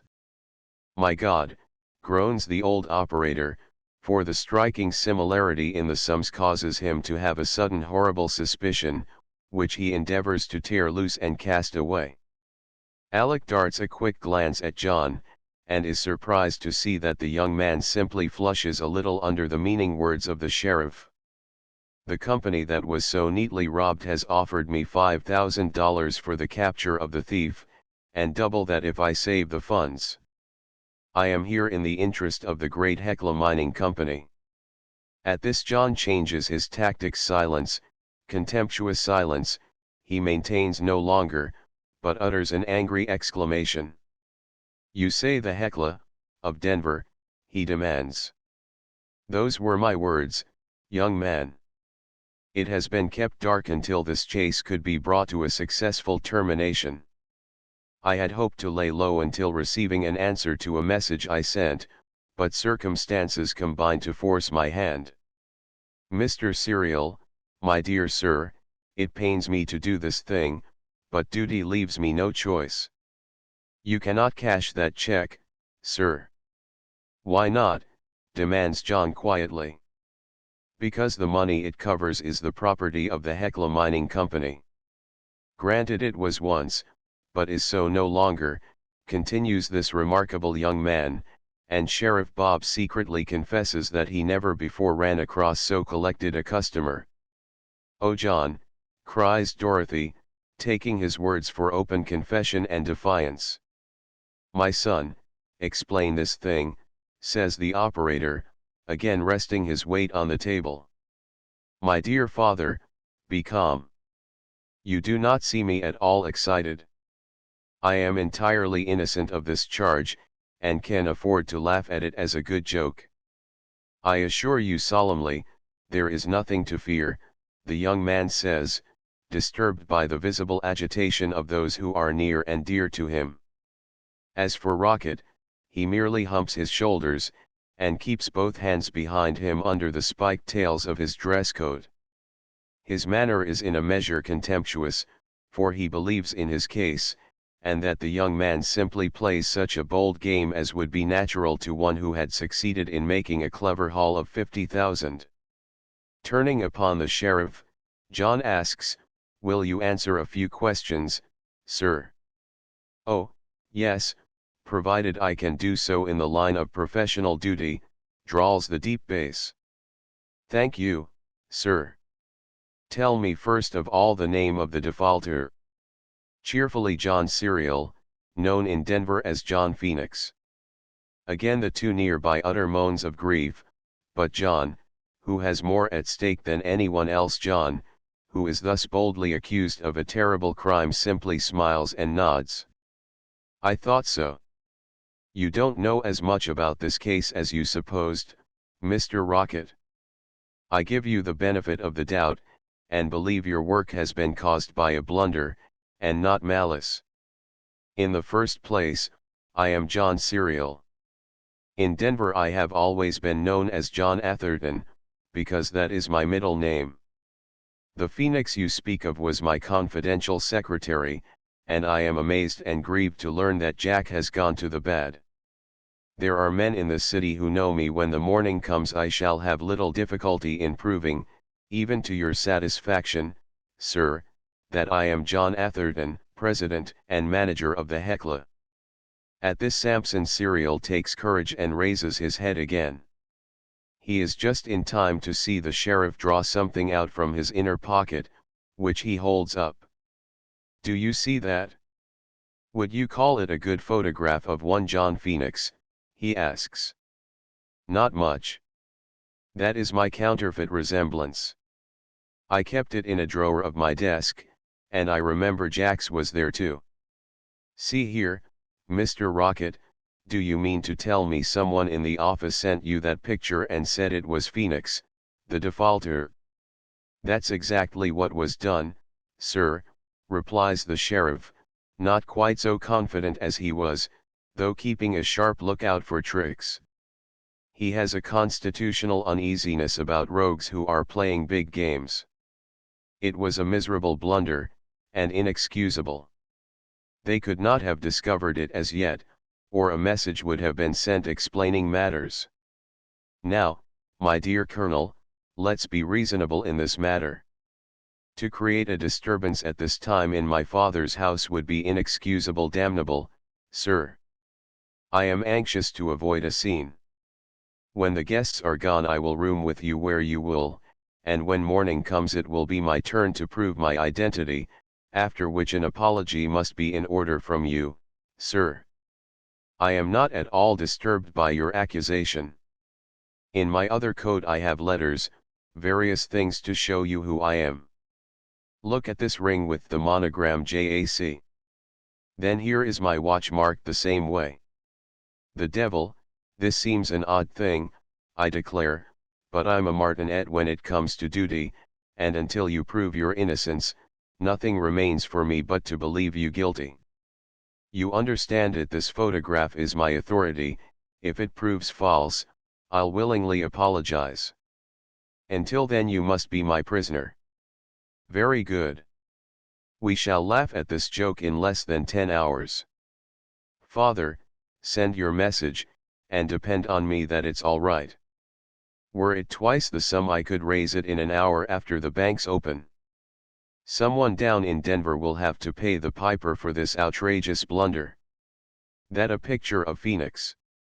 Why, hang it, we're as much opposites as you and I, Colonel Rocket, and in disposition too. I am quiet, sedate, while I doubt if in all Denver, or the West, you could find a jollier fellow than Happy Jack. Alec Craig gives a cry. What was that name? He demands hastily. We usually called Phoenix Happy Jack, on account of his rollicking ways, returns John. Wonderful, murmurs the Canadian. As for the Colonel, his red face glows with a sudden zeal. His manner reminds one of the setter quivering with excitement, upon scenting the game close at hand. Craig, tell me, wasn't that the name of the gay young dog who was with you last night? When you related that adventure a while ago, I'm dead certain you called him Happy Jack, and that he said he knew Phoenix. Just so, Colonel, and unless he's flown you'll find him at the Sherman house. Good heavens, was ever a man so beset? What now, Rocket? Asks John, smiling. Too much of a good thing. I feel like the poor devil who was undecided which girl to marry, and who in his dilemma sung, "How happy could I be with either, were t other dear charmer away. I've got my hand on one party, and the other is at the Sherman house. If I leave one I may lose both, and a bird in the hand's worth two in the bush." John is the coolest, most unconcerned man in the house. He actually laughs. "Poor Colonel," he says. "Perfectly heartless.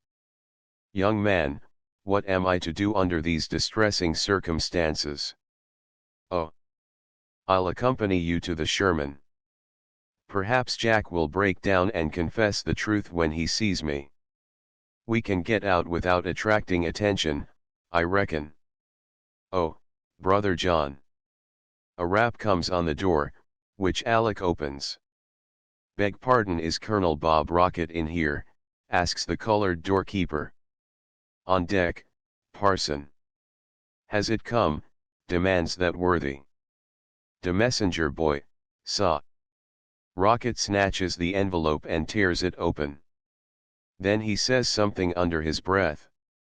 "Mr. Serial, this explains it, John Atherton, pardon my bothering you, and kick this ass who signs himself Jim, when you see him again, for sending me the wrong picture. Gentlemen, ladies, adieu. Duty calls me from this realm of bliss, believe me, only that could tear Bob Rocket away so near supper time. To the Sherman, then, and happy Jack. Again I say, au revoir." Chapter XXII. Happy Jack. Thus he bows himself out, this strange Sheriff Bob. For once at least he has made a serious blunder, and almost precipitated a most unseemly disturbance. No wonder he is wrathy over the blunder of the Denver clerk who could so carelessly send a photograph without examining it, and almost cause the arrest of his own employer. After he has gone, the little party in the library draw together again. John is good-natured, as he can well afford to be. Conscious of his innocence, he has at no time felt anything beyond mere annoyance. As for Alec, he has a feeling of positive relief that amounts to delight. The heaviness of spirits is gone.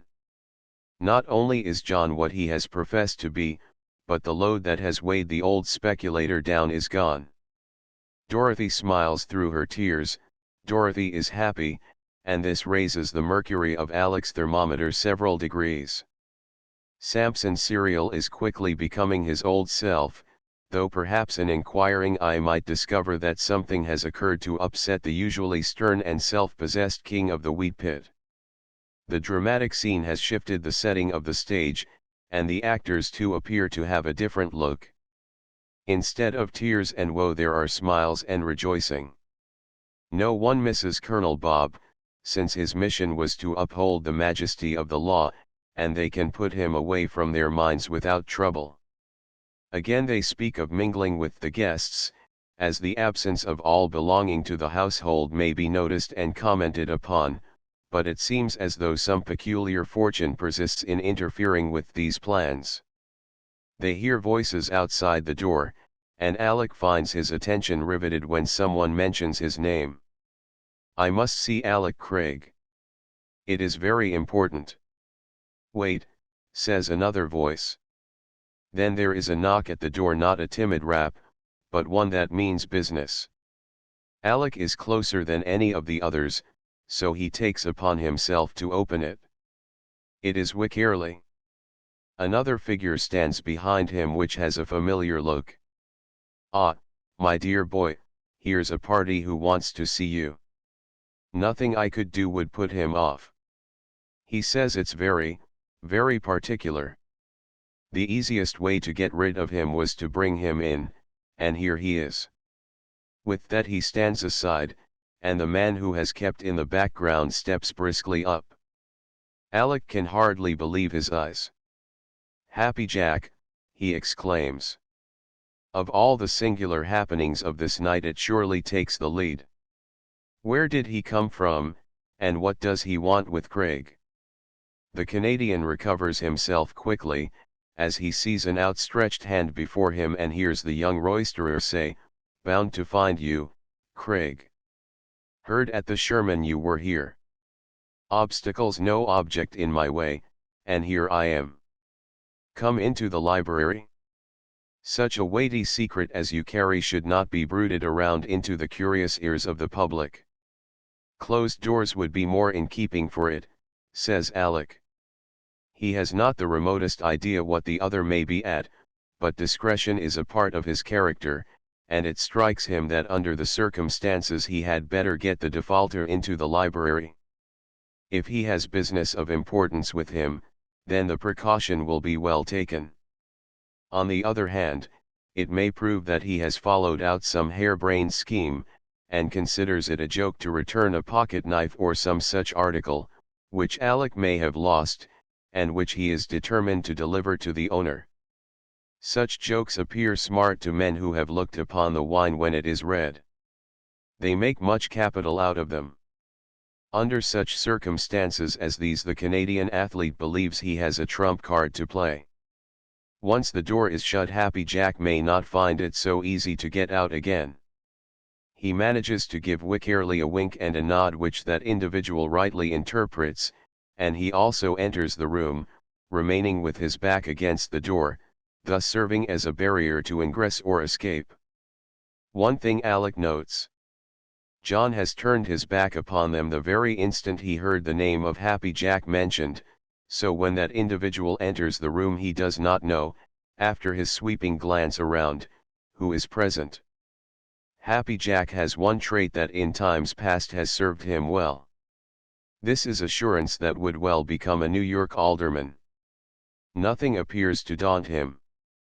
Put him down at Her Majesty's reception, and he would do his little part after his own way, if not quite to the Queen's taste.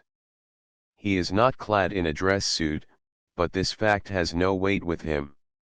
Happy Jack Phoenix in his business Scotch cheviot is perfectly at home even amid the satins and diamonds of the finest reception Chicago has seen during the season.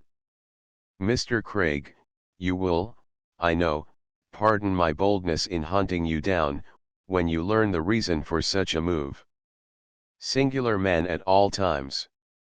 When I get my mind set on anything all earth and the lower regions beg pardon, young lady can't persuade me otherwise," he says, as placing both hands on the back of a chair he faces the Canadian, beyond whom are Cyril and his daughter, both looking in open-eyed wonder at this uninvited guest. "That's so," mutters John, and he has had good reason in the past to lament this trait which Jack mentions. Did anyone speak?" "Well, as I was saying, Mr. Craig, I'm set in my way. I can't be turned aside. If I was walking along a railroad track and an engine came at me, there'd be trouble, and 2 to 1 it wouldn't be me that suffered. That's my nature. Now, fortune threw in my way certain information. It concerned a gentleman whose acquaintance I formed last night. I said to myself, Happy Jack, not a wink of sleep for you until you see him and put a flea in his ear. That is why I am here. I have brought the flea with me. You wonder why I go to all this trouble for one almost a stranger. It pleases me. I'm always doing something for others, expect to become a philanthropist after sowing the last of my wild oats. Then, there's another reason. My friend, the way you sent that rascally Turk spinning last night won my heart. Something of a gymnast myself in a small way, a believer in the manly art of self-defense, and I said to myself, the chap who can give a fellow such a whirl takes my heart. Pardon this long but necessary digression, as the fellow in the novel says. Now, having made myself solid, I'll come down to common horse sense, and talk business. Thank heaven, mutters John, still keeping his back toward the newcomer. Phoenix glances sharply toward him, as if his ears have caught this last remark, and then he throws an inquiring look at Craig, who smiles and touches his forehead in a meaning way which brings a knowing expression on the other's face. A little off, That's all right, no offense taken, I assure you. Now see here, Mr. Craig, when you tossed that copper-colored Turk over to me last night on the Midway, like a bundle of rags, you thought that was the end of him, that he was out of the game. I know you did, but you never made a greater mistake in all your life, sir. I have made a study of these vagrants of the Midway. Was a tramp myself once and can understand their ways, you know. Queer people, the Turks, and their leading characteristic, sir, is revenge. Even a lapse of 20 years will not make them forget. This may be an accidental thrust, and probably is, but it strikes home. Samson Serial starts and looks anxious, feeling that he has some concern in this game. As I wandered about that entrancing region early this evening, my ear charmed with the sweet music of the never-ceasing tom-tom, or the cry of the bum-bum candy vendor, my eyes feasting on the beauties of Samoan and Lapland architecture, I chanced to catch a glimpse of the Turkish nabob. Ever since I had that whirl at him last night I have been in low spirits. I wanted to repeat it. If no one got in the way, I believed I could even see your throw and go one better. So it entered my mind to follow the Turk and watch for a chance. Gentlemen, behold the working of fate. I dogged his steps. Presently from the gorgeous Turkish village he sought the classic shades of Cairo Street, where I was quite at home. I could swear to that, says John, but having been warned, the narrator of the modern Arabian Nights pays no attention to this interruption beyond a shrug of the shoulders. It was a question with me, I assure you, whether I should hire a donkey and run Mr. Turk down, or mount a camel and chase him the length of the street, for you see my animosity was aroused. Then I began to notice that he was holding mysterious confabs. First he met two fellows just outside the Turkish barber shop and handed over some money. Then, further down the street, two more turned up.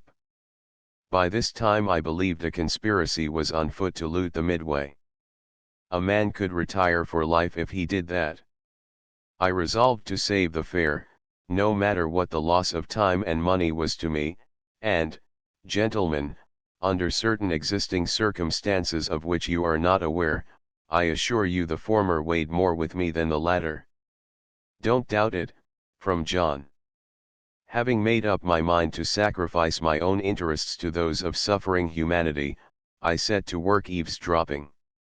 Now, my education as a detective has been woefully scant, but in my peregrinations before condescending to settle down in Denver I have had some rough experiences, and they taught me how this thing must be accomplished. Gentlemen, with me it was veni, vidi, vici, for I came and saw and conquered. Near the group lay an old blanket used on one of the camels during the wedding procession. Under this dirty cloth of gold I hid myself, and then edged along until I was close behind the conspirators. I happen to have remarkable ears, you notice they stick out like a rabbit's, they give me the power of catching a whisper, and these chaps were so earnest in discussing their sweet plot that they talked right out in meeting. Fortune bless the brave, their delightful conversation was carried on in English, pidgin English as we men of the border would call it. It happened that two of those present were not Turks, but Americans, and that is what saved me from listening to a jargon of heathen talk that would have been a blank to me. Piece by piece I put their sentences together. At first, sir, it was a puzzle, but as each section filled a gap I finally found I was handling as masterly and bold a scheme as was ever hatched on American soil. Chapter XXIII. What the old camel blanket concealed. Happy Jack knows enough of dramatic rules of rhetoric to pause after this climax. He changes his posture, thrusts one hand into the breast of his coat, a la Napoleon, while the other emphasizes his words with pointed and quivering finger. Taken in all, he makes a fine study. Those present, realizing that the fellow really has something of importance to tell, listen with attention, and this gives him courage to pose as might a Cicero addressing the Roman courts of old. I have not had the pleasure of being introduced, sir, but I take it that you are the lordly host of the manor, Samson Serial.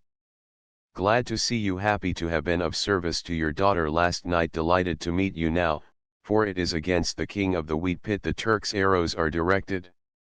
He's a good hater, I knew that as soon as I set eyes on him, and it would make your flesh creep to hear him tell the many things he would do to wipe out the past, if ever he caught one Samson Serial on Turkish soil. That is not to the point, however. They settled down to business after a while, and we had it all. Now pay attention, friends, and I will tell you what is in the wind. This vendetta of Cairo Street aims to carry out the will of a mastermind. Against two persons the grudge is held, one of them our Canadian friend, who has interfered with the Nabob's plans in several ways, the other King Serial himself. I learned that one of the men was in your employ, sir, and you may recognize him by the name of Anthony, which I heard him called. The rascal, the traitor, and I have done so much for him, says the operator angrily. Never mind. He is an ungrateful dog, and the Turk's gold bought him. I understand that you expect a friend or two here tomorrow, and have arranged to show them the Midway in the evening, as they are especially interested in the foreign countries or something in that line. Didn't bother my head to catch the particulars. Well, sir, these fellows have got it in for you and Craig. The trap will be set and baited, and before another day dawns on Chicago, Turkish vengeance wins. This is to be brought about by strategy, gentlemen, in which a woman figures whom the said Samson Serial has long believed dead. Don't mention her again, says the operator, turning deathly white, and thinking of Dorothy, who must hear every word, but although the sudden warning causes Phoenix to be more guarded in his speech, what he has already said has aroused a curiosity in the mind of Dorothy that will grow rapidly, until it brings her in at the grand climax. In palmy days of yore, before I took to tramping in order to see the undercurrent of life, I used to be a shorthand reporter, and my old tricks of the trade cling to me still. Under that miserable old camel blanket, with a gleam of electric light coming in at a hole, I did some of the tallest scribbling of my experience, jotting down whatever seemed of importance. Lo, the result, messieurs, of that enterprise. He takes from his pocket a notebook, and shows page after page of scribbling, the strange hieroglyphics of the stenographer. The lines awry and the characters often faulty, but, considering the peculiar circumstances under which it was written, the work is rather creditable to the scribe. A little out of practice, I fear, gentlemen, but on the whole I reckon you can have it easily written out into everyday English. Between these covers lies a story as thrilling, as weird as any I ever read in Puck. It will a tale unfold to harrow up your soul and make your blood run cold. This, then, I leave as a legacy. Hire some poor hungry devil of a shorthand writer to spin the yarn. My word for it, you will be amply repaid. I would dearly love to undertake the task myself, without hope of reward, but two things prevent. I always hated rendering into prosy English the poetic signs of shorthand. Then again my time is limited in this romantic city by the lakeside. I am uneasy like the wandering Jew, I find no rest, but must cross the border to Canada's domain. An important engagement necessitates my leaving on the next train. Hence, you will excuse me if I retire. Alec, my dear boy, always remember you with pleasure. Look you up in Montreal if I settle there. Reckon I'll make a good Canuck in the end. Mr. Serial, yours to command. Young lady, proud to have served one so lovely. As to you, sir, addressing the party who still persists in keeping his back turned, if you will step outside with me, where we run no chance of disturbing the elements of this charming gathering, the question of your right to break upon my narrative with insulting grunts that are significant of contempt will speedily be settled, and with this explosive shot the man from Denver takes a step toward the door. We can settle the whole business right here and now, Phoenix, my boy, says John suddenly. At the sound of that voice, together with the mention of his name, Happy Jack whirls around, uttering a sharp cry. John's back is no longer toward him. They look into each other's face. Phoenix is terribly stricken. As if by magic the jaunty air leaves him, his knees quake, and his whole appearance is that of a man upon whom a thunderbolt has descended without the slightest warning. Good God!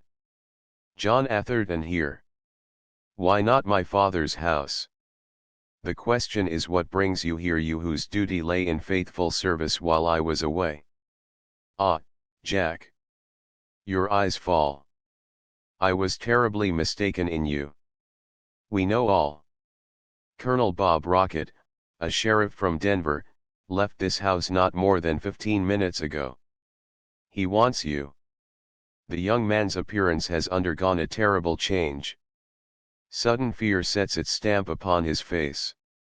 For days he has kept this panic away from his mind by continual libations, so that he has been in a hilarious condition. Without warning the mask drops and he finds himself face to face with the man who has trusted him. All is known. The end is at hand, the terrible termination that generally wins up such cases as his. Before his eyes looms up the penitentiary, or perhaps the dreadful fate of a suicide. Caught. No wonder his head hangs in shame, no wonder he dares not meet the eye of the man he so basely deceived.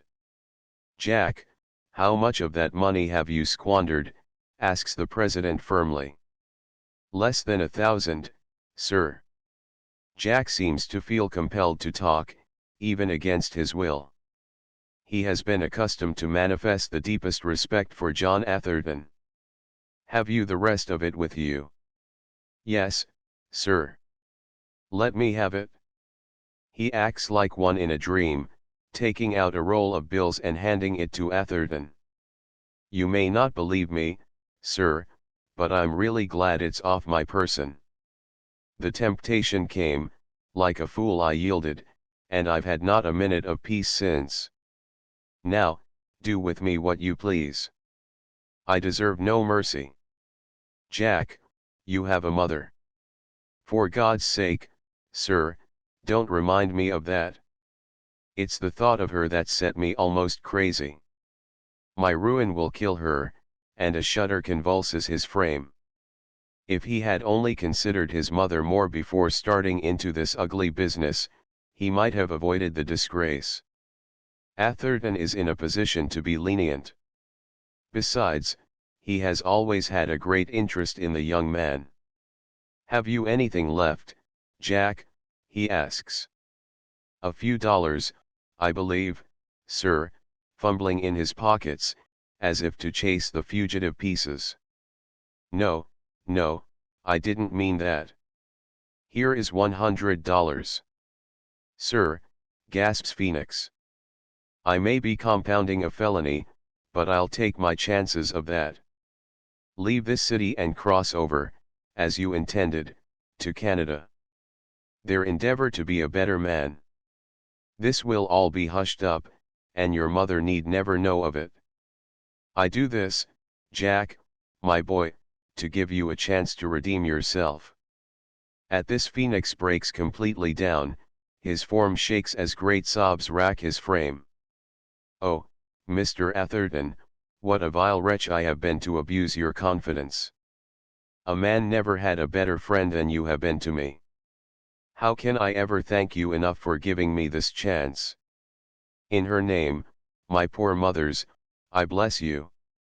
Yes, I will go to Canada, and in the sight of heaven I swear that if I live to 80 years and 10 nothing can ever tempt me to fall again. This lesson has taught me I am not made for a rascal. My peace of mind demands that I have a clear conscience. Would you condescend to shake hands with me before I go, sir? Willingly, Jack, and if you can show me a year from now what you have done, if you can prove to me that this lesson has sunk into your heart, I'll give you another trial, Jack. God bless you, sir. You will hear from me if I live. Unable to say another word, the young man turns and leaves the library. If any of the guests see him as he quits the house, their curiosity must be aroused by his manifest signs of emotion. There will be one disappointed man in Chicago, I warrant, says Alec, whose eyes are moist. You mean Bob Rocket? I can fix the matter up with him. In that case it's only a question of dollars and cents. Under the circumstances I feel as though I had made a wise move. Almost the entire sum recovered, and poor Jack given a chance to redeem himself. What a strange fatality led him to this place tonight. It was probably a fortunate thing for him, as the Colonel by this time would have had hold of him. There is much that Wycherley does not understand, but he is not in a position to ask questions, so he guesses how things have gone. Alec is relieved in several ways. There remains one more cause for speculation: the presence of Adela under this roof. Will she continue to keep her presence a secret from the man who was once her husband? Seeing her boy must indeed be a source of mingled joy and grief, since, yearning to make herself known, she dares not for fear of being repulsed. If the opportunity comes, he means to see her again and find out if something cannot be done to ease her last steps through life, for the end is not far away. Alec is enough of a physician to read that in the hectic flush on her cheeks. They pass out among the guests. At the first opportunity Alec tells Wycherley about her presence here, and that worthy is surprised, but knowing her story, soon grasps the situation. Can anything be done to aid her cause? They hardly dare approach the stern old man with the story, not being able to hazard a guess as to how he will take it. Something they have not counted on takes a hand in the game, the same power that brought Jack Phoenix to the house where his employer chanced to be, that peculiar combination of circumstances known as fate. Chapter XXIV. Her Atonement. The strains of music from the hidden orchestra rise and fall to the time of a popular march. No longer the low serenade or the sad sweet lullaby that falls like the rippling of running water on the ears of those who converse, but the strong, joyous marching music that means in so many words, get your partner and advance upon the food that has been prepared by the first caterer of the world's fair city. Double doors glide open and a royal spread is disclosed, as only a millionaire can afford in such tight times. There is the usual delightful bustle. A dozen seem imbued with the same thought, and seek out Miss Dorothy only to find that the young wooer from over the border has been too quick for Chicago, since she is already at the head of the line, with Alec Craig at her side. The feast is a jolly time. Light of heart are those present. The hard times give them no occasion for worry. Not once does a soul present, in the midst of this abundance, cast a single thought upon the thousands who see the coming of fall and winter with dread because that they have no work. These butterflies of fashion know little of corroding care. The value of the gems sparkling upon the persons of millionaires' wives and daughters at Sampson Cereal's reception would keep food in the families of all Chicago's poor for a 12-month. At last the feast is over, and they repair again to the brilliant drawing and ballrooms where there is to be singing and dancing. What remains of the night will be passed thus, and, as is usual, the last stragglers cannot be expected to go until the small hours of the morning. Alec would under ordinary circumstances have gone long before, but somehow he cannot tear himself away while others remain. Nor can he understand what it is that chains him unless it is love that fills his heart. It begins to appear a very serious business, and Craig takes himself to task several times about it. The company has dwindled down to a few, and Alec resolves upon leaving. Wycherley has gone, actually seeing a banker's daughter home like the audacious fellow he is. Craig has promised to come around in the morning and help translate the tale Phoenix left behind him in shorthand, which is to disclose the intended plans of the wily Turk. Feeling very much at peace with himself and the world in general, Alec is descending the stairs after having donned his light overcoat, and secured his hat, when there rings through the house the sudden shriek of a woman. He knows that it comes from the ladies' dressing room, and without losing a second makes a dash in that direction. On the way he overtakes Samson Serial, and together the two push through the door into the apartment. What they see is an appalling spectacle. There has been a fire in the grate, for the night air is chilly, and society ladies are not too warmly clad. How it happened no one may discover, but Dorothy in passing must have gone too near, and her train swept into contact with the fire. At any rate she was ablaze almost in a flash, her light drapery burning like matchwood. Not from her lips did that shriek issue, for sudden fright palsied her voice, but the attendant gave the alarm. She, regardless of her own safety, threw herself bodily on the lovely young girl and beat out the fire with her hands. In this she is successful, but the flames communicated to her own clothes. She throws Dorothy from her, just as the gentlemen rush in through the doorway. Alec takes in the situation at a glance. He snatches up a costly rug from the floor. Without a second's delay he throws this around the blazing form and effectually extinguishes the fire. She looks into his face, and Alec is amazed to see so little fright there. Indeed, he imagines he can detect a smile upon the countenance of the poor lady. As for Serial, he has rushed to his daughter and stamps upon the still smouldering train. Great heavens! Dorothy, tell me, my darling, how did this happen? Are you injured? He cries. An accident, father. I am not hurt in the least, but I might have been burned to death only for her devotion, her bravery. Oh! I fear she has been dreadfully injured. Leave me go to her, father.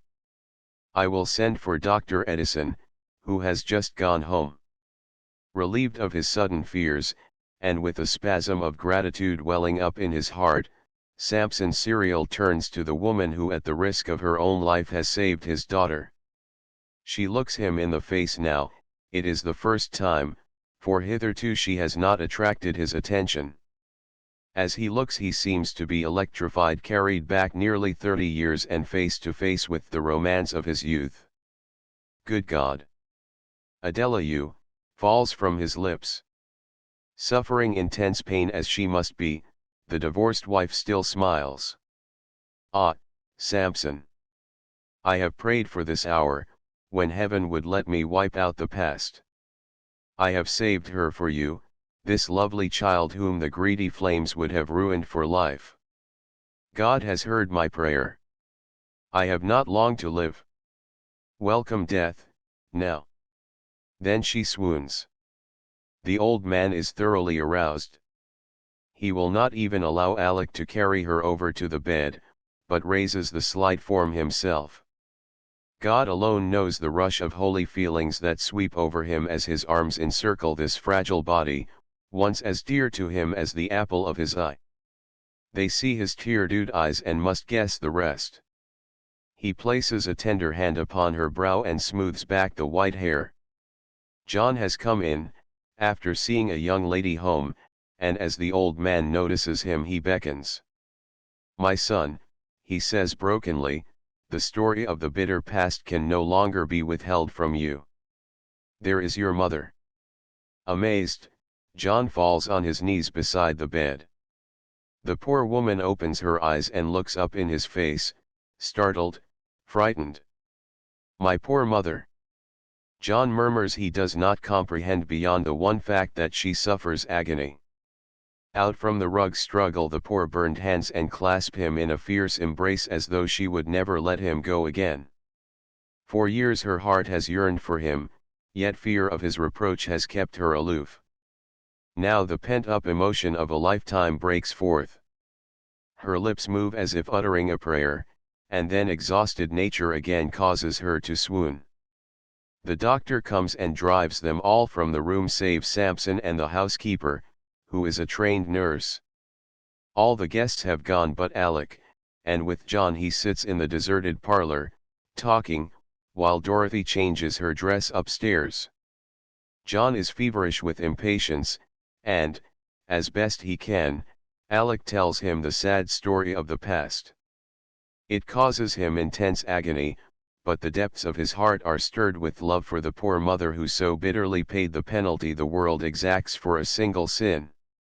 When Craig describes with enthusiasm how his friend wickedly saved the poor woman from the burning tenement, John is running over with gratitude toward the actor. Indeed, all of them have pretty much the same feeling for him. Then Dorothy joins them, looking very sweet, Craig thinks, in her dark robe, though the color has left her cheeks, and a look of sadness and fear haunts her eyes. While they talk in subdued tones, Samson Serial joins them.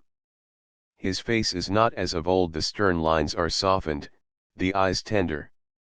It is with a trembling hand that he draws Dorothy into his embrace.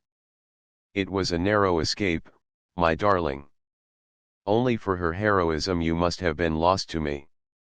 I hardly know what to say. God in his goodness has, I trust, forgiven me. This is the way he has chosen to open my eyes. Adela sinned, and it was right that we should part, but I have been wicked to keep alive in my heart the elements of bitterness and anger, instead of forgiving the wrong of the past. Now the scales are removed and I see my lamentable fault. Her last days shall be passed in peace, he says brokenly. Oh, Father, is she then fatally burned? Has she given her life for me? Cries Dorothy. It is not that, my child. Her burns, though of a painful nature, are not fatal, but she is the victim of disease. Consumption has claimed her for its own. God knows how it was contracted, perhaps through a lack of the necessaries of life, or it may be through nursing those who suffered from that terrible disease, for she tells me she has been a nurse in the hospitals, and through several yellow fever epidemics down south, trying to wash out her sin by doing good. The doctor has told me that she cannot live through another winter. Dorothy, shall this home be hers to the end? 1,000 times, yes, Father, and it shall be my pleasure to wait upon her as though she were my own mother. John in the fullness of his heart draws her toward him and kisses her reverently. God bless you, sister, he says brokenly, while her words have caused Alec to suddenly remember the fortune teller of Cairo Street and wonder what part she will have in the last scene of this strange play, the dramatic climax arranged by the wily Turk. John, says Samson Serial, you have heard this sad story from our good friend Craig. Do you hate me for the part I have played in it? No, no, Father. I can imagine your painful position. I blame no one. It is, as you say, a sad thing, indeed. The only way now is to forget the past. That is right, John, you speak sensibly. And endeavor to make my poor mother's last days as easy as may be. She erred, but she has nobly atoned for the past. Let us not judge lest we be judged. How is she? May we not see her, Father? Here comes the doctor. He has made her as easy as possible. Ask him. The physician can see no harm in it. He has given her a sleeping potion, but knows that a glimpse of happiness will do even more to bring ease of mind, so, with a warning, he grants them permission. Alec takes his leave. He shakes hands with each in parting, for it seems to him he is in some way affiliated with these good people, since circumstances control his destiny and places it side by side with theirs. Perhaps he squeezes the small hand Dorothy places in his, at any rate she blushes beautifully at the words he says, so low that other ears hear not, and when he has gone, glances smilingly at the mark upon her finger made by the setting of a ring, which is ocular proof regarding the warmth of a Canadian handshake. Book 4. The Spider's Web of Cairo Street. Chapter XXV. Diamond Cut Diamond. Craig is as good as his word. At the hour appointed he appears at the house of the great grain manipulator. John meets him at the door and welcomes him, but is on the way downtown to attend to some important business for his father connected with the deal that has given the operator new life. "I thought I saw our friend the sheriff down on Clark Street, aboard a car," Craig remarks, at which the other smiles. "Yes, he was here. I had a long chat with Bob, and he starts home tonight satisfied. He put in the night watching the Sherman, but of course Phoenix never turned up again. By this time he is in Canada, if he caught that late train. I will be back in an hour or two. Stay to dinner." "Thanks," returns Alec, mentally deciding to await an invitation from Dorothy or her father before committing himself. "You'll find father in the library, I believe. Walk right in, Craig, I must be gone." Alec knows the way.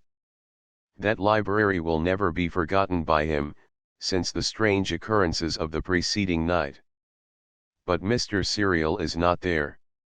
On the contrary, as Alec opens the door and enters, he finds himself in the presence of Dorothy in tears.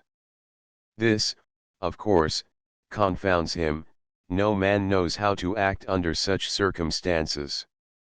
Bold enough to face any danger, the hero feels weak in the presence of a weeping woman. She looks up and sees him, then smiles through her tears. It is like the April sunshine peeping out amid the clouds, and Alec can mentally see the rainbow of promise. "Oh, Mr. Craig, how silly I must appear in your eyes, but want of sleep and nervous exhaustion have made me hysterical," she hastens to say, holding out a hand, then quickly withdrawing it. "I trust nothing further of a serious nature has happened," he remarks anxiously. "No, no. She is getting along nicely. Father is at her side much of the time. He has forgiven all and is eager to make her happy. She knows the end is not far distant, and you would be surprised to see how contented she is. I doubt whether in the whole of Chicago today you could find a woman so happy as Adela. It is because she is going. If she had to live she would fear for the future. The future seems bright and heavenly now to her, poor Adela. And you are crying over her woes. Ah, Miss Dorothy. You have seen little of this world's sorrows. All around they lie, but the loving care of your father has kept you free from them." "Yes, I have been reflecting. It never came to me before. Adela's sad story has shamed me. From this hour, Mr. Craig, I am resolved to be of some account in the world. I grow sick at heart to think that I have lived nearly 20 years and never have I gone out of my way to minister to the sick, the suffering. This poor woman has been an angel. She has taught me a lesson. I will tell father you are here, Mr. Craig," she says, possibly anxious to escape from his observation after the recent scene. Presently Samson Serial appears. He has not slept all night, and at his age such things show. His eyes look red, but his face is cheerful. Alec fails to discover the stern lines of old. Perhaps the barriers to his heart have been overthrown by the strong rush of sympathy, and he is humbled with the discovery that all these years he has been bitter toward a helpless woman, striving with might and main to retrieve the past. "Ah, Craig, my dear fellow, you're on time. Glad to see you.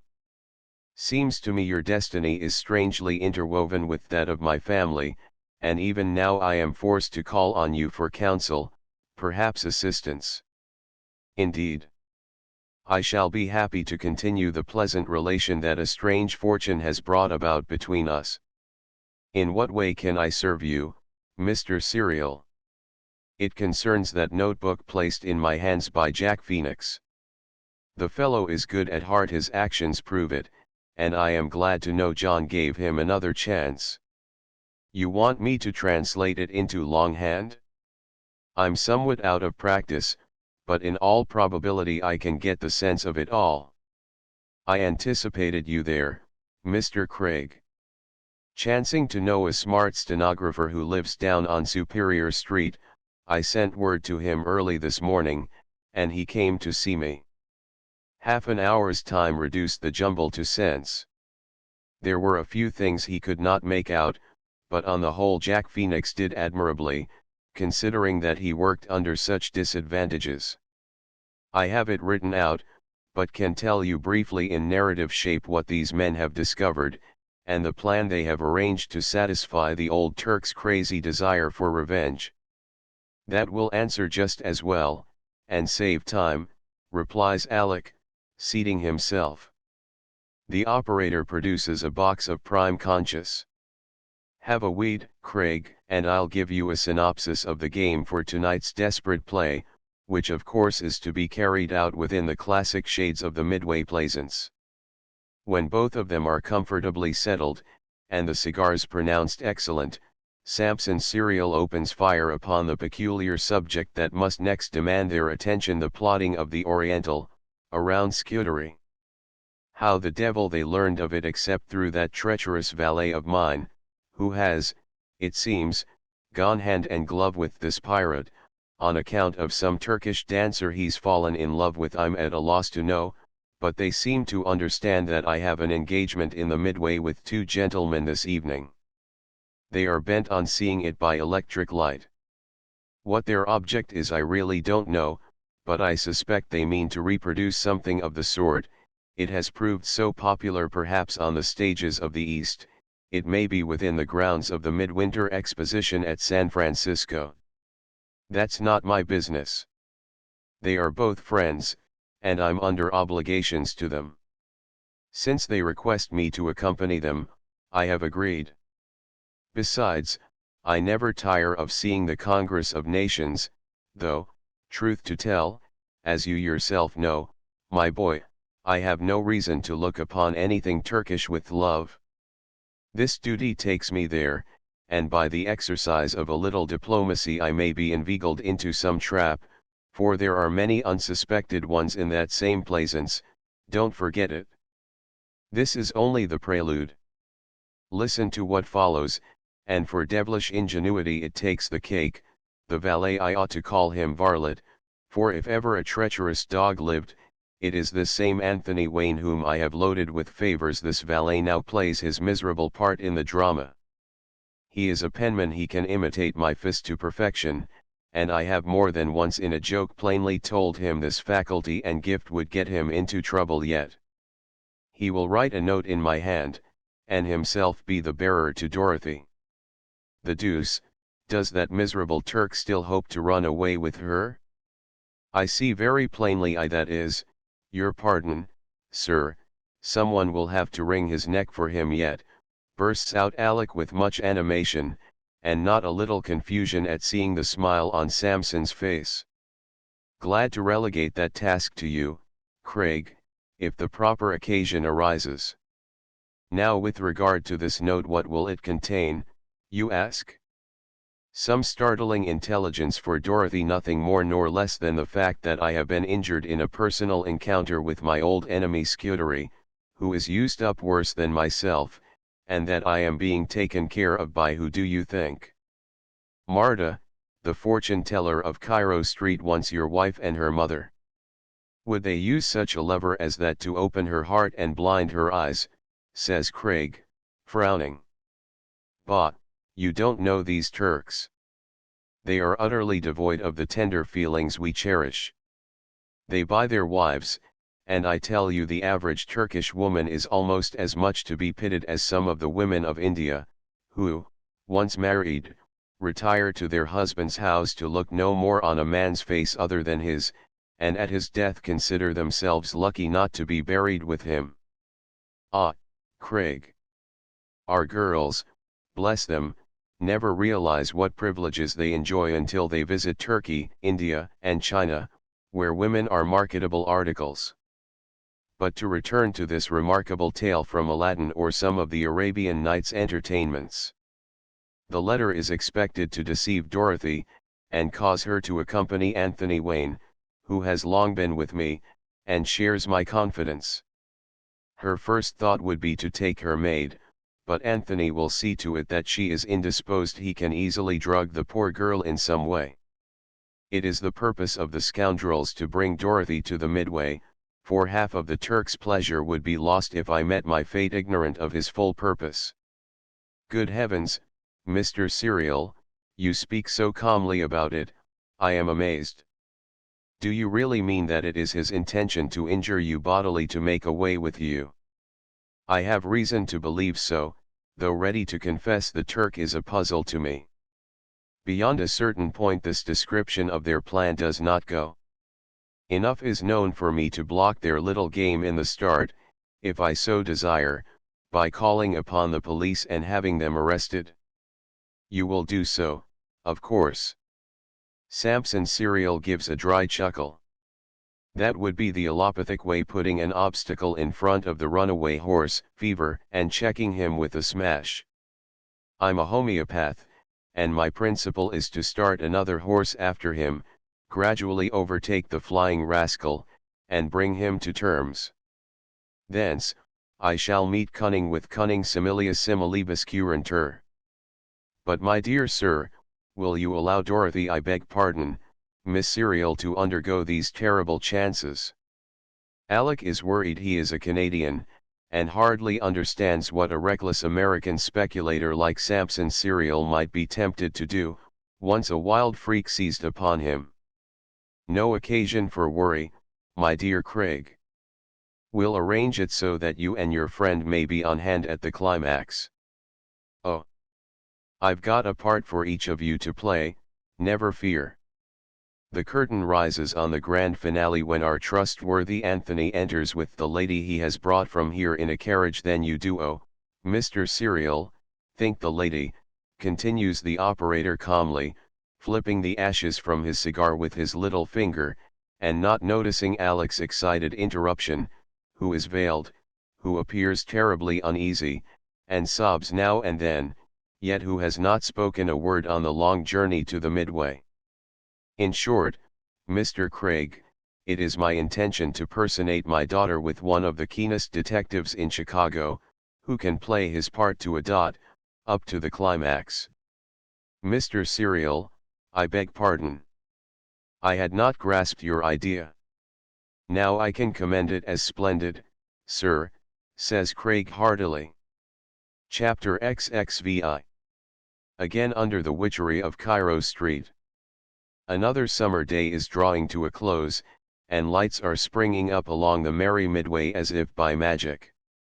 If a strange, eerie place during the day, with its curious inhabitants and remarkable specimens of worldwide architecture from humble South Sea Island huts to Turkish mosques, Persian palaces, and Chinese pagodas, the effect is greatly lightened when these wonders are viewed by the aid of thousands upon thousands of lamps, colored lanterns, and electric lights. After the numerous villages and streets, bazaars, and countless shops had once got into full working order, each day and night was pretty much like another along the Midway. Only a downfall of rain made a perceptible difference in the crowds that haunted its classic shades. The same weird noises came from every hand, and a succession of sights that made one doubt very much whether he was in the ancient city on the Nile or the modern Babylon, Chicago. When Alec Craig and his friend Wickerly turn under the intramural railway and enter upon the Plaisance, it is just evening, and their thoughts naturally go toward supper.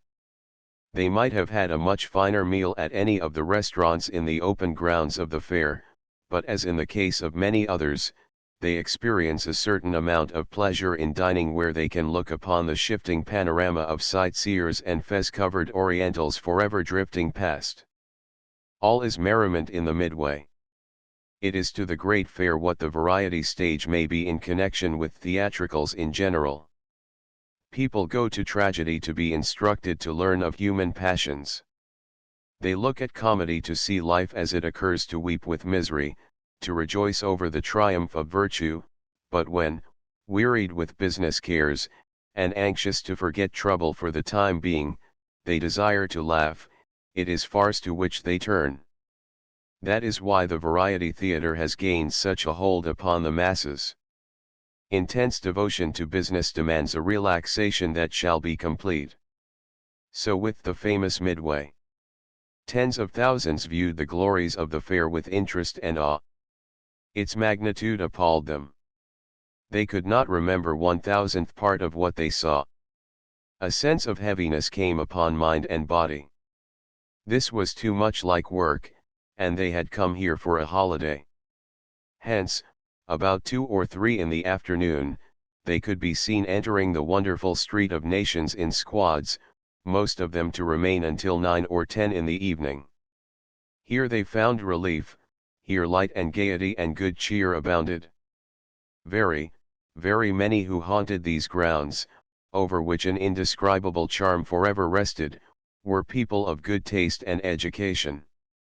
They found here the balm in Gilead, the peace of mind that was denied them in the whirl of Machinery Hall or the endless displays in the liberal arts.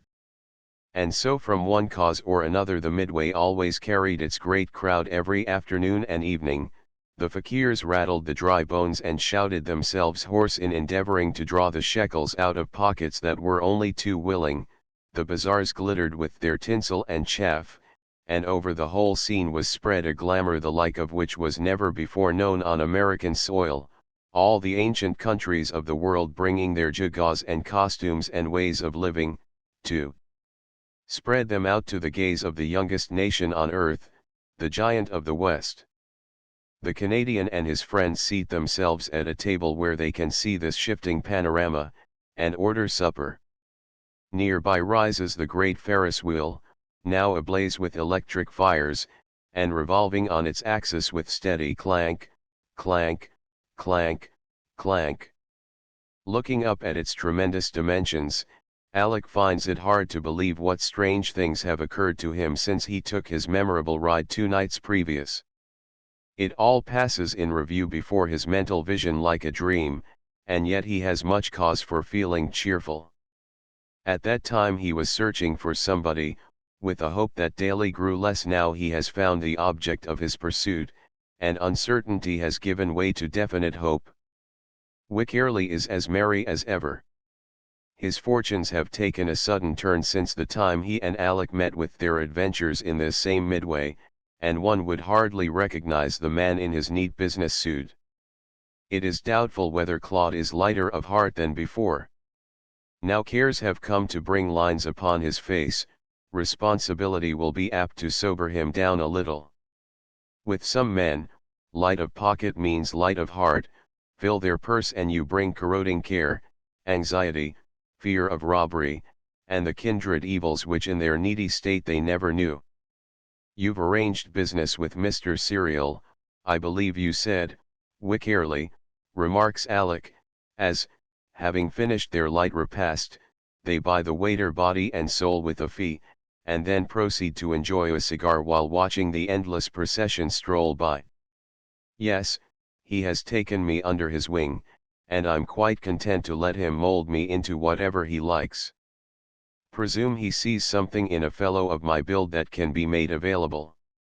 Of course nothing is settled yet, and probably won't be until we wind up Mr. Turk from the Bosphorus and his rascally game, but I expect to be the co of the Sampson Serial concern some day in the near future.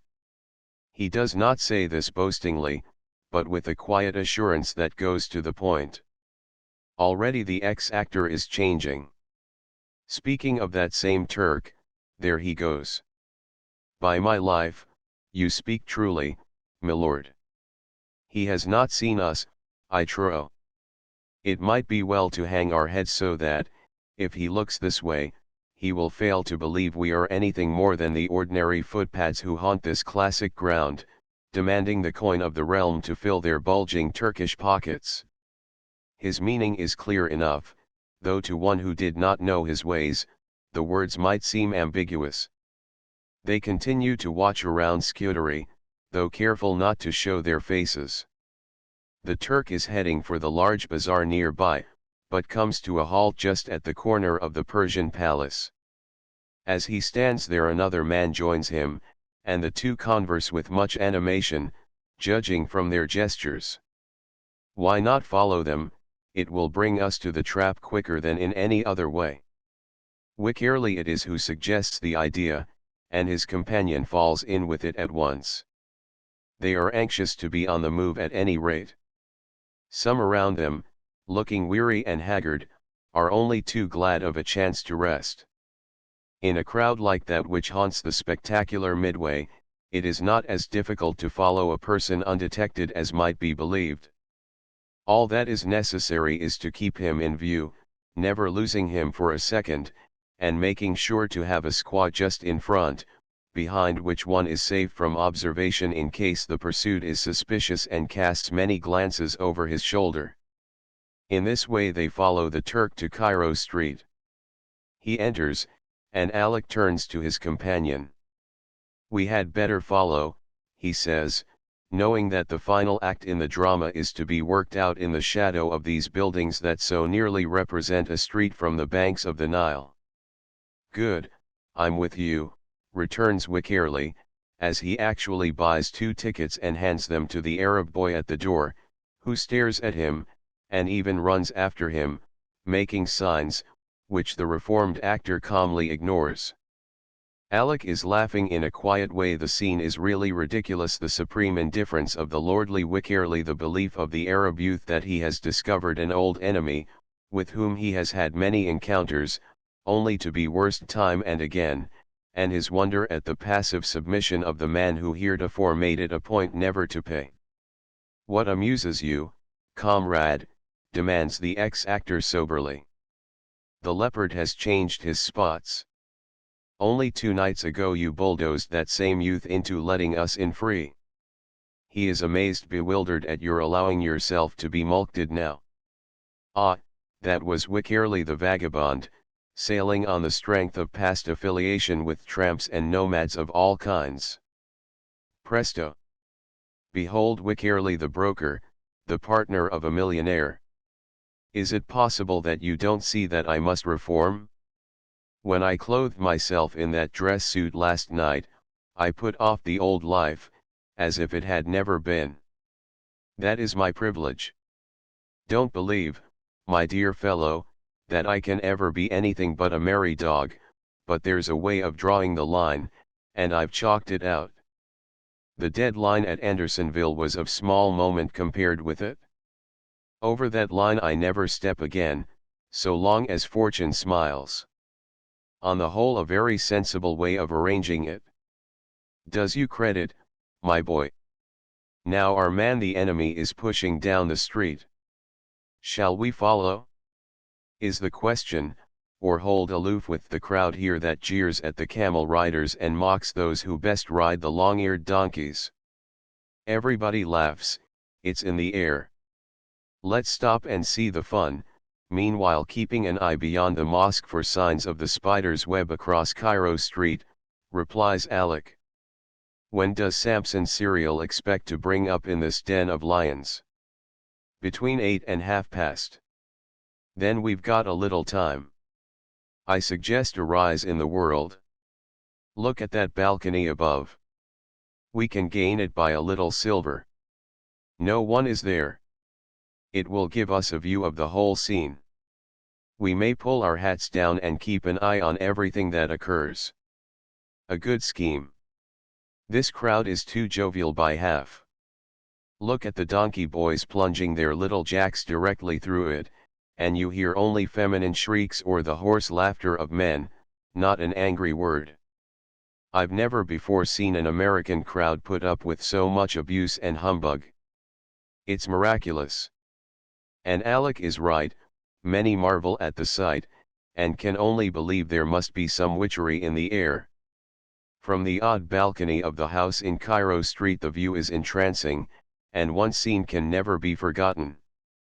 Our friends do not forget the business that brings them to the place, and while smiling at the ludicrous sights presented below, with amateur camel riders hugging each other upon the swaying ships of the desert, and letting out volleys of shrieks that are music to Arab ears, they keep continually on the watch for those who are to start the serious part of the drama into action. Suddenly Wycherley utters an exclamation. "What do you see?" asks his companion, in doubt as to whether the other has made a pleasing discovery or the opposite, for he remembers the Spanish cigar girl and Wycherley has not yet renounced his claims in that quarter, though only the night before paying gallant attention to a banker's daughter. "Observe yonder camel and his riders," replies Claude. Chapter XXVII. The old game of the spider and the fly. "Jove, there he is, sure enough, and riding a camel too. What is come over Samson Serial, the sedate king of the wheat pit? I am amazed," declares the Canadian. "My dear fellow, you should be surprised at nothing here. I tell you it's in the air.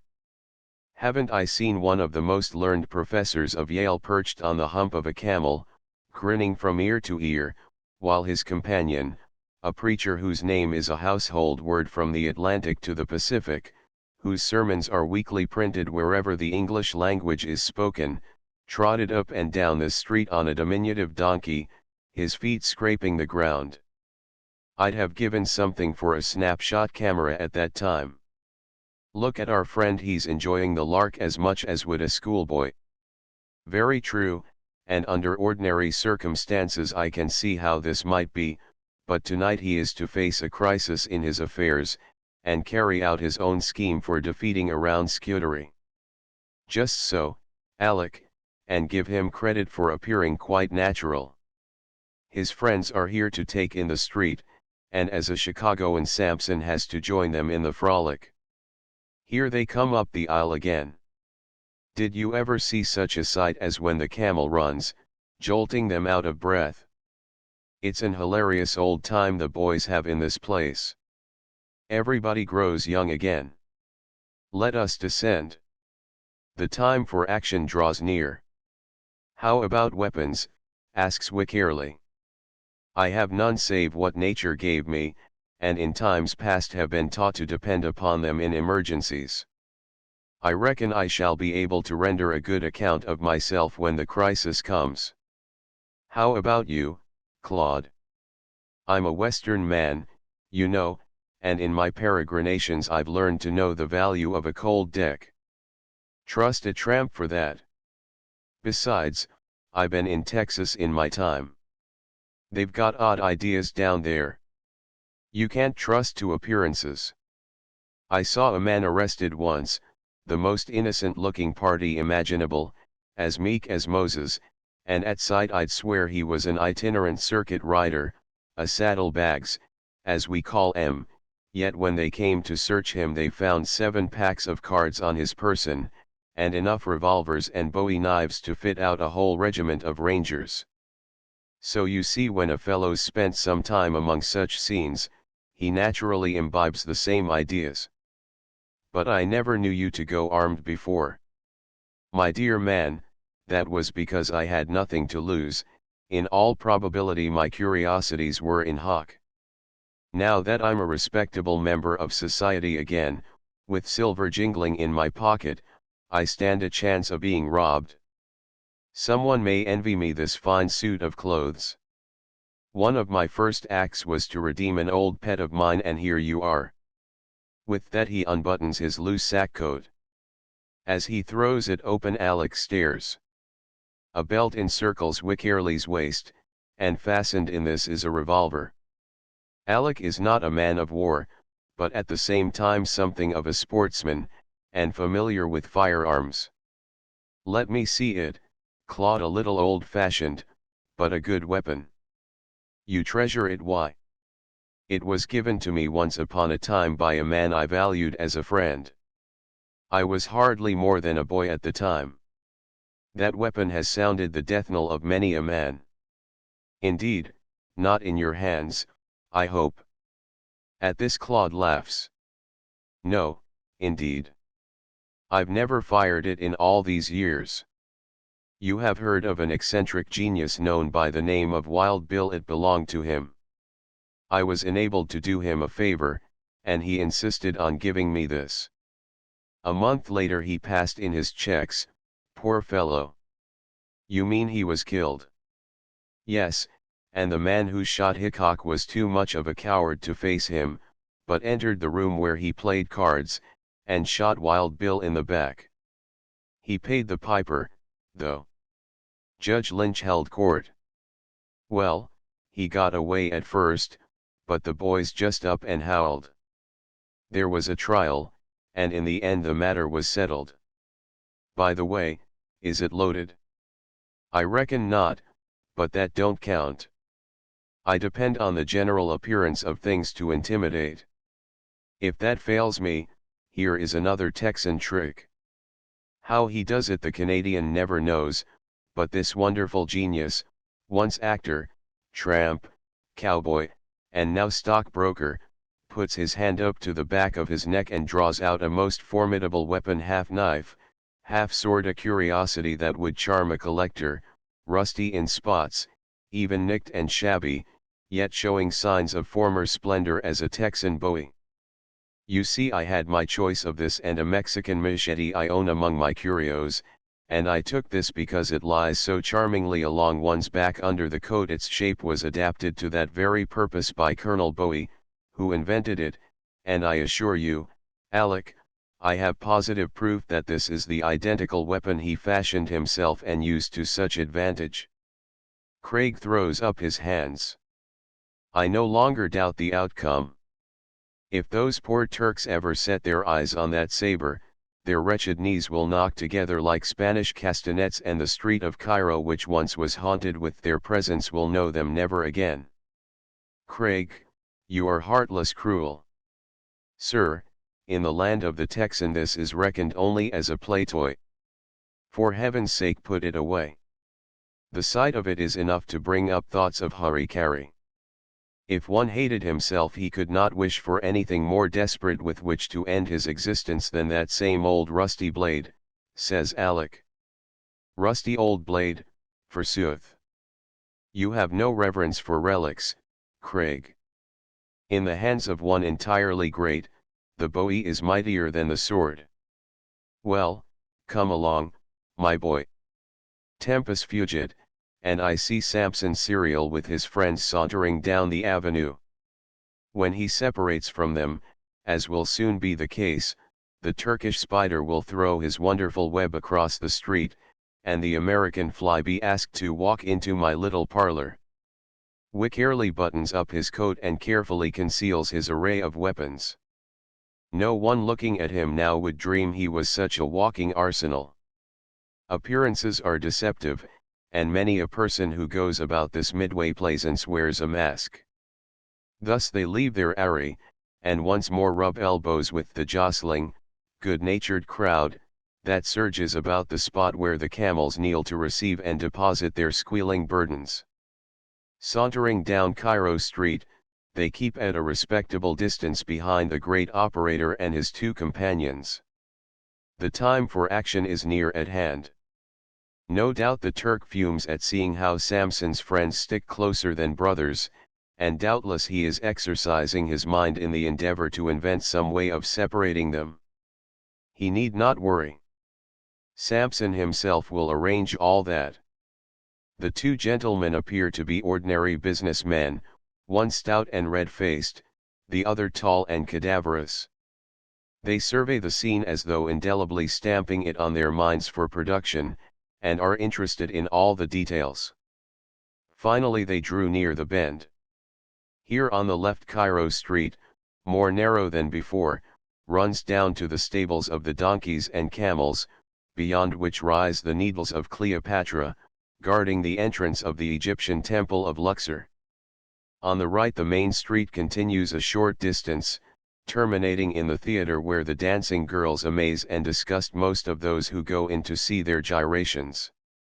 At the point of division is the well-remembered cold drink cafe, where Turkish and Egyptian flavors are given to weak American lemonade, or ice cream of a like character served in a glass. It is second habit for the pilgrims of Cairo Street to try every novelty, and so they purchase a horchata, as the people of Spain call these refrescos, expressed juice of the fruit, mingled with sugar and cold water. While they discuss the merits of the beverage, the three friends talk of their plans, and presently the two who have come to take in all the sights, on business principles, leave Samson's cereal standing there, while they enter the door of the theater, through which the Turkish bridegroom runs, carrying his bride, at the termination of the ridiculous bridal procession, given several times each afternoon and evening, with all the pomp of gaily caparisoned camels, mounted swordsmen, flashy palanquin, and the most excruciating music that ever assailed American ears. At last alone, says Wycherley, and Alec is compelled to smile at the reference, for only an hour or so previous, both of them have been admiring the picture of the young husband folding his bride in his arms after the wedding guests have gone. Now is the time for the Turk to start his little game of Oriental duplicity. Having but a faint idea of the manner in which Scudery intends to act, Alec is, of course, deeply interested in the whole business. He and Wycherley have halted at a convenient distance, and watch for the spider to send his emissary forth.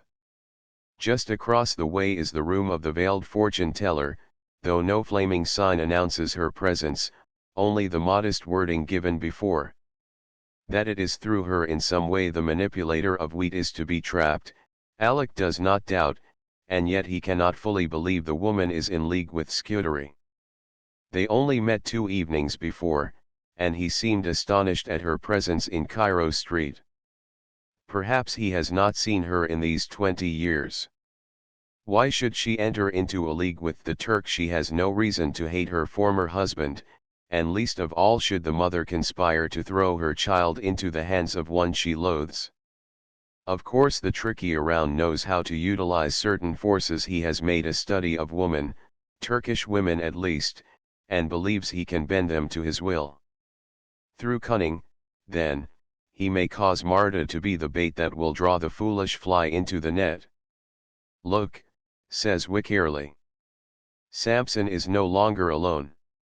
Standing at his side is an Arab boy, such a lad as races the donkeys up and down, and takes a fiendish pleasure in scaring old ladies half to death by shouting in their ear as his long-eared charge rubs against their arm in passing.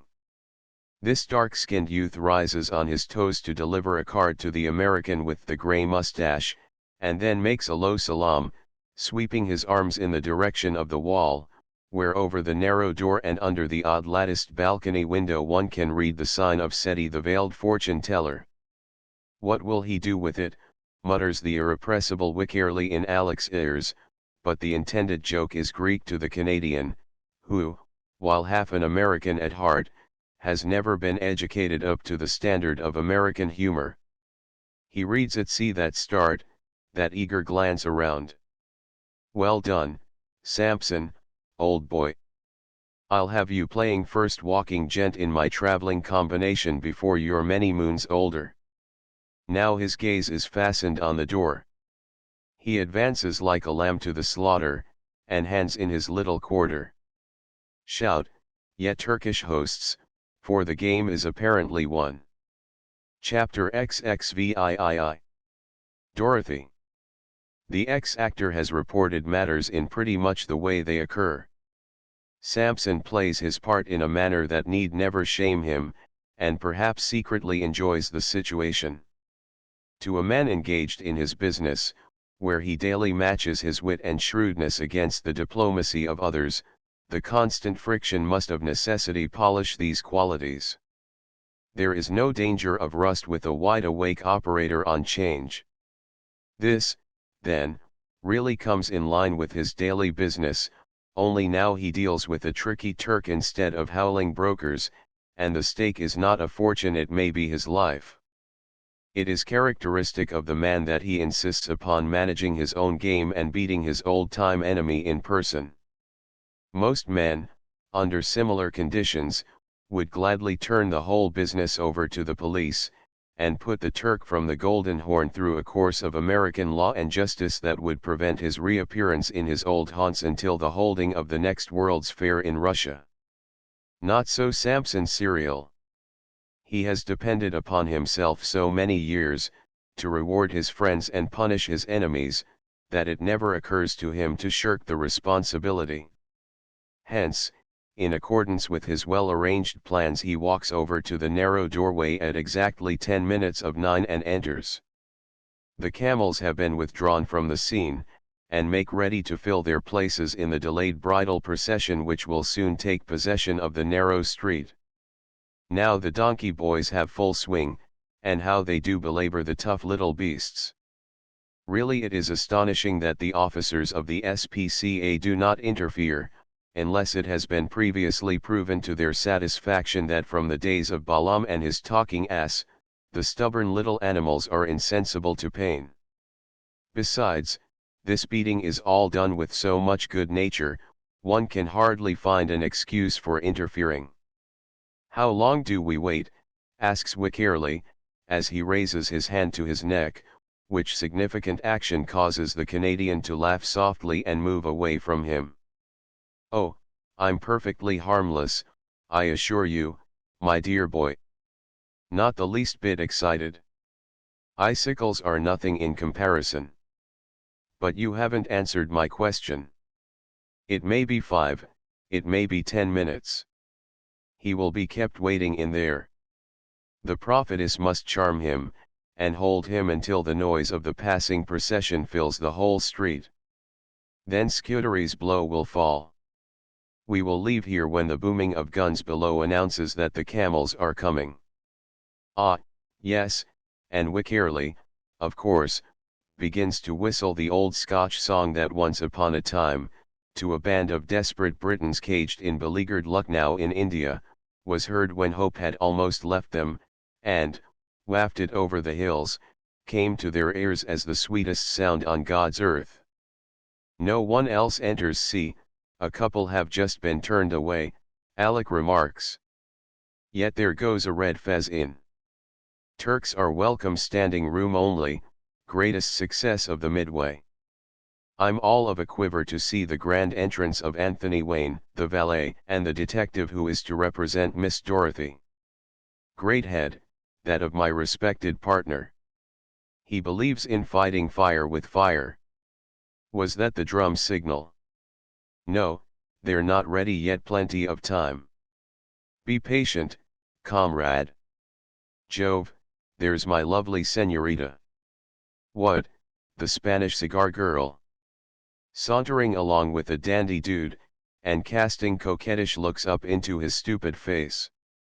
You don't appear excited at all. How is this, pretending to feel his pulse? That was vagabond Claude. The gentleman Wickerly casts his eyes higher. A banker's daughter. That's the way the wind blows, is it? I protest I've admitted nothing, only that an unfathomable gulf lies between the old life and the new. Oh, Mr. Craig. Good heavens, who spoke? Exclaims Alec, suddenly grasping his friend's arm. He looks around. There are people pushing this way and that, sightseers, pilgrims, foreigners, and all the varieties of the genus Homo daily seen upon this gay passage, this cleft of folly. None of them gives any token of being the speaker. Besides, the voice was that of a woman, and its tones thrilled Alec through and through. Who called my name? He asks again in bewilderment, as his companion has failed to make a reply. I pass, Alec. Give me something easy, returns that mystified individual. But you heard it? Correct. Do you think you know the voice? Jove, now, I wouldn't swear to it, but, somehow, it put me in mind of Dorothy. Just as I thought. She is here. In spite of her father's precautions, they have inveigled her to the spider's web. And filled with a new spirit of alarm, the young Canadian again begins to glance at each person nearby, as though he suspects the speculator's lovely daughter would come here in the disguise of an old woman with bonnet and blue glasses, or a dashing sport swinging a delicate cane and wearing eyeglasses. In the midst of his dilemma he again hears his name called. Oh, Mr. Craig, look this way. I am in this little shop. I wish to speak to you. At first I dared not, but I saw my father enter there, and as my necessity grew greater my courage arose. I need a friend's advice. Will you give it to me? Before half of the speech is finished Alec has fastened his eyes upon the speaker. The little shop is dim, and he can only see that it is a female form, for a heavy veil conceals the face. Instantly Craig remembers what was said by Happy Jack concerning the hatred of around Scudery for him, on account of the interference with his plans, in connection with the strange Ferris wheel game, and that should the opportunity offer he has a rod in pickle for the Canadian. He has read of the ancient Circe, the stories of mythical mermaids who sang so sweetly to mariners of old, and, strange as it may appear, these things flash into his mind now. Can it be a trap? Have his enemies arranged a nice little web to entangle the Canadian fly? That voice no other could thrill him as it has done. He hesitates only a few seconds, and she has hardly finished speaking when his mind is quite made up. To enter the booth it is necessary to drop down and under the counter at one corner. Wickerly makes no effort to follow him, but stands guard just outside, watching the couple for fear lest some evil befall his companion, and casting an occasional glance across the way at the sign of the fortune teller, while he listens for the beginning of the infernal racket that will announce the wedding procession's start from the lower end of Cairo Street. When Alec has entered the booth, he pays no attention to the girl who has charge of it and who has befriended Dorothy. All his doubt is removed, for the latter has raised her veil. He is amazed to see her here, after being assured by Samson Serial that she would not be notified of the plot.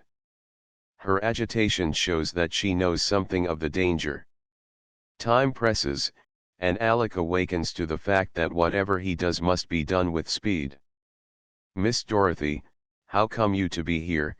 he asks, pressing the hand held out to him. "It is too long a story to tell in detail. I heard something last night, when that wild young man, Mr. Phoenix, was present, that not only aroused my curiosity but my anxiety.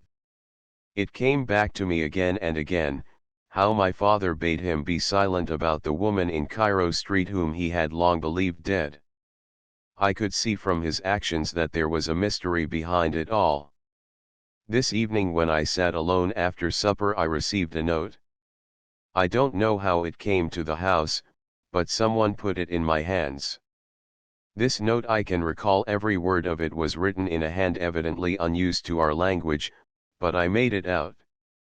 It ran like this: "I beg of you, sweet Dorothy, to come with your maid, or your half-brother, to the street in Cairo tonight at 9. I can no longer remain silent. If I die for it I must see you, talk with you. Ask for Seti, the fortune teller. Your heart will tell you who it is, signs herself.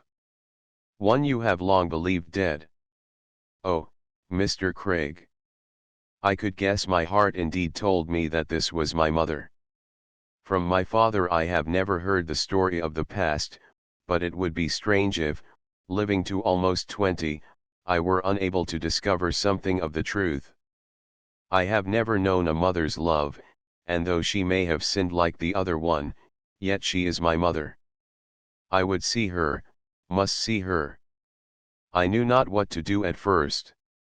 John was out, my maid sick. I am not easily balked in anything of this nature. There is too much of Samson Serial's blood in my veins for that. We have a faithful coachman. I sent for Pat, and, as well as I could, explained that I wanted his company. He would lay down his life for me, and although dreading my father's wrath, he consented to come. So we started. The elevated brought us here, and Pat stands just a dozen feet yonder, ready to do anything I tell him, from fight to running away. My heart failed me as the time drew near. I sought shelter here and waited in trembling suspense.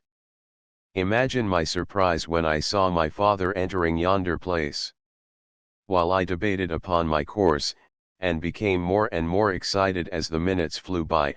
I was suddenly relieved, for you came and stood nearby.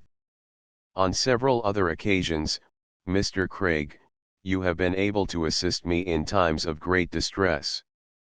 Forgive me if I am importunate, but I must see this woman who calls out for me. John has found his mother, and strange though it may seem to you, I would look upon the face of the one who once loved me as a babe. You can help me, will help me, I feel sure, for I am determined to solve this mystery, come what may. She waits for an answer.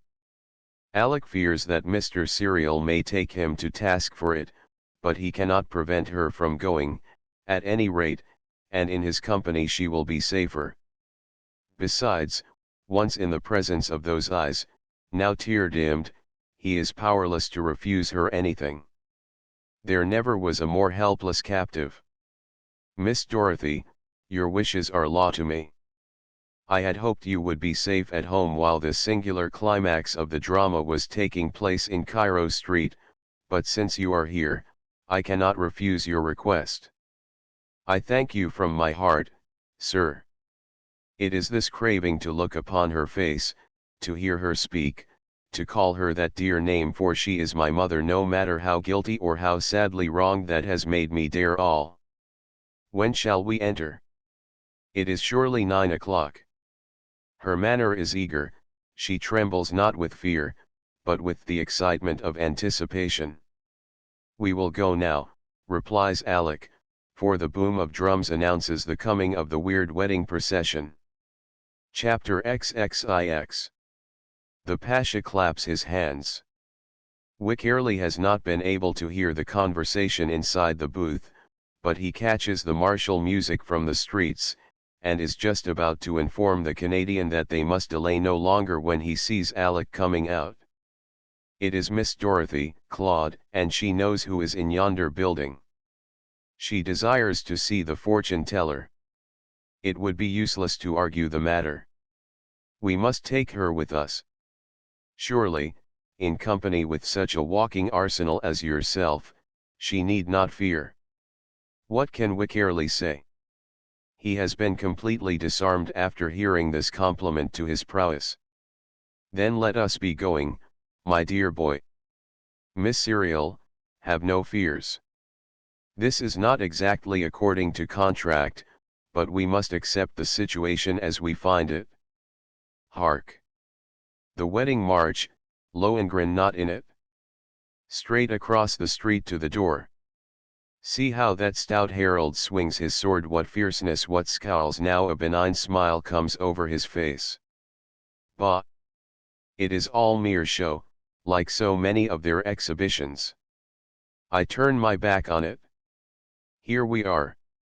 What? The door closed in our faces, not if Claude Wickerly knows it. The boy at the door does indeed attempt to shut it, but a foot thrust forward prevents him, and before he can gather his wits to give an alarm, Wickerly has flung wide the door and seized him. For half a minute he indulges in some of his former pyrotechnics, a combination of quick gestures and scowls, and the Turkish lad, as if in mortal fear, tries to slink away, but as the others have already entered, Claude gives the boy a sudden whirl that lands him, a dazed heap, outside the door, which is immediately closed upon him. Thus they can call their first assault upon the enemy's castle a victory. If it is a sample of what awaits them just beyond, they can congratulate themselves. They are under the roof of the fortune teller. The space beyond the door forms a small hallway. Further on, through a winding passage, they will find Seti's reception chamber, where the veiled seeress from the Orient has received those who seek her occult aid, and reads the future from the lines of their hands. Alec has a grave sensation steal over him. It is as though someone he loves is about to meet peril. It may be Dorothy. What cruel fate has brought her here at this dread hour, when the vengeance that has slumbered these 20 years is about to break forth, when the Turk who was outwitted on his own ground by Samson Serial now figures on making the score even?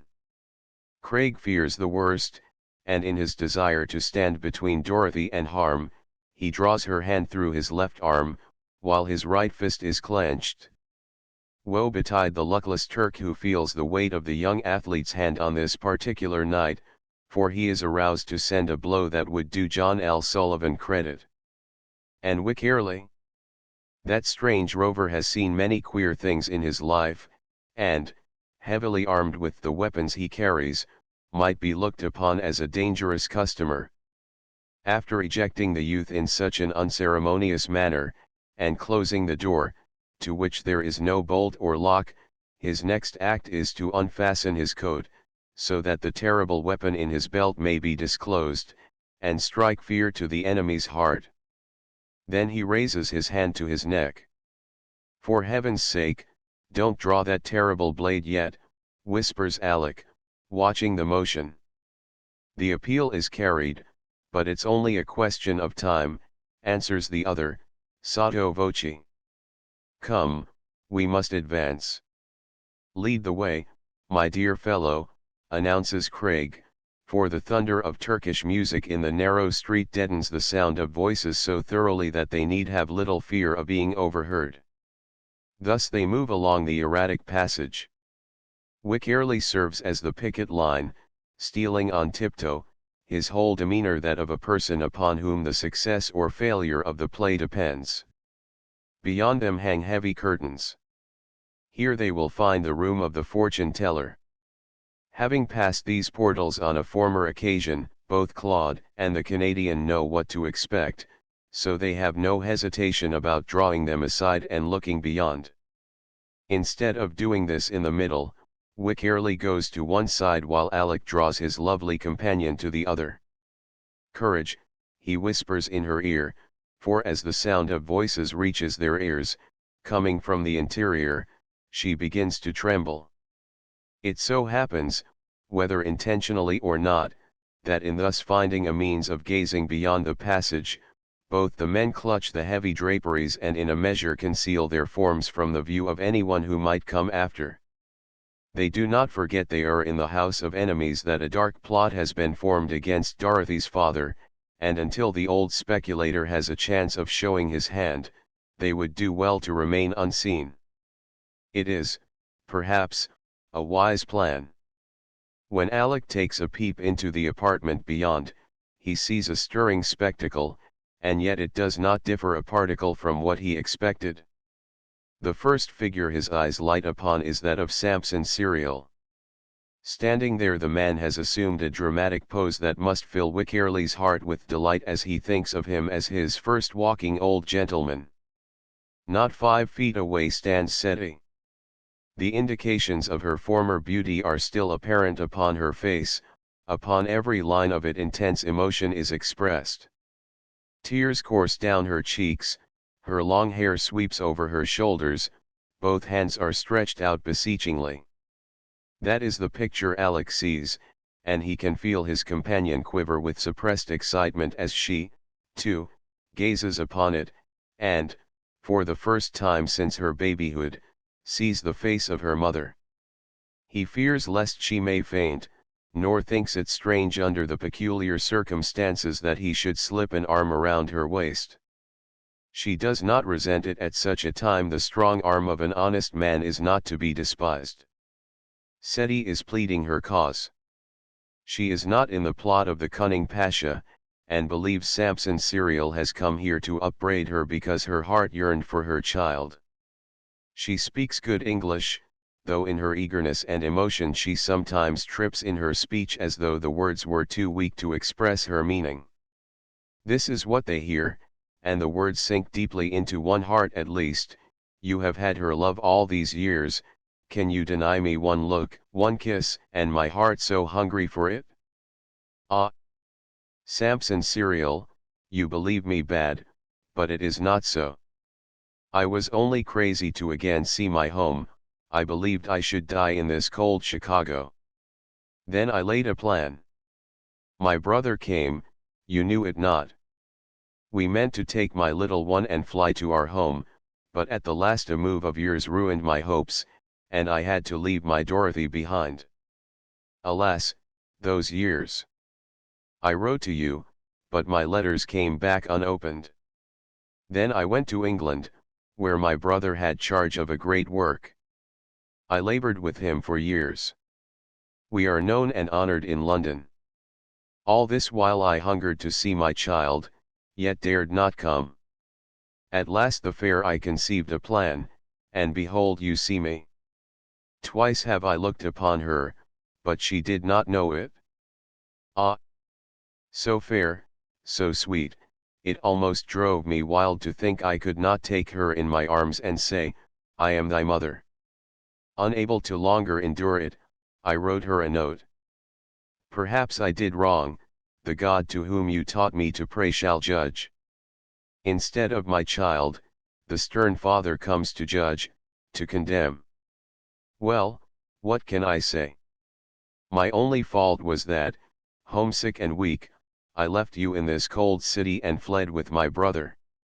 When I repented and would have returned on my knees begging your forgiveness, you scorned me, never even reading my plea. We women of Georgia are proud, it is our nature. I could not seek you again. Now you know all. Once you loved me, is that feeling utterly dead in your heart? If I could bring you overwhelming proof that I have ever been true as the needle to the pole, that my only fault was in giving way to this terrible homesickness, would you, oh, Samson Serial, hate me, scorn me still? He lets his head fall on his breast and groans. Surely such a scene as this was not in the contract when he planned to meet and defeat around Scutari. He has expected that this woman is in sympathy with the Turk, that she will gloat over his capture, and laugh in derision while he fumes.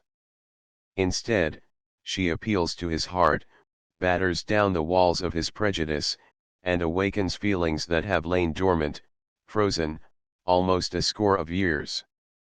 I do not ask, she goes on, choking back her sobs, to be your wife again. That I know is impossible, but, in the name of mercy, allow me only once to hear her lips call me mother, and then welcome death. This is my prayer. See, I am at your feet. I beseech, entreat you not to say me nay. By all the love you once bore me, by the affection you felt toward your own angel mother, grant me this. He may be made of ice, this man. Her wild entreaty thaws him out. It shall be as you say, woman. God be praised. When your brother comes, I will investigate this claim you make. If you can prove its truth, well, I can say nothing more, only that, never having been divorced, you are still my wife in the eye of the law. It is very, very sad, interrupts a voice, and turning, they behold the spider who has spun his web across Cairo Street, the sneering Turk who has never forgotten what happened 20 years ago. The woman shudders and trembles, but not so Samson Serial, who stands there like the rock that has breasted many a storm in the panic days on change. The wily Turk shrugs his shoulders and rubs his brown hands together, just as might an ideal miser contemplating his store of gold. Yes, it is too very sad. It makes me think of the play I gaze upon one night in Chicago. All the years two loving hearts are wide apart. I myself bring them together, I am the magician who plans the meeting. For what? In order that they may continue to love as before, and build a bridge across the dark chasm over which to walk again into life, into love? Bah! Not much. By the beard of the prophet, I am around Scutari, a pasha my hate lives forever. I do not forget that she belonged to me, my gold bought her, you stole her away, dog of an American. No longer it is night, day comes, and with it sweet vengeance. For this I have waited, for this I have lived. It pleased me to leave all and come here as a merchant, that I might repay my debt. That hour is here. It is my time to laugh. You shall see. With which sarcastic words the Turkish plotter claps his hands loudly together. Chapter XXX. The last act. In all Eastern countries, where call bells are unknown, servants are summoned by the clapping of hands, a custom handed down from Bible times. So when around Scuderi makes the signal, he expects to have an answer. Nor does he make a mistake. From some other means of ingress figures appear, men ready to obey his bidding. They appear as though by magic, 1, 2, 3 in all, and their looks are certainly fierce enough to inspire alarm. Again the Pasha claps his hands with all the gusto of a master of ceremonies. This business suits him exactly, he is quite at home. The second signal brings a new surprise, for as the heavy curtains part, a man, who is plainly an American, is seen, leading a veiled woman. Of course this is Anthony Wayne, and the one he believes to be Miss Dorothy, for Samson Serial has played his game well, and the party employed to personate his daughter is one of the shrewdest detectives in Chicago. The operator assumes much surprise at sight of his secretary and valet. "What, you, too, Anthony?" he exclaims, in much the same tone Caesar must have employed when he saw Brutus among his assailants. "ZE Company is all here. There is no cause for longer delay. For this hour I waited, everything comes to him who waits. Listen now, you wretch, who stole my bride years ago. To pay me, you must even now give around Scuderi your daughter for a wife. It is you who are the wretch. I would sooner see her dead than your wife. You are many, I am one, but despair never gnawed at my heart. Let him lay hands on me who dares," and the speculator of the Chicago Bourse draws himself up defiantly. None of them seem to be in any hurry, but perhaps it is because they are so sure, because they have other means at hand. "Bah, shout if you will, no one can hear you. It is our turn to laugh, and we shall enjoy it, I assure you. I have asked for your daughter, you refuse. Bismillah. She comes to me of her own will." He points his trembling forefinger at the veiled figure standing beside Anthony, and his mocking laugh is enough to make one's blood run cold. These old Turks know how to make of their revenge sweetness long drawn out. They can lacerate their victims' feelings even as vultures pick the flesh from the bones of the dead placed in the towers of silence. "Man, behold your child come to fill the place you made vacant in my heart when you stole her mother from me. So shall the revenge of around Scuderi be complete. Look upon her for the last time, I tell you, for you go not forth from here again. It is decreed." With these last cutting words the Turk steps forward and tears the veil away. His manner is proud, disdainful. He feels as though he has the destiny of all present within the grasp of his hand, just as might a reckless man who holds a dynamite bomb, and looks around upon the men he hates. As he does this, he receives the greatest shock of his life. It almost paralyzes him. He stares like a man demented. Instead of the lovely features of Dorothy, he sees the face of a man, and a very homely face it is, to boot. The fellow shuts one eye and ogles him in a ridiculous fashion. Around Scuderi is aghast at this failure of his plan. He turns his gaze upon Wayne. "Where is she? What have you brought to me this thing? Speak, you slave, you dog of an unbeliever." Perhaps it is his looks, but more probably the gleaming yataghan he flashes from its sheath that scares the amazed valet into speech. "I don't know, I played my part, I believed it was Miss Dorothy. There's some trickery here," is what he gasps. Trickery, yes, I see, he believes he has again outwitted a pasha. "Once more I am robbed of a bride, but this blade shall drink his blood. It was forged in the fire of revenge. Nothing can save you now, dog of a Christian." The Turk has gone mad. His appearance is positively fearful. Dante could find inspiration for his pictures of the Inferno by looking upon his frenzied countenance, scowling and blazing with the wrath that has been bottled up all these years, to burst its bonds at last. He means every word he speaks, and backs it up by swinging on high the flashing blade. The extraordinary temper of Damascus steel has long been the theme of song and story, and the skill which the Saracens of old displayed in handling their precious blades has been sung again and again. With a strong and well-trained arm, vengeance-driven, using such a weapon, it would not be difficult to sever a man's head from his body at a single stroke. As this yataghan, the pet weapon of Arab and Algerian, cuts the air in flashing curves, the tragedy of the midway seems about to reach its climax. A scream breaks forth. Seti, the fortune-teller, has thrown her form in front of the old speculator. "You shall not strike him save through my heart, Pasha," she shrieks. The Turk has started back as she comes between his weapon and its intended victim, but his confusion is only momentary. Then over his dark face spreads a smile that is absolutely fiendish.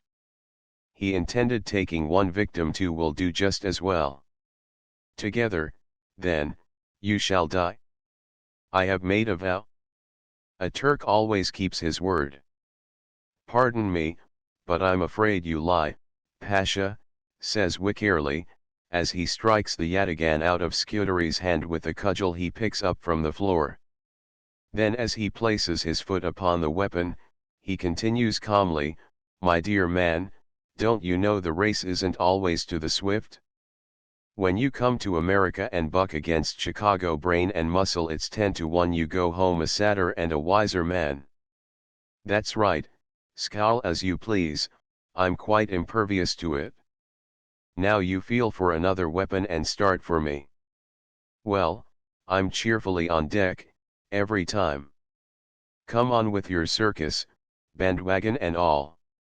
The show has begun and I am ready to play my part."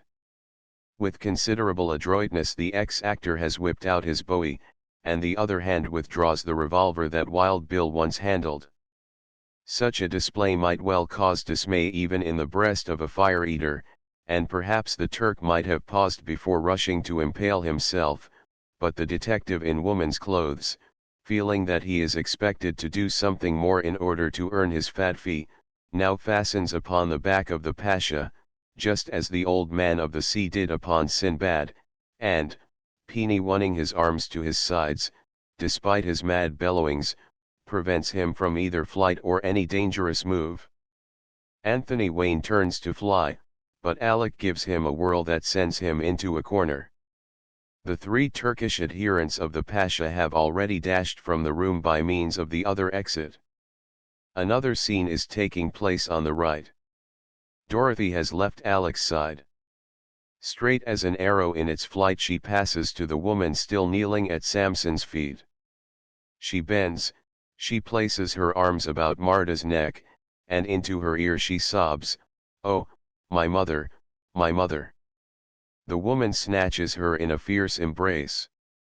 Cheated by a cruel fate all these long years, still the mother love for its child has remained within her heart, and now asserts its power.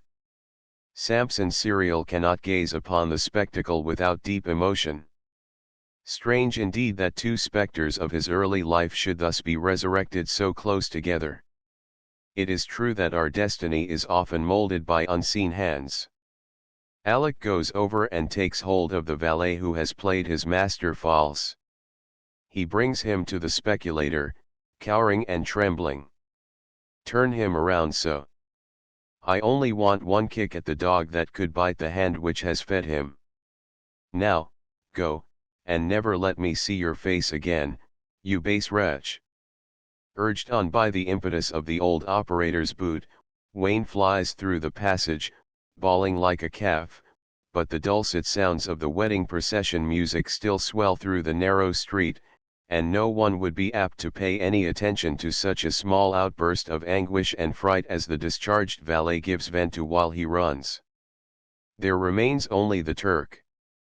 Having exhausted his fit of passion, and finding he cannot break away from the strong arms that pinion him, Scuderi stands there and glares into the face of his foe. "What shall be done with this pretty thing?" says that inveterate cuckoo, Wickerly. I think he can be locked up for 5 or 10 years at hard labor. The Pasha hears. At first he looks defiant, but at the mention of work he wilts like a blighted flower. Such a fate would scare the average Turk half to death. Anything but that, take my life if you will, but to work like a slave, Allah deliver me. I swear to you on the Quran that if you allow me to depart, I will return to Istanbul and never again remember that you live, he cries eagerly. Samson Serial hesitates, but from an unexpected quarter help comes for the Turk. You can believe him. What a Pasha swears on the Quran, that he will do. It is Marta who speaks, and the speculator makes up his mind. Pasha, you have played a bold game and you have lost. Make up your mind to accept the inevitable. As your people so philosophically say, Kismet, it is fate. Go then to your home, to your wives, on the Bosphorus. Forget that we live. May our lives never again cross. The Pasha keeps his word, and before another sun has set his face is turned toward the Orient. Under charge of Alec and Wickerly, the two ladies, for they refuse to be separated, go to the princely home of the Wheat King. Samson Serial soon leaves his friends and joins them, for, even before the proof Marta has promised is forthcoming, his heart acquits her. A singular meeting truly, between the two women this man has loved, but both have been purified by suffering, and Adela, knowing her days are few, rejoices in the fact that the girl she has already learned to love has found a mother. The End. Eagle Library, a weekly publication devoted to good literature. By subscription. $5 per year. July 4, 1898. Entered as second-class matter at NY Post Office. No. 71 Hall's Vegetable Sicilian Hair Renewer restores color to faded or gray hair. Makes the hair grow. Stops falling of the hair. Cures dandruff. Prevents baldness. If your druggist cannot supply you, send $1 to RP Hall & Co., Nashua, NH. Transcriber's notes: obvious typographical errors have been silently corrected. Many page numbers in the table of contents are incorrect, but these have been left as originally printed.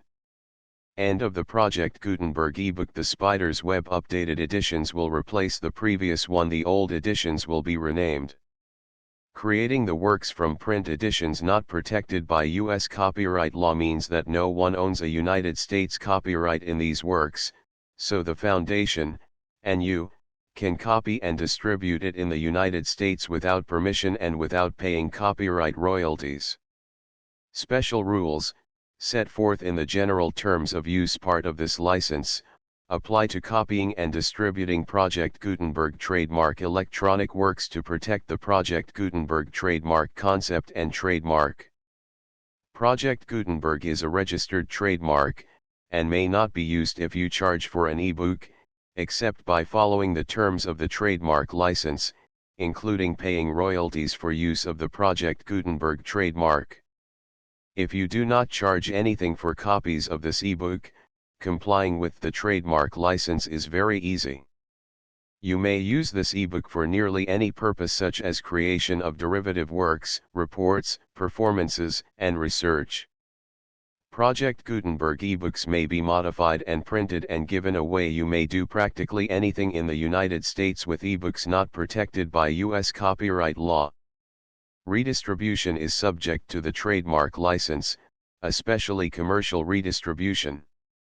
Start, full license. The full Project Gutenberg license. Please read this before you distribute or use this work to protect the Project Gutenberg trademark mission of promoting the free distribution of electronic works. By using or distributing this work, or any other work associated in any way with the phrase Project Gutenberg, you agree to comply with all the terms of the full Project Gutenberg trademark license available with this file or online at www.gutenberg.org/license. Section 1. General Terms of Use and Redistributing Project Gutenberg Trademark Electronic Works 1.a. By reading or using any part of this Project Gutenberg trademark electronic work, you indicate that you have read, understand, agree to and accept all the terms of this license and intellectual property, trademark/copyright, agreement. If you do not agree to abide by all the terms of this agreement, you must cease using and return or destroy all copies of Project Gutenberg trademark electronic works in your possession. If you paid a fee for obtaining a copy of or access to a Project Gutenberg trademark electronic work and you do not agree to be bound by the terms of this agreement, you may obtain a refund from the person or entity to whom you paid the fee as set forth in paragraph 1.e.8. 1.b Project Gutenberg is a registered trademark. It may only be used on or associated in any way with an electronic work by people who agree to be bound by the terms of this agreement. There are a few things that you can do with most Project Gutenberg trademark electronic works even without complying with the full terms of this agreement. See paragraph 1.c below. There are a lot of things you can do with Project Gutenberg trademark electronic works if you follow the terms of this agreement and help preserve free future access to Project Gutenberg trademark electronic works. See paragraph 1.e below. 1.c. The Project Gutenberg Literary Archive Foundation, the foundation or PGLOF, owns a compilation copyright in the collection of Project Gutenberg trademark electronic works. Nearly all the individual works in the collection are in the public domain in the United States. If an individual work is unprotected by copyright law in the United States and you are located in the United States, we do not claim a right to prevent you from copying, distributing, performing, displaying, or creating derivative works based on the work as long as all references to Project Gutenberg are removed. Of course, we hope that you will support the Project Gutenberg trademark mission of promoting free access to electronic works by freely sharing Project Gutenberg trademark works in compliance with the terms of this agreement for keeping the Project Gutenberg trademark name associated with the work. You can easily comply with the terms of this agreement by keeping this work in the same format with its attached full Project Gutenberg trademark license when you share it without charge with others. 1.d. The copyright laws of the place where you are located also govern what you can do with this work. Copyright laws in most countries are in a constant state of change. If you are outside the United States, check the laws of your country in addition to the terms of this agreement before downloading, copying, displaying, performing, distributing or creating derivative works based on this work or any other Project Gutenberg trademark work. The Foundation makes no representations concerning the copyright status of any work in any country other than the United States. 1.e Unless you have removed all references to Project Gutenberg, 1.e.1. The following sentence, with active links to, or other immediate access to, the full Project Gutenberg trademark license must appear prominently whenever any copy of a Project Gutenberg trademark work, any work on which the phrase Project Gutenberg appears, or with which the phrase Project Gutenberg is associated, is accessed, displayed, performed, viewed, copied or distributed. This ebook is for the use of anyone anywhere in the United States and most other parts of the world at no cost and with almost no restrictions whatsoever. You may copy it, give it away or reuse it under the terms of the Project Gutenberg license included with this ebook or online at www.gutenberg.org. If you are not located in the United States, you will have to check the laws of the country where you are located before using this ebook. 1.e.2. If an individual Project Gutenberg trademark electronic work is derived from texts not protected by U.S. copyright law, does not contain a notice indicating that it is posted with permission of the copyright holder, the work can be copied and distributed to anyone in the United States without paying any fees or charges. If you are redistributing or providing access to a work with the phrase Project Gutenberg associated with or appearing on the work, you must comply either with the requirements of paragraphs 1.e.1 through 1.e.7 or obtain permission for the use of the work and the Project Gutenberg trademark as set forth in paragraphs 1.e.8 or 1.e.9. 1.e.3. If an individual Project Gutenberg trademark electronic work is posted with the permission of the copyright holder, your use and distribution must comply with both paragraphs 1.e.1 through 1.e.7 and any additional terms imposed by the copyright holder. Additional terms will be linked to the Project Gutenberg trademark license for all works posted with the permission of the copyright holder found at the beginning of this work. 1.e.4. Do not unlink or detach or remove the full Project Gutenberg trademark license terms from this work, or any files containing a part of this work or any other work associated with Project Gutenberg trademark. 1.e.5.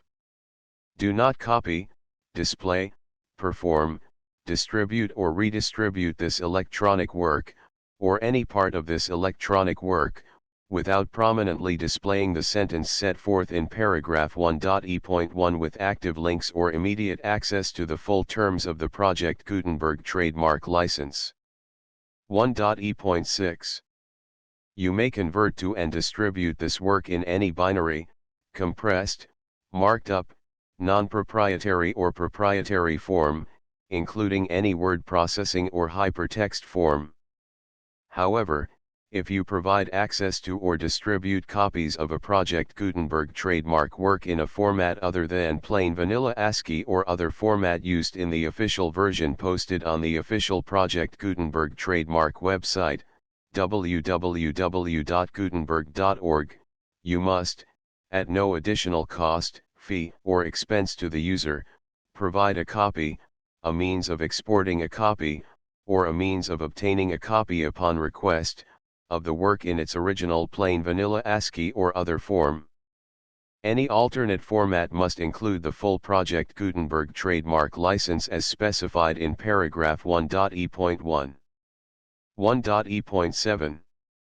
Do not charge a fee for access to, viewing, displaying, performing, copying or distributing any Project Gutenberg trademark works unless you comply with paragraph 1.e.8 or 1.e.9.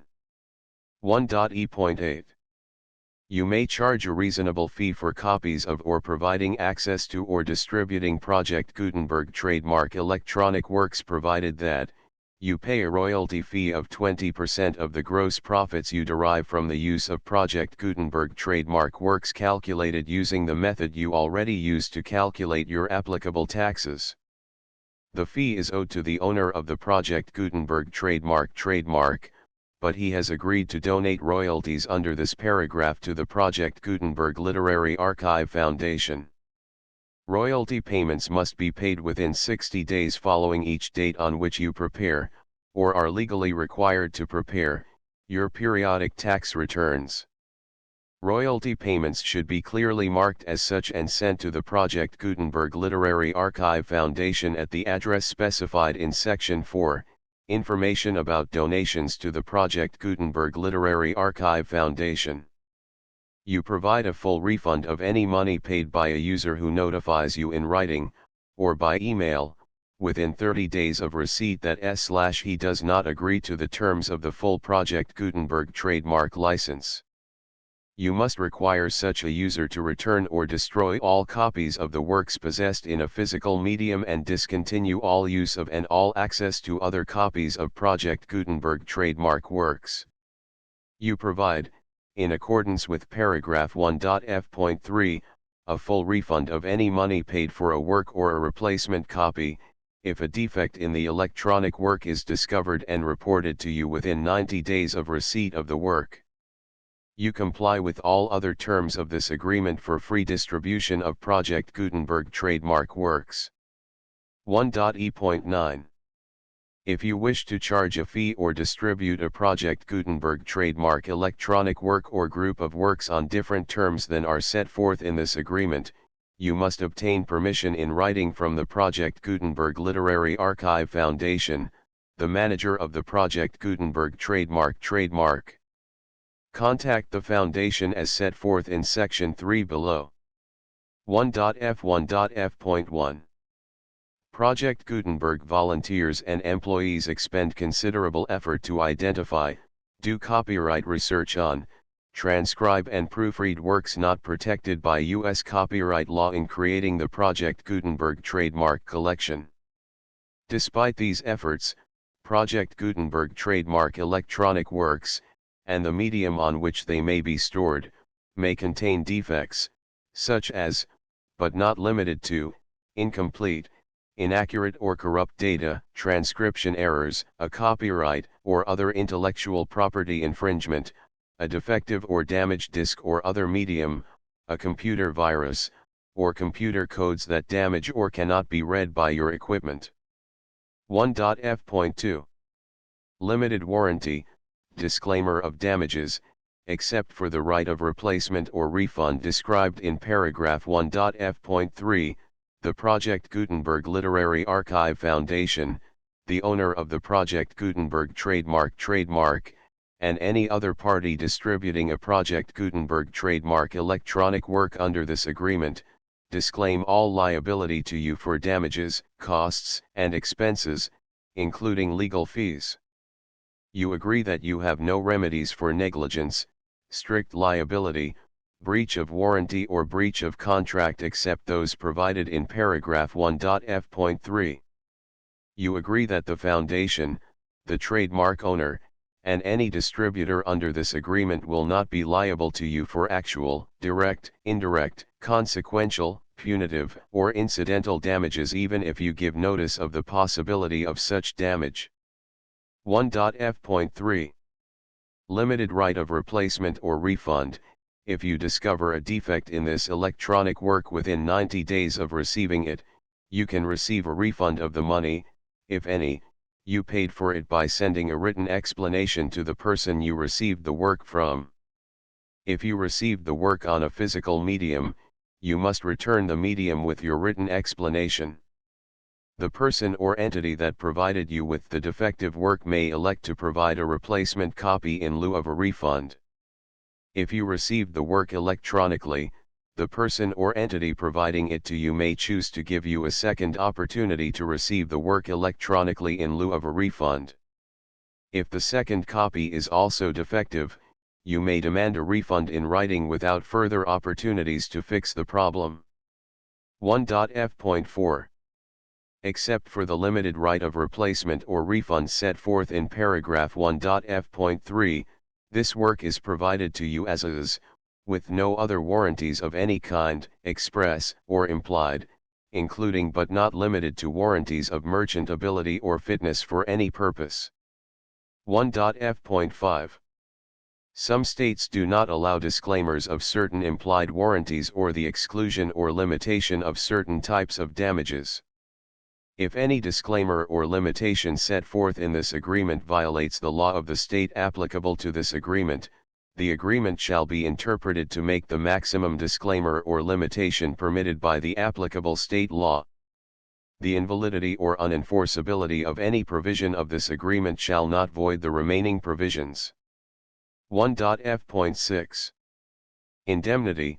You agree to indemnify and hold the Foundation, the trademark owner, any agent or employee of the Foundation, anyone providing copies of Project Gutenberg trademark electronic works in accordance with this agreement, and any volunteers associated with the production, promotion, and distribution of Project Gutenberg trademark electronic works, harmless from all liability, costs, and expenses, including legal fees, that arise directly or indirectly from any of the following which you do or cause to occur. A. Distribution of this or any Project Gutenberg trademark work. B. Alteration, modification, or additions or deletions to any Project Gutenberg trademark work, and C. Any defect you cause. Section 2. Information about the mission of Project Gutenberg trademark. Project Gutenberg trademark is synonymous with the free distribution of electronic works in formats readable by the widest variety of computers including obsolete, old, middle-aged, and new computers. It exists because of the efforts of hundreds of volunteers and donations from people in all walks of life.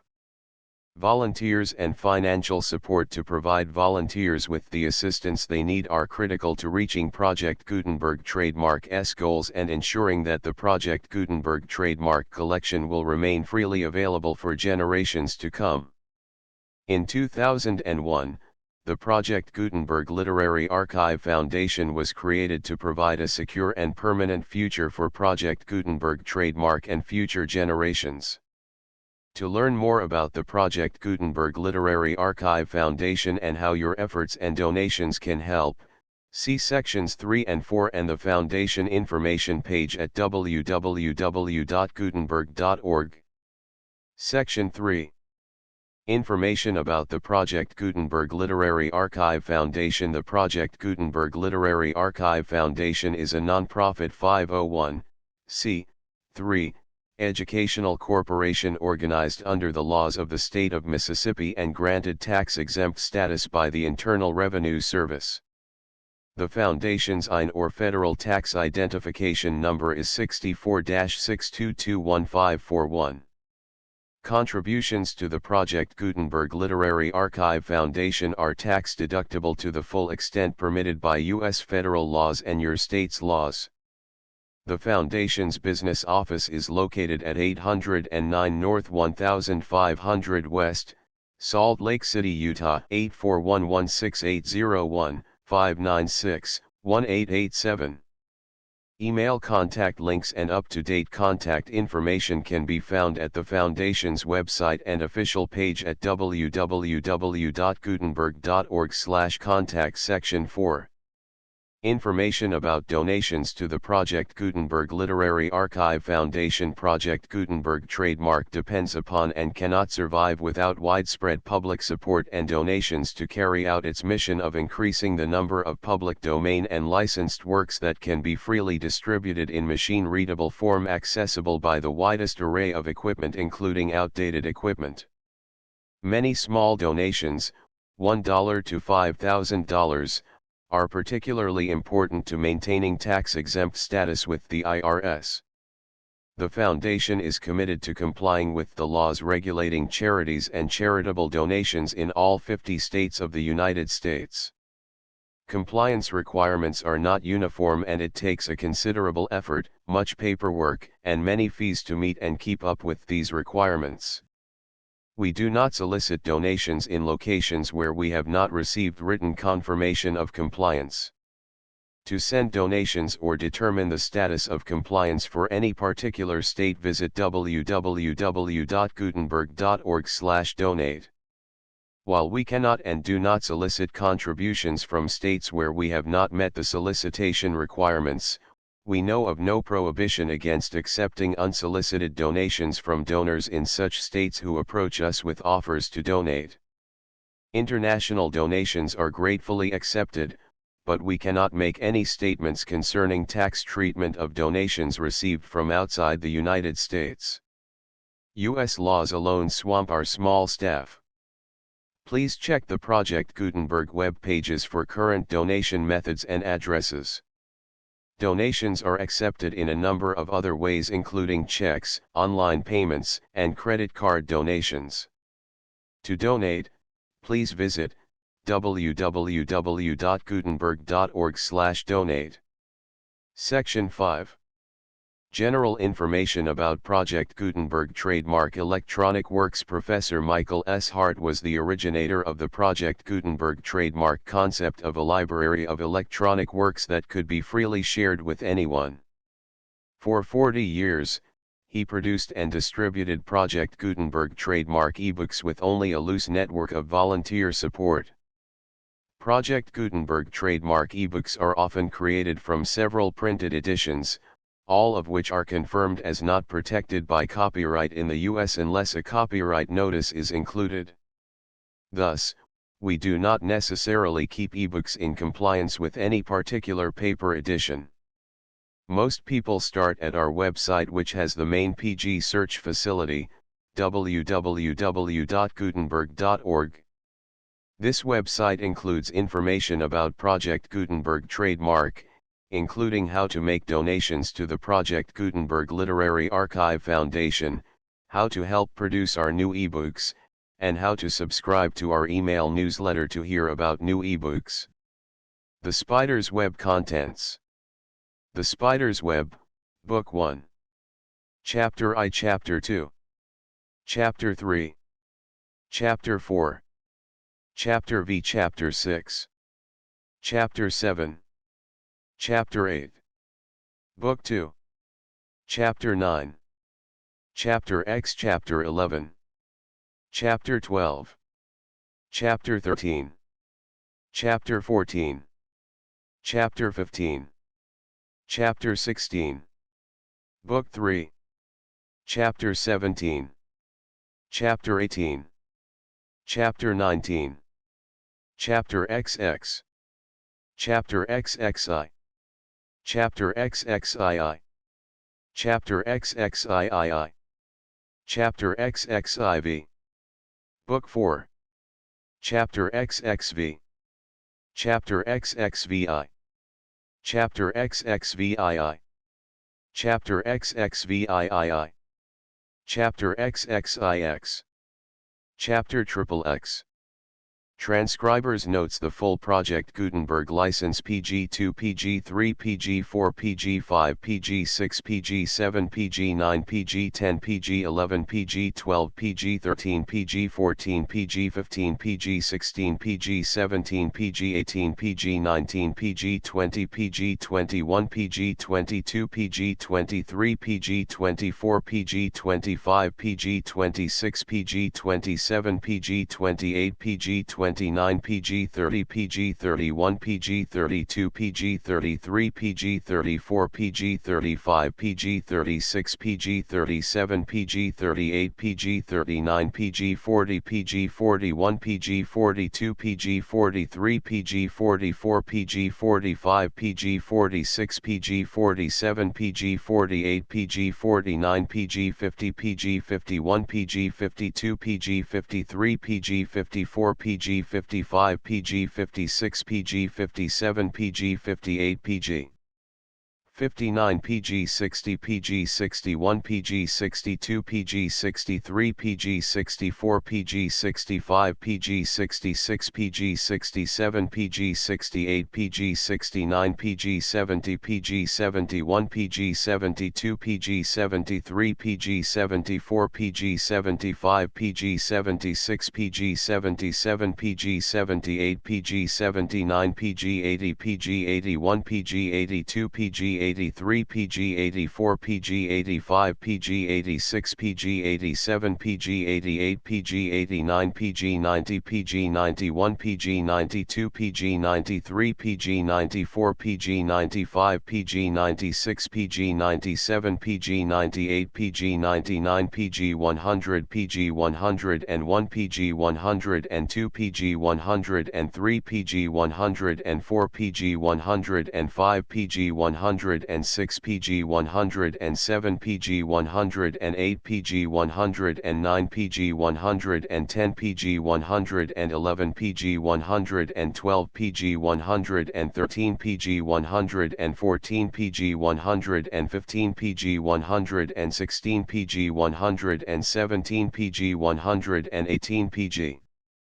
119, PG 120, PG 121, PG 122, PG 123, PG 124, PG 125, PG 126, PG 127, PG 128, PG 129, PG 130, PG 131, PG 132, PG 133, PG 134, PG 135, PG 136, PG 137, PG 138, PG 139, PG 140, PG 141, PG 142, PG 143, PG 144, PG 145, PG 146, PG 147, PG 148 PG 149 PG 150 PG 151 PG 152 PG 153 PG 154 PG 155 PG 156 PG 157 PG 158 PG 159 PG 160 PG 161 PG 162 PG 163 PG 164 PG 165 PG 166 PG 167 PG 168 PG 169 PG 170 PG 171 PG 172 PG 173 PG 174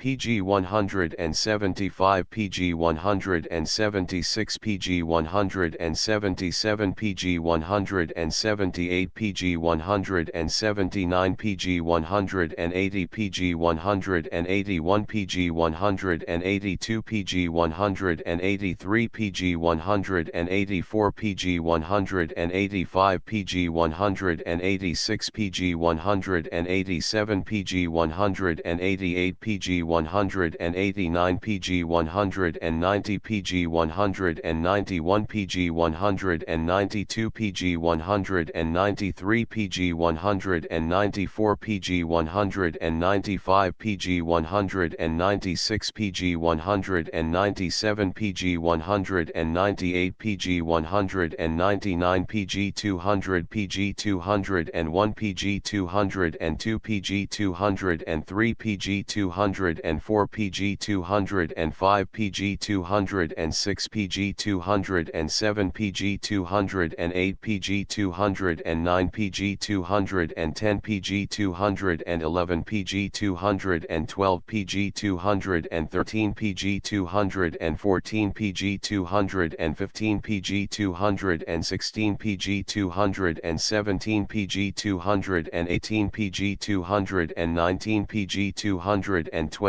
PG 221 PG 222 PG 223 PG 224 PG 225 PG 226 PG 227 PG 228 PG 229 PG 230 PG 231 PG 232 PG 233 PG 234 PG 235 PG 236 PG 237 PG 238 PG 239 PG 240 PG 241 PG 242 PG 243 PG 244 PG 245 PG 246 PG 247 PG 248 PG 249 PG 250 PG 251 PG 252 PG 253 PG 254 PG 255 PG 256 PG 257 PG 258 PG 259 PG 260 PG 261 PG 262 PG 263 PG 264 PG 265 PG 266 PG 267 PG 268 PG 269 PG 270 PG 271 PG 272 PG 273 PG 274 PG 275 PG 276 PG 277 PG 278 PG 279 PG 280 PG 281 PG 282 PG 283 PG 284 PG 285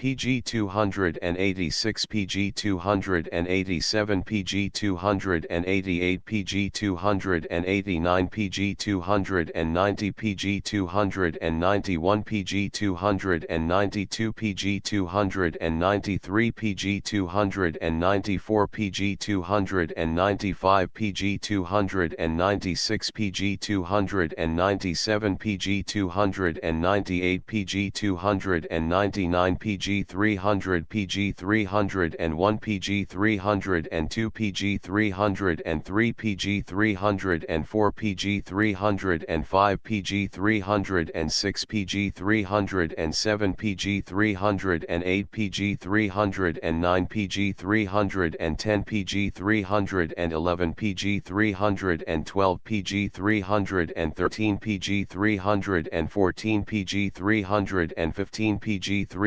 316 PG 317 PG 318 PG 319 PG 320 PG 321 PG 322 PG 324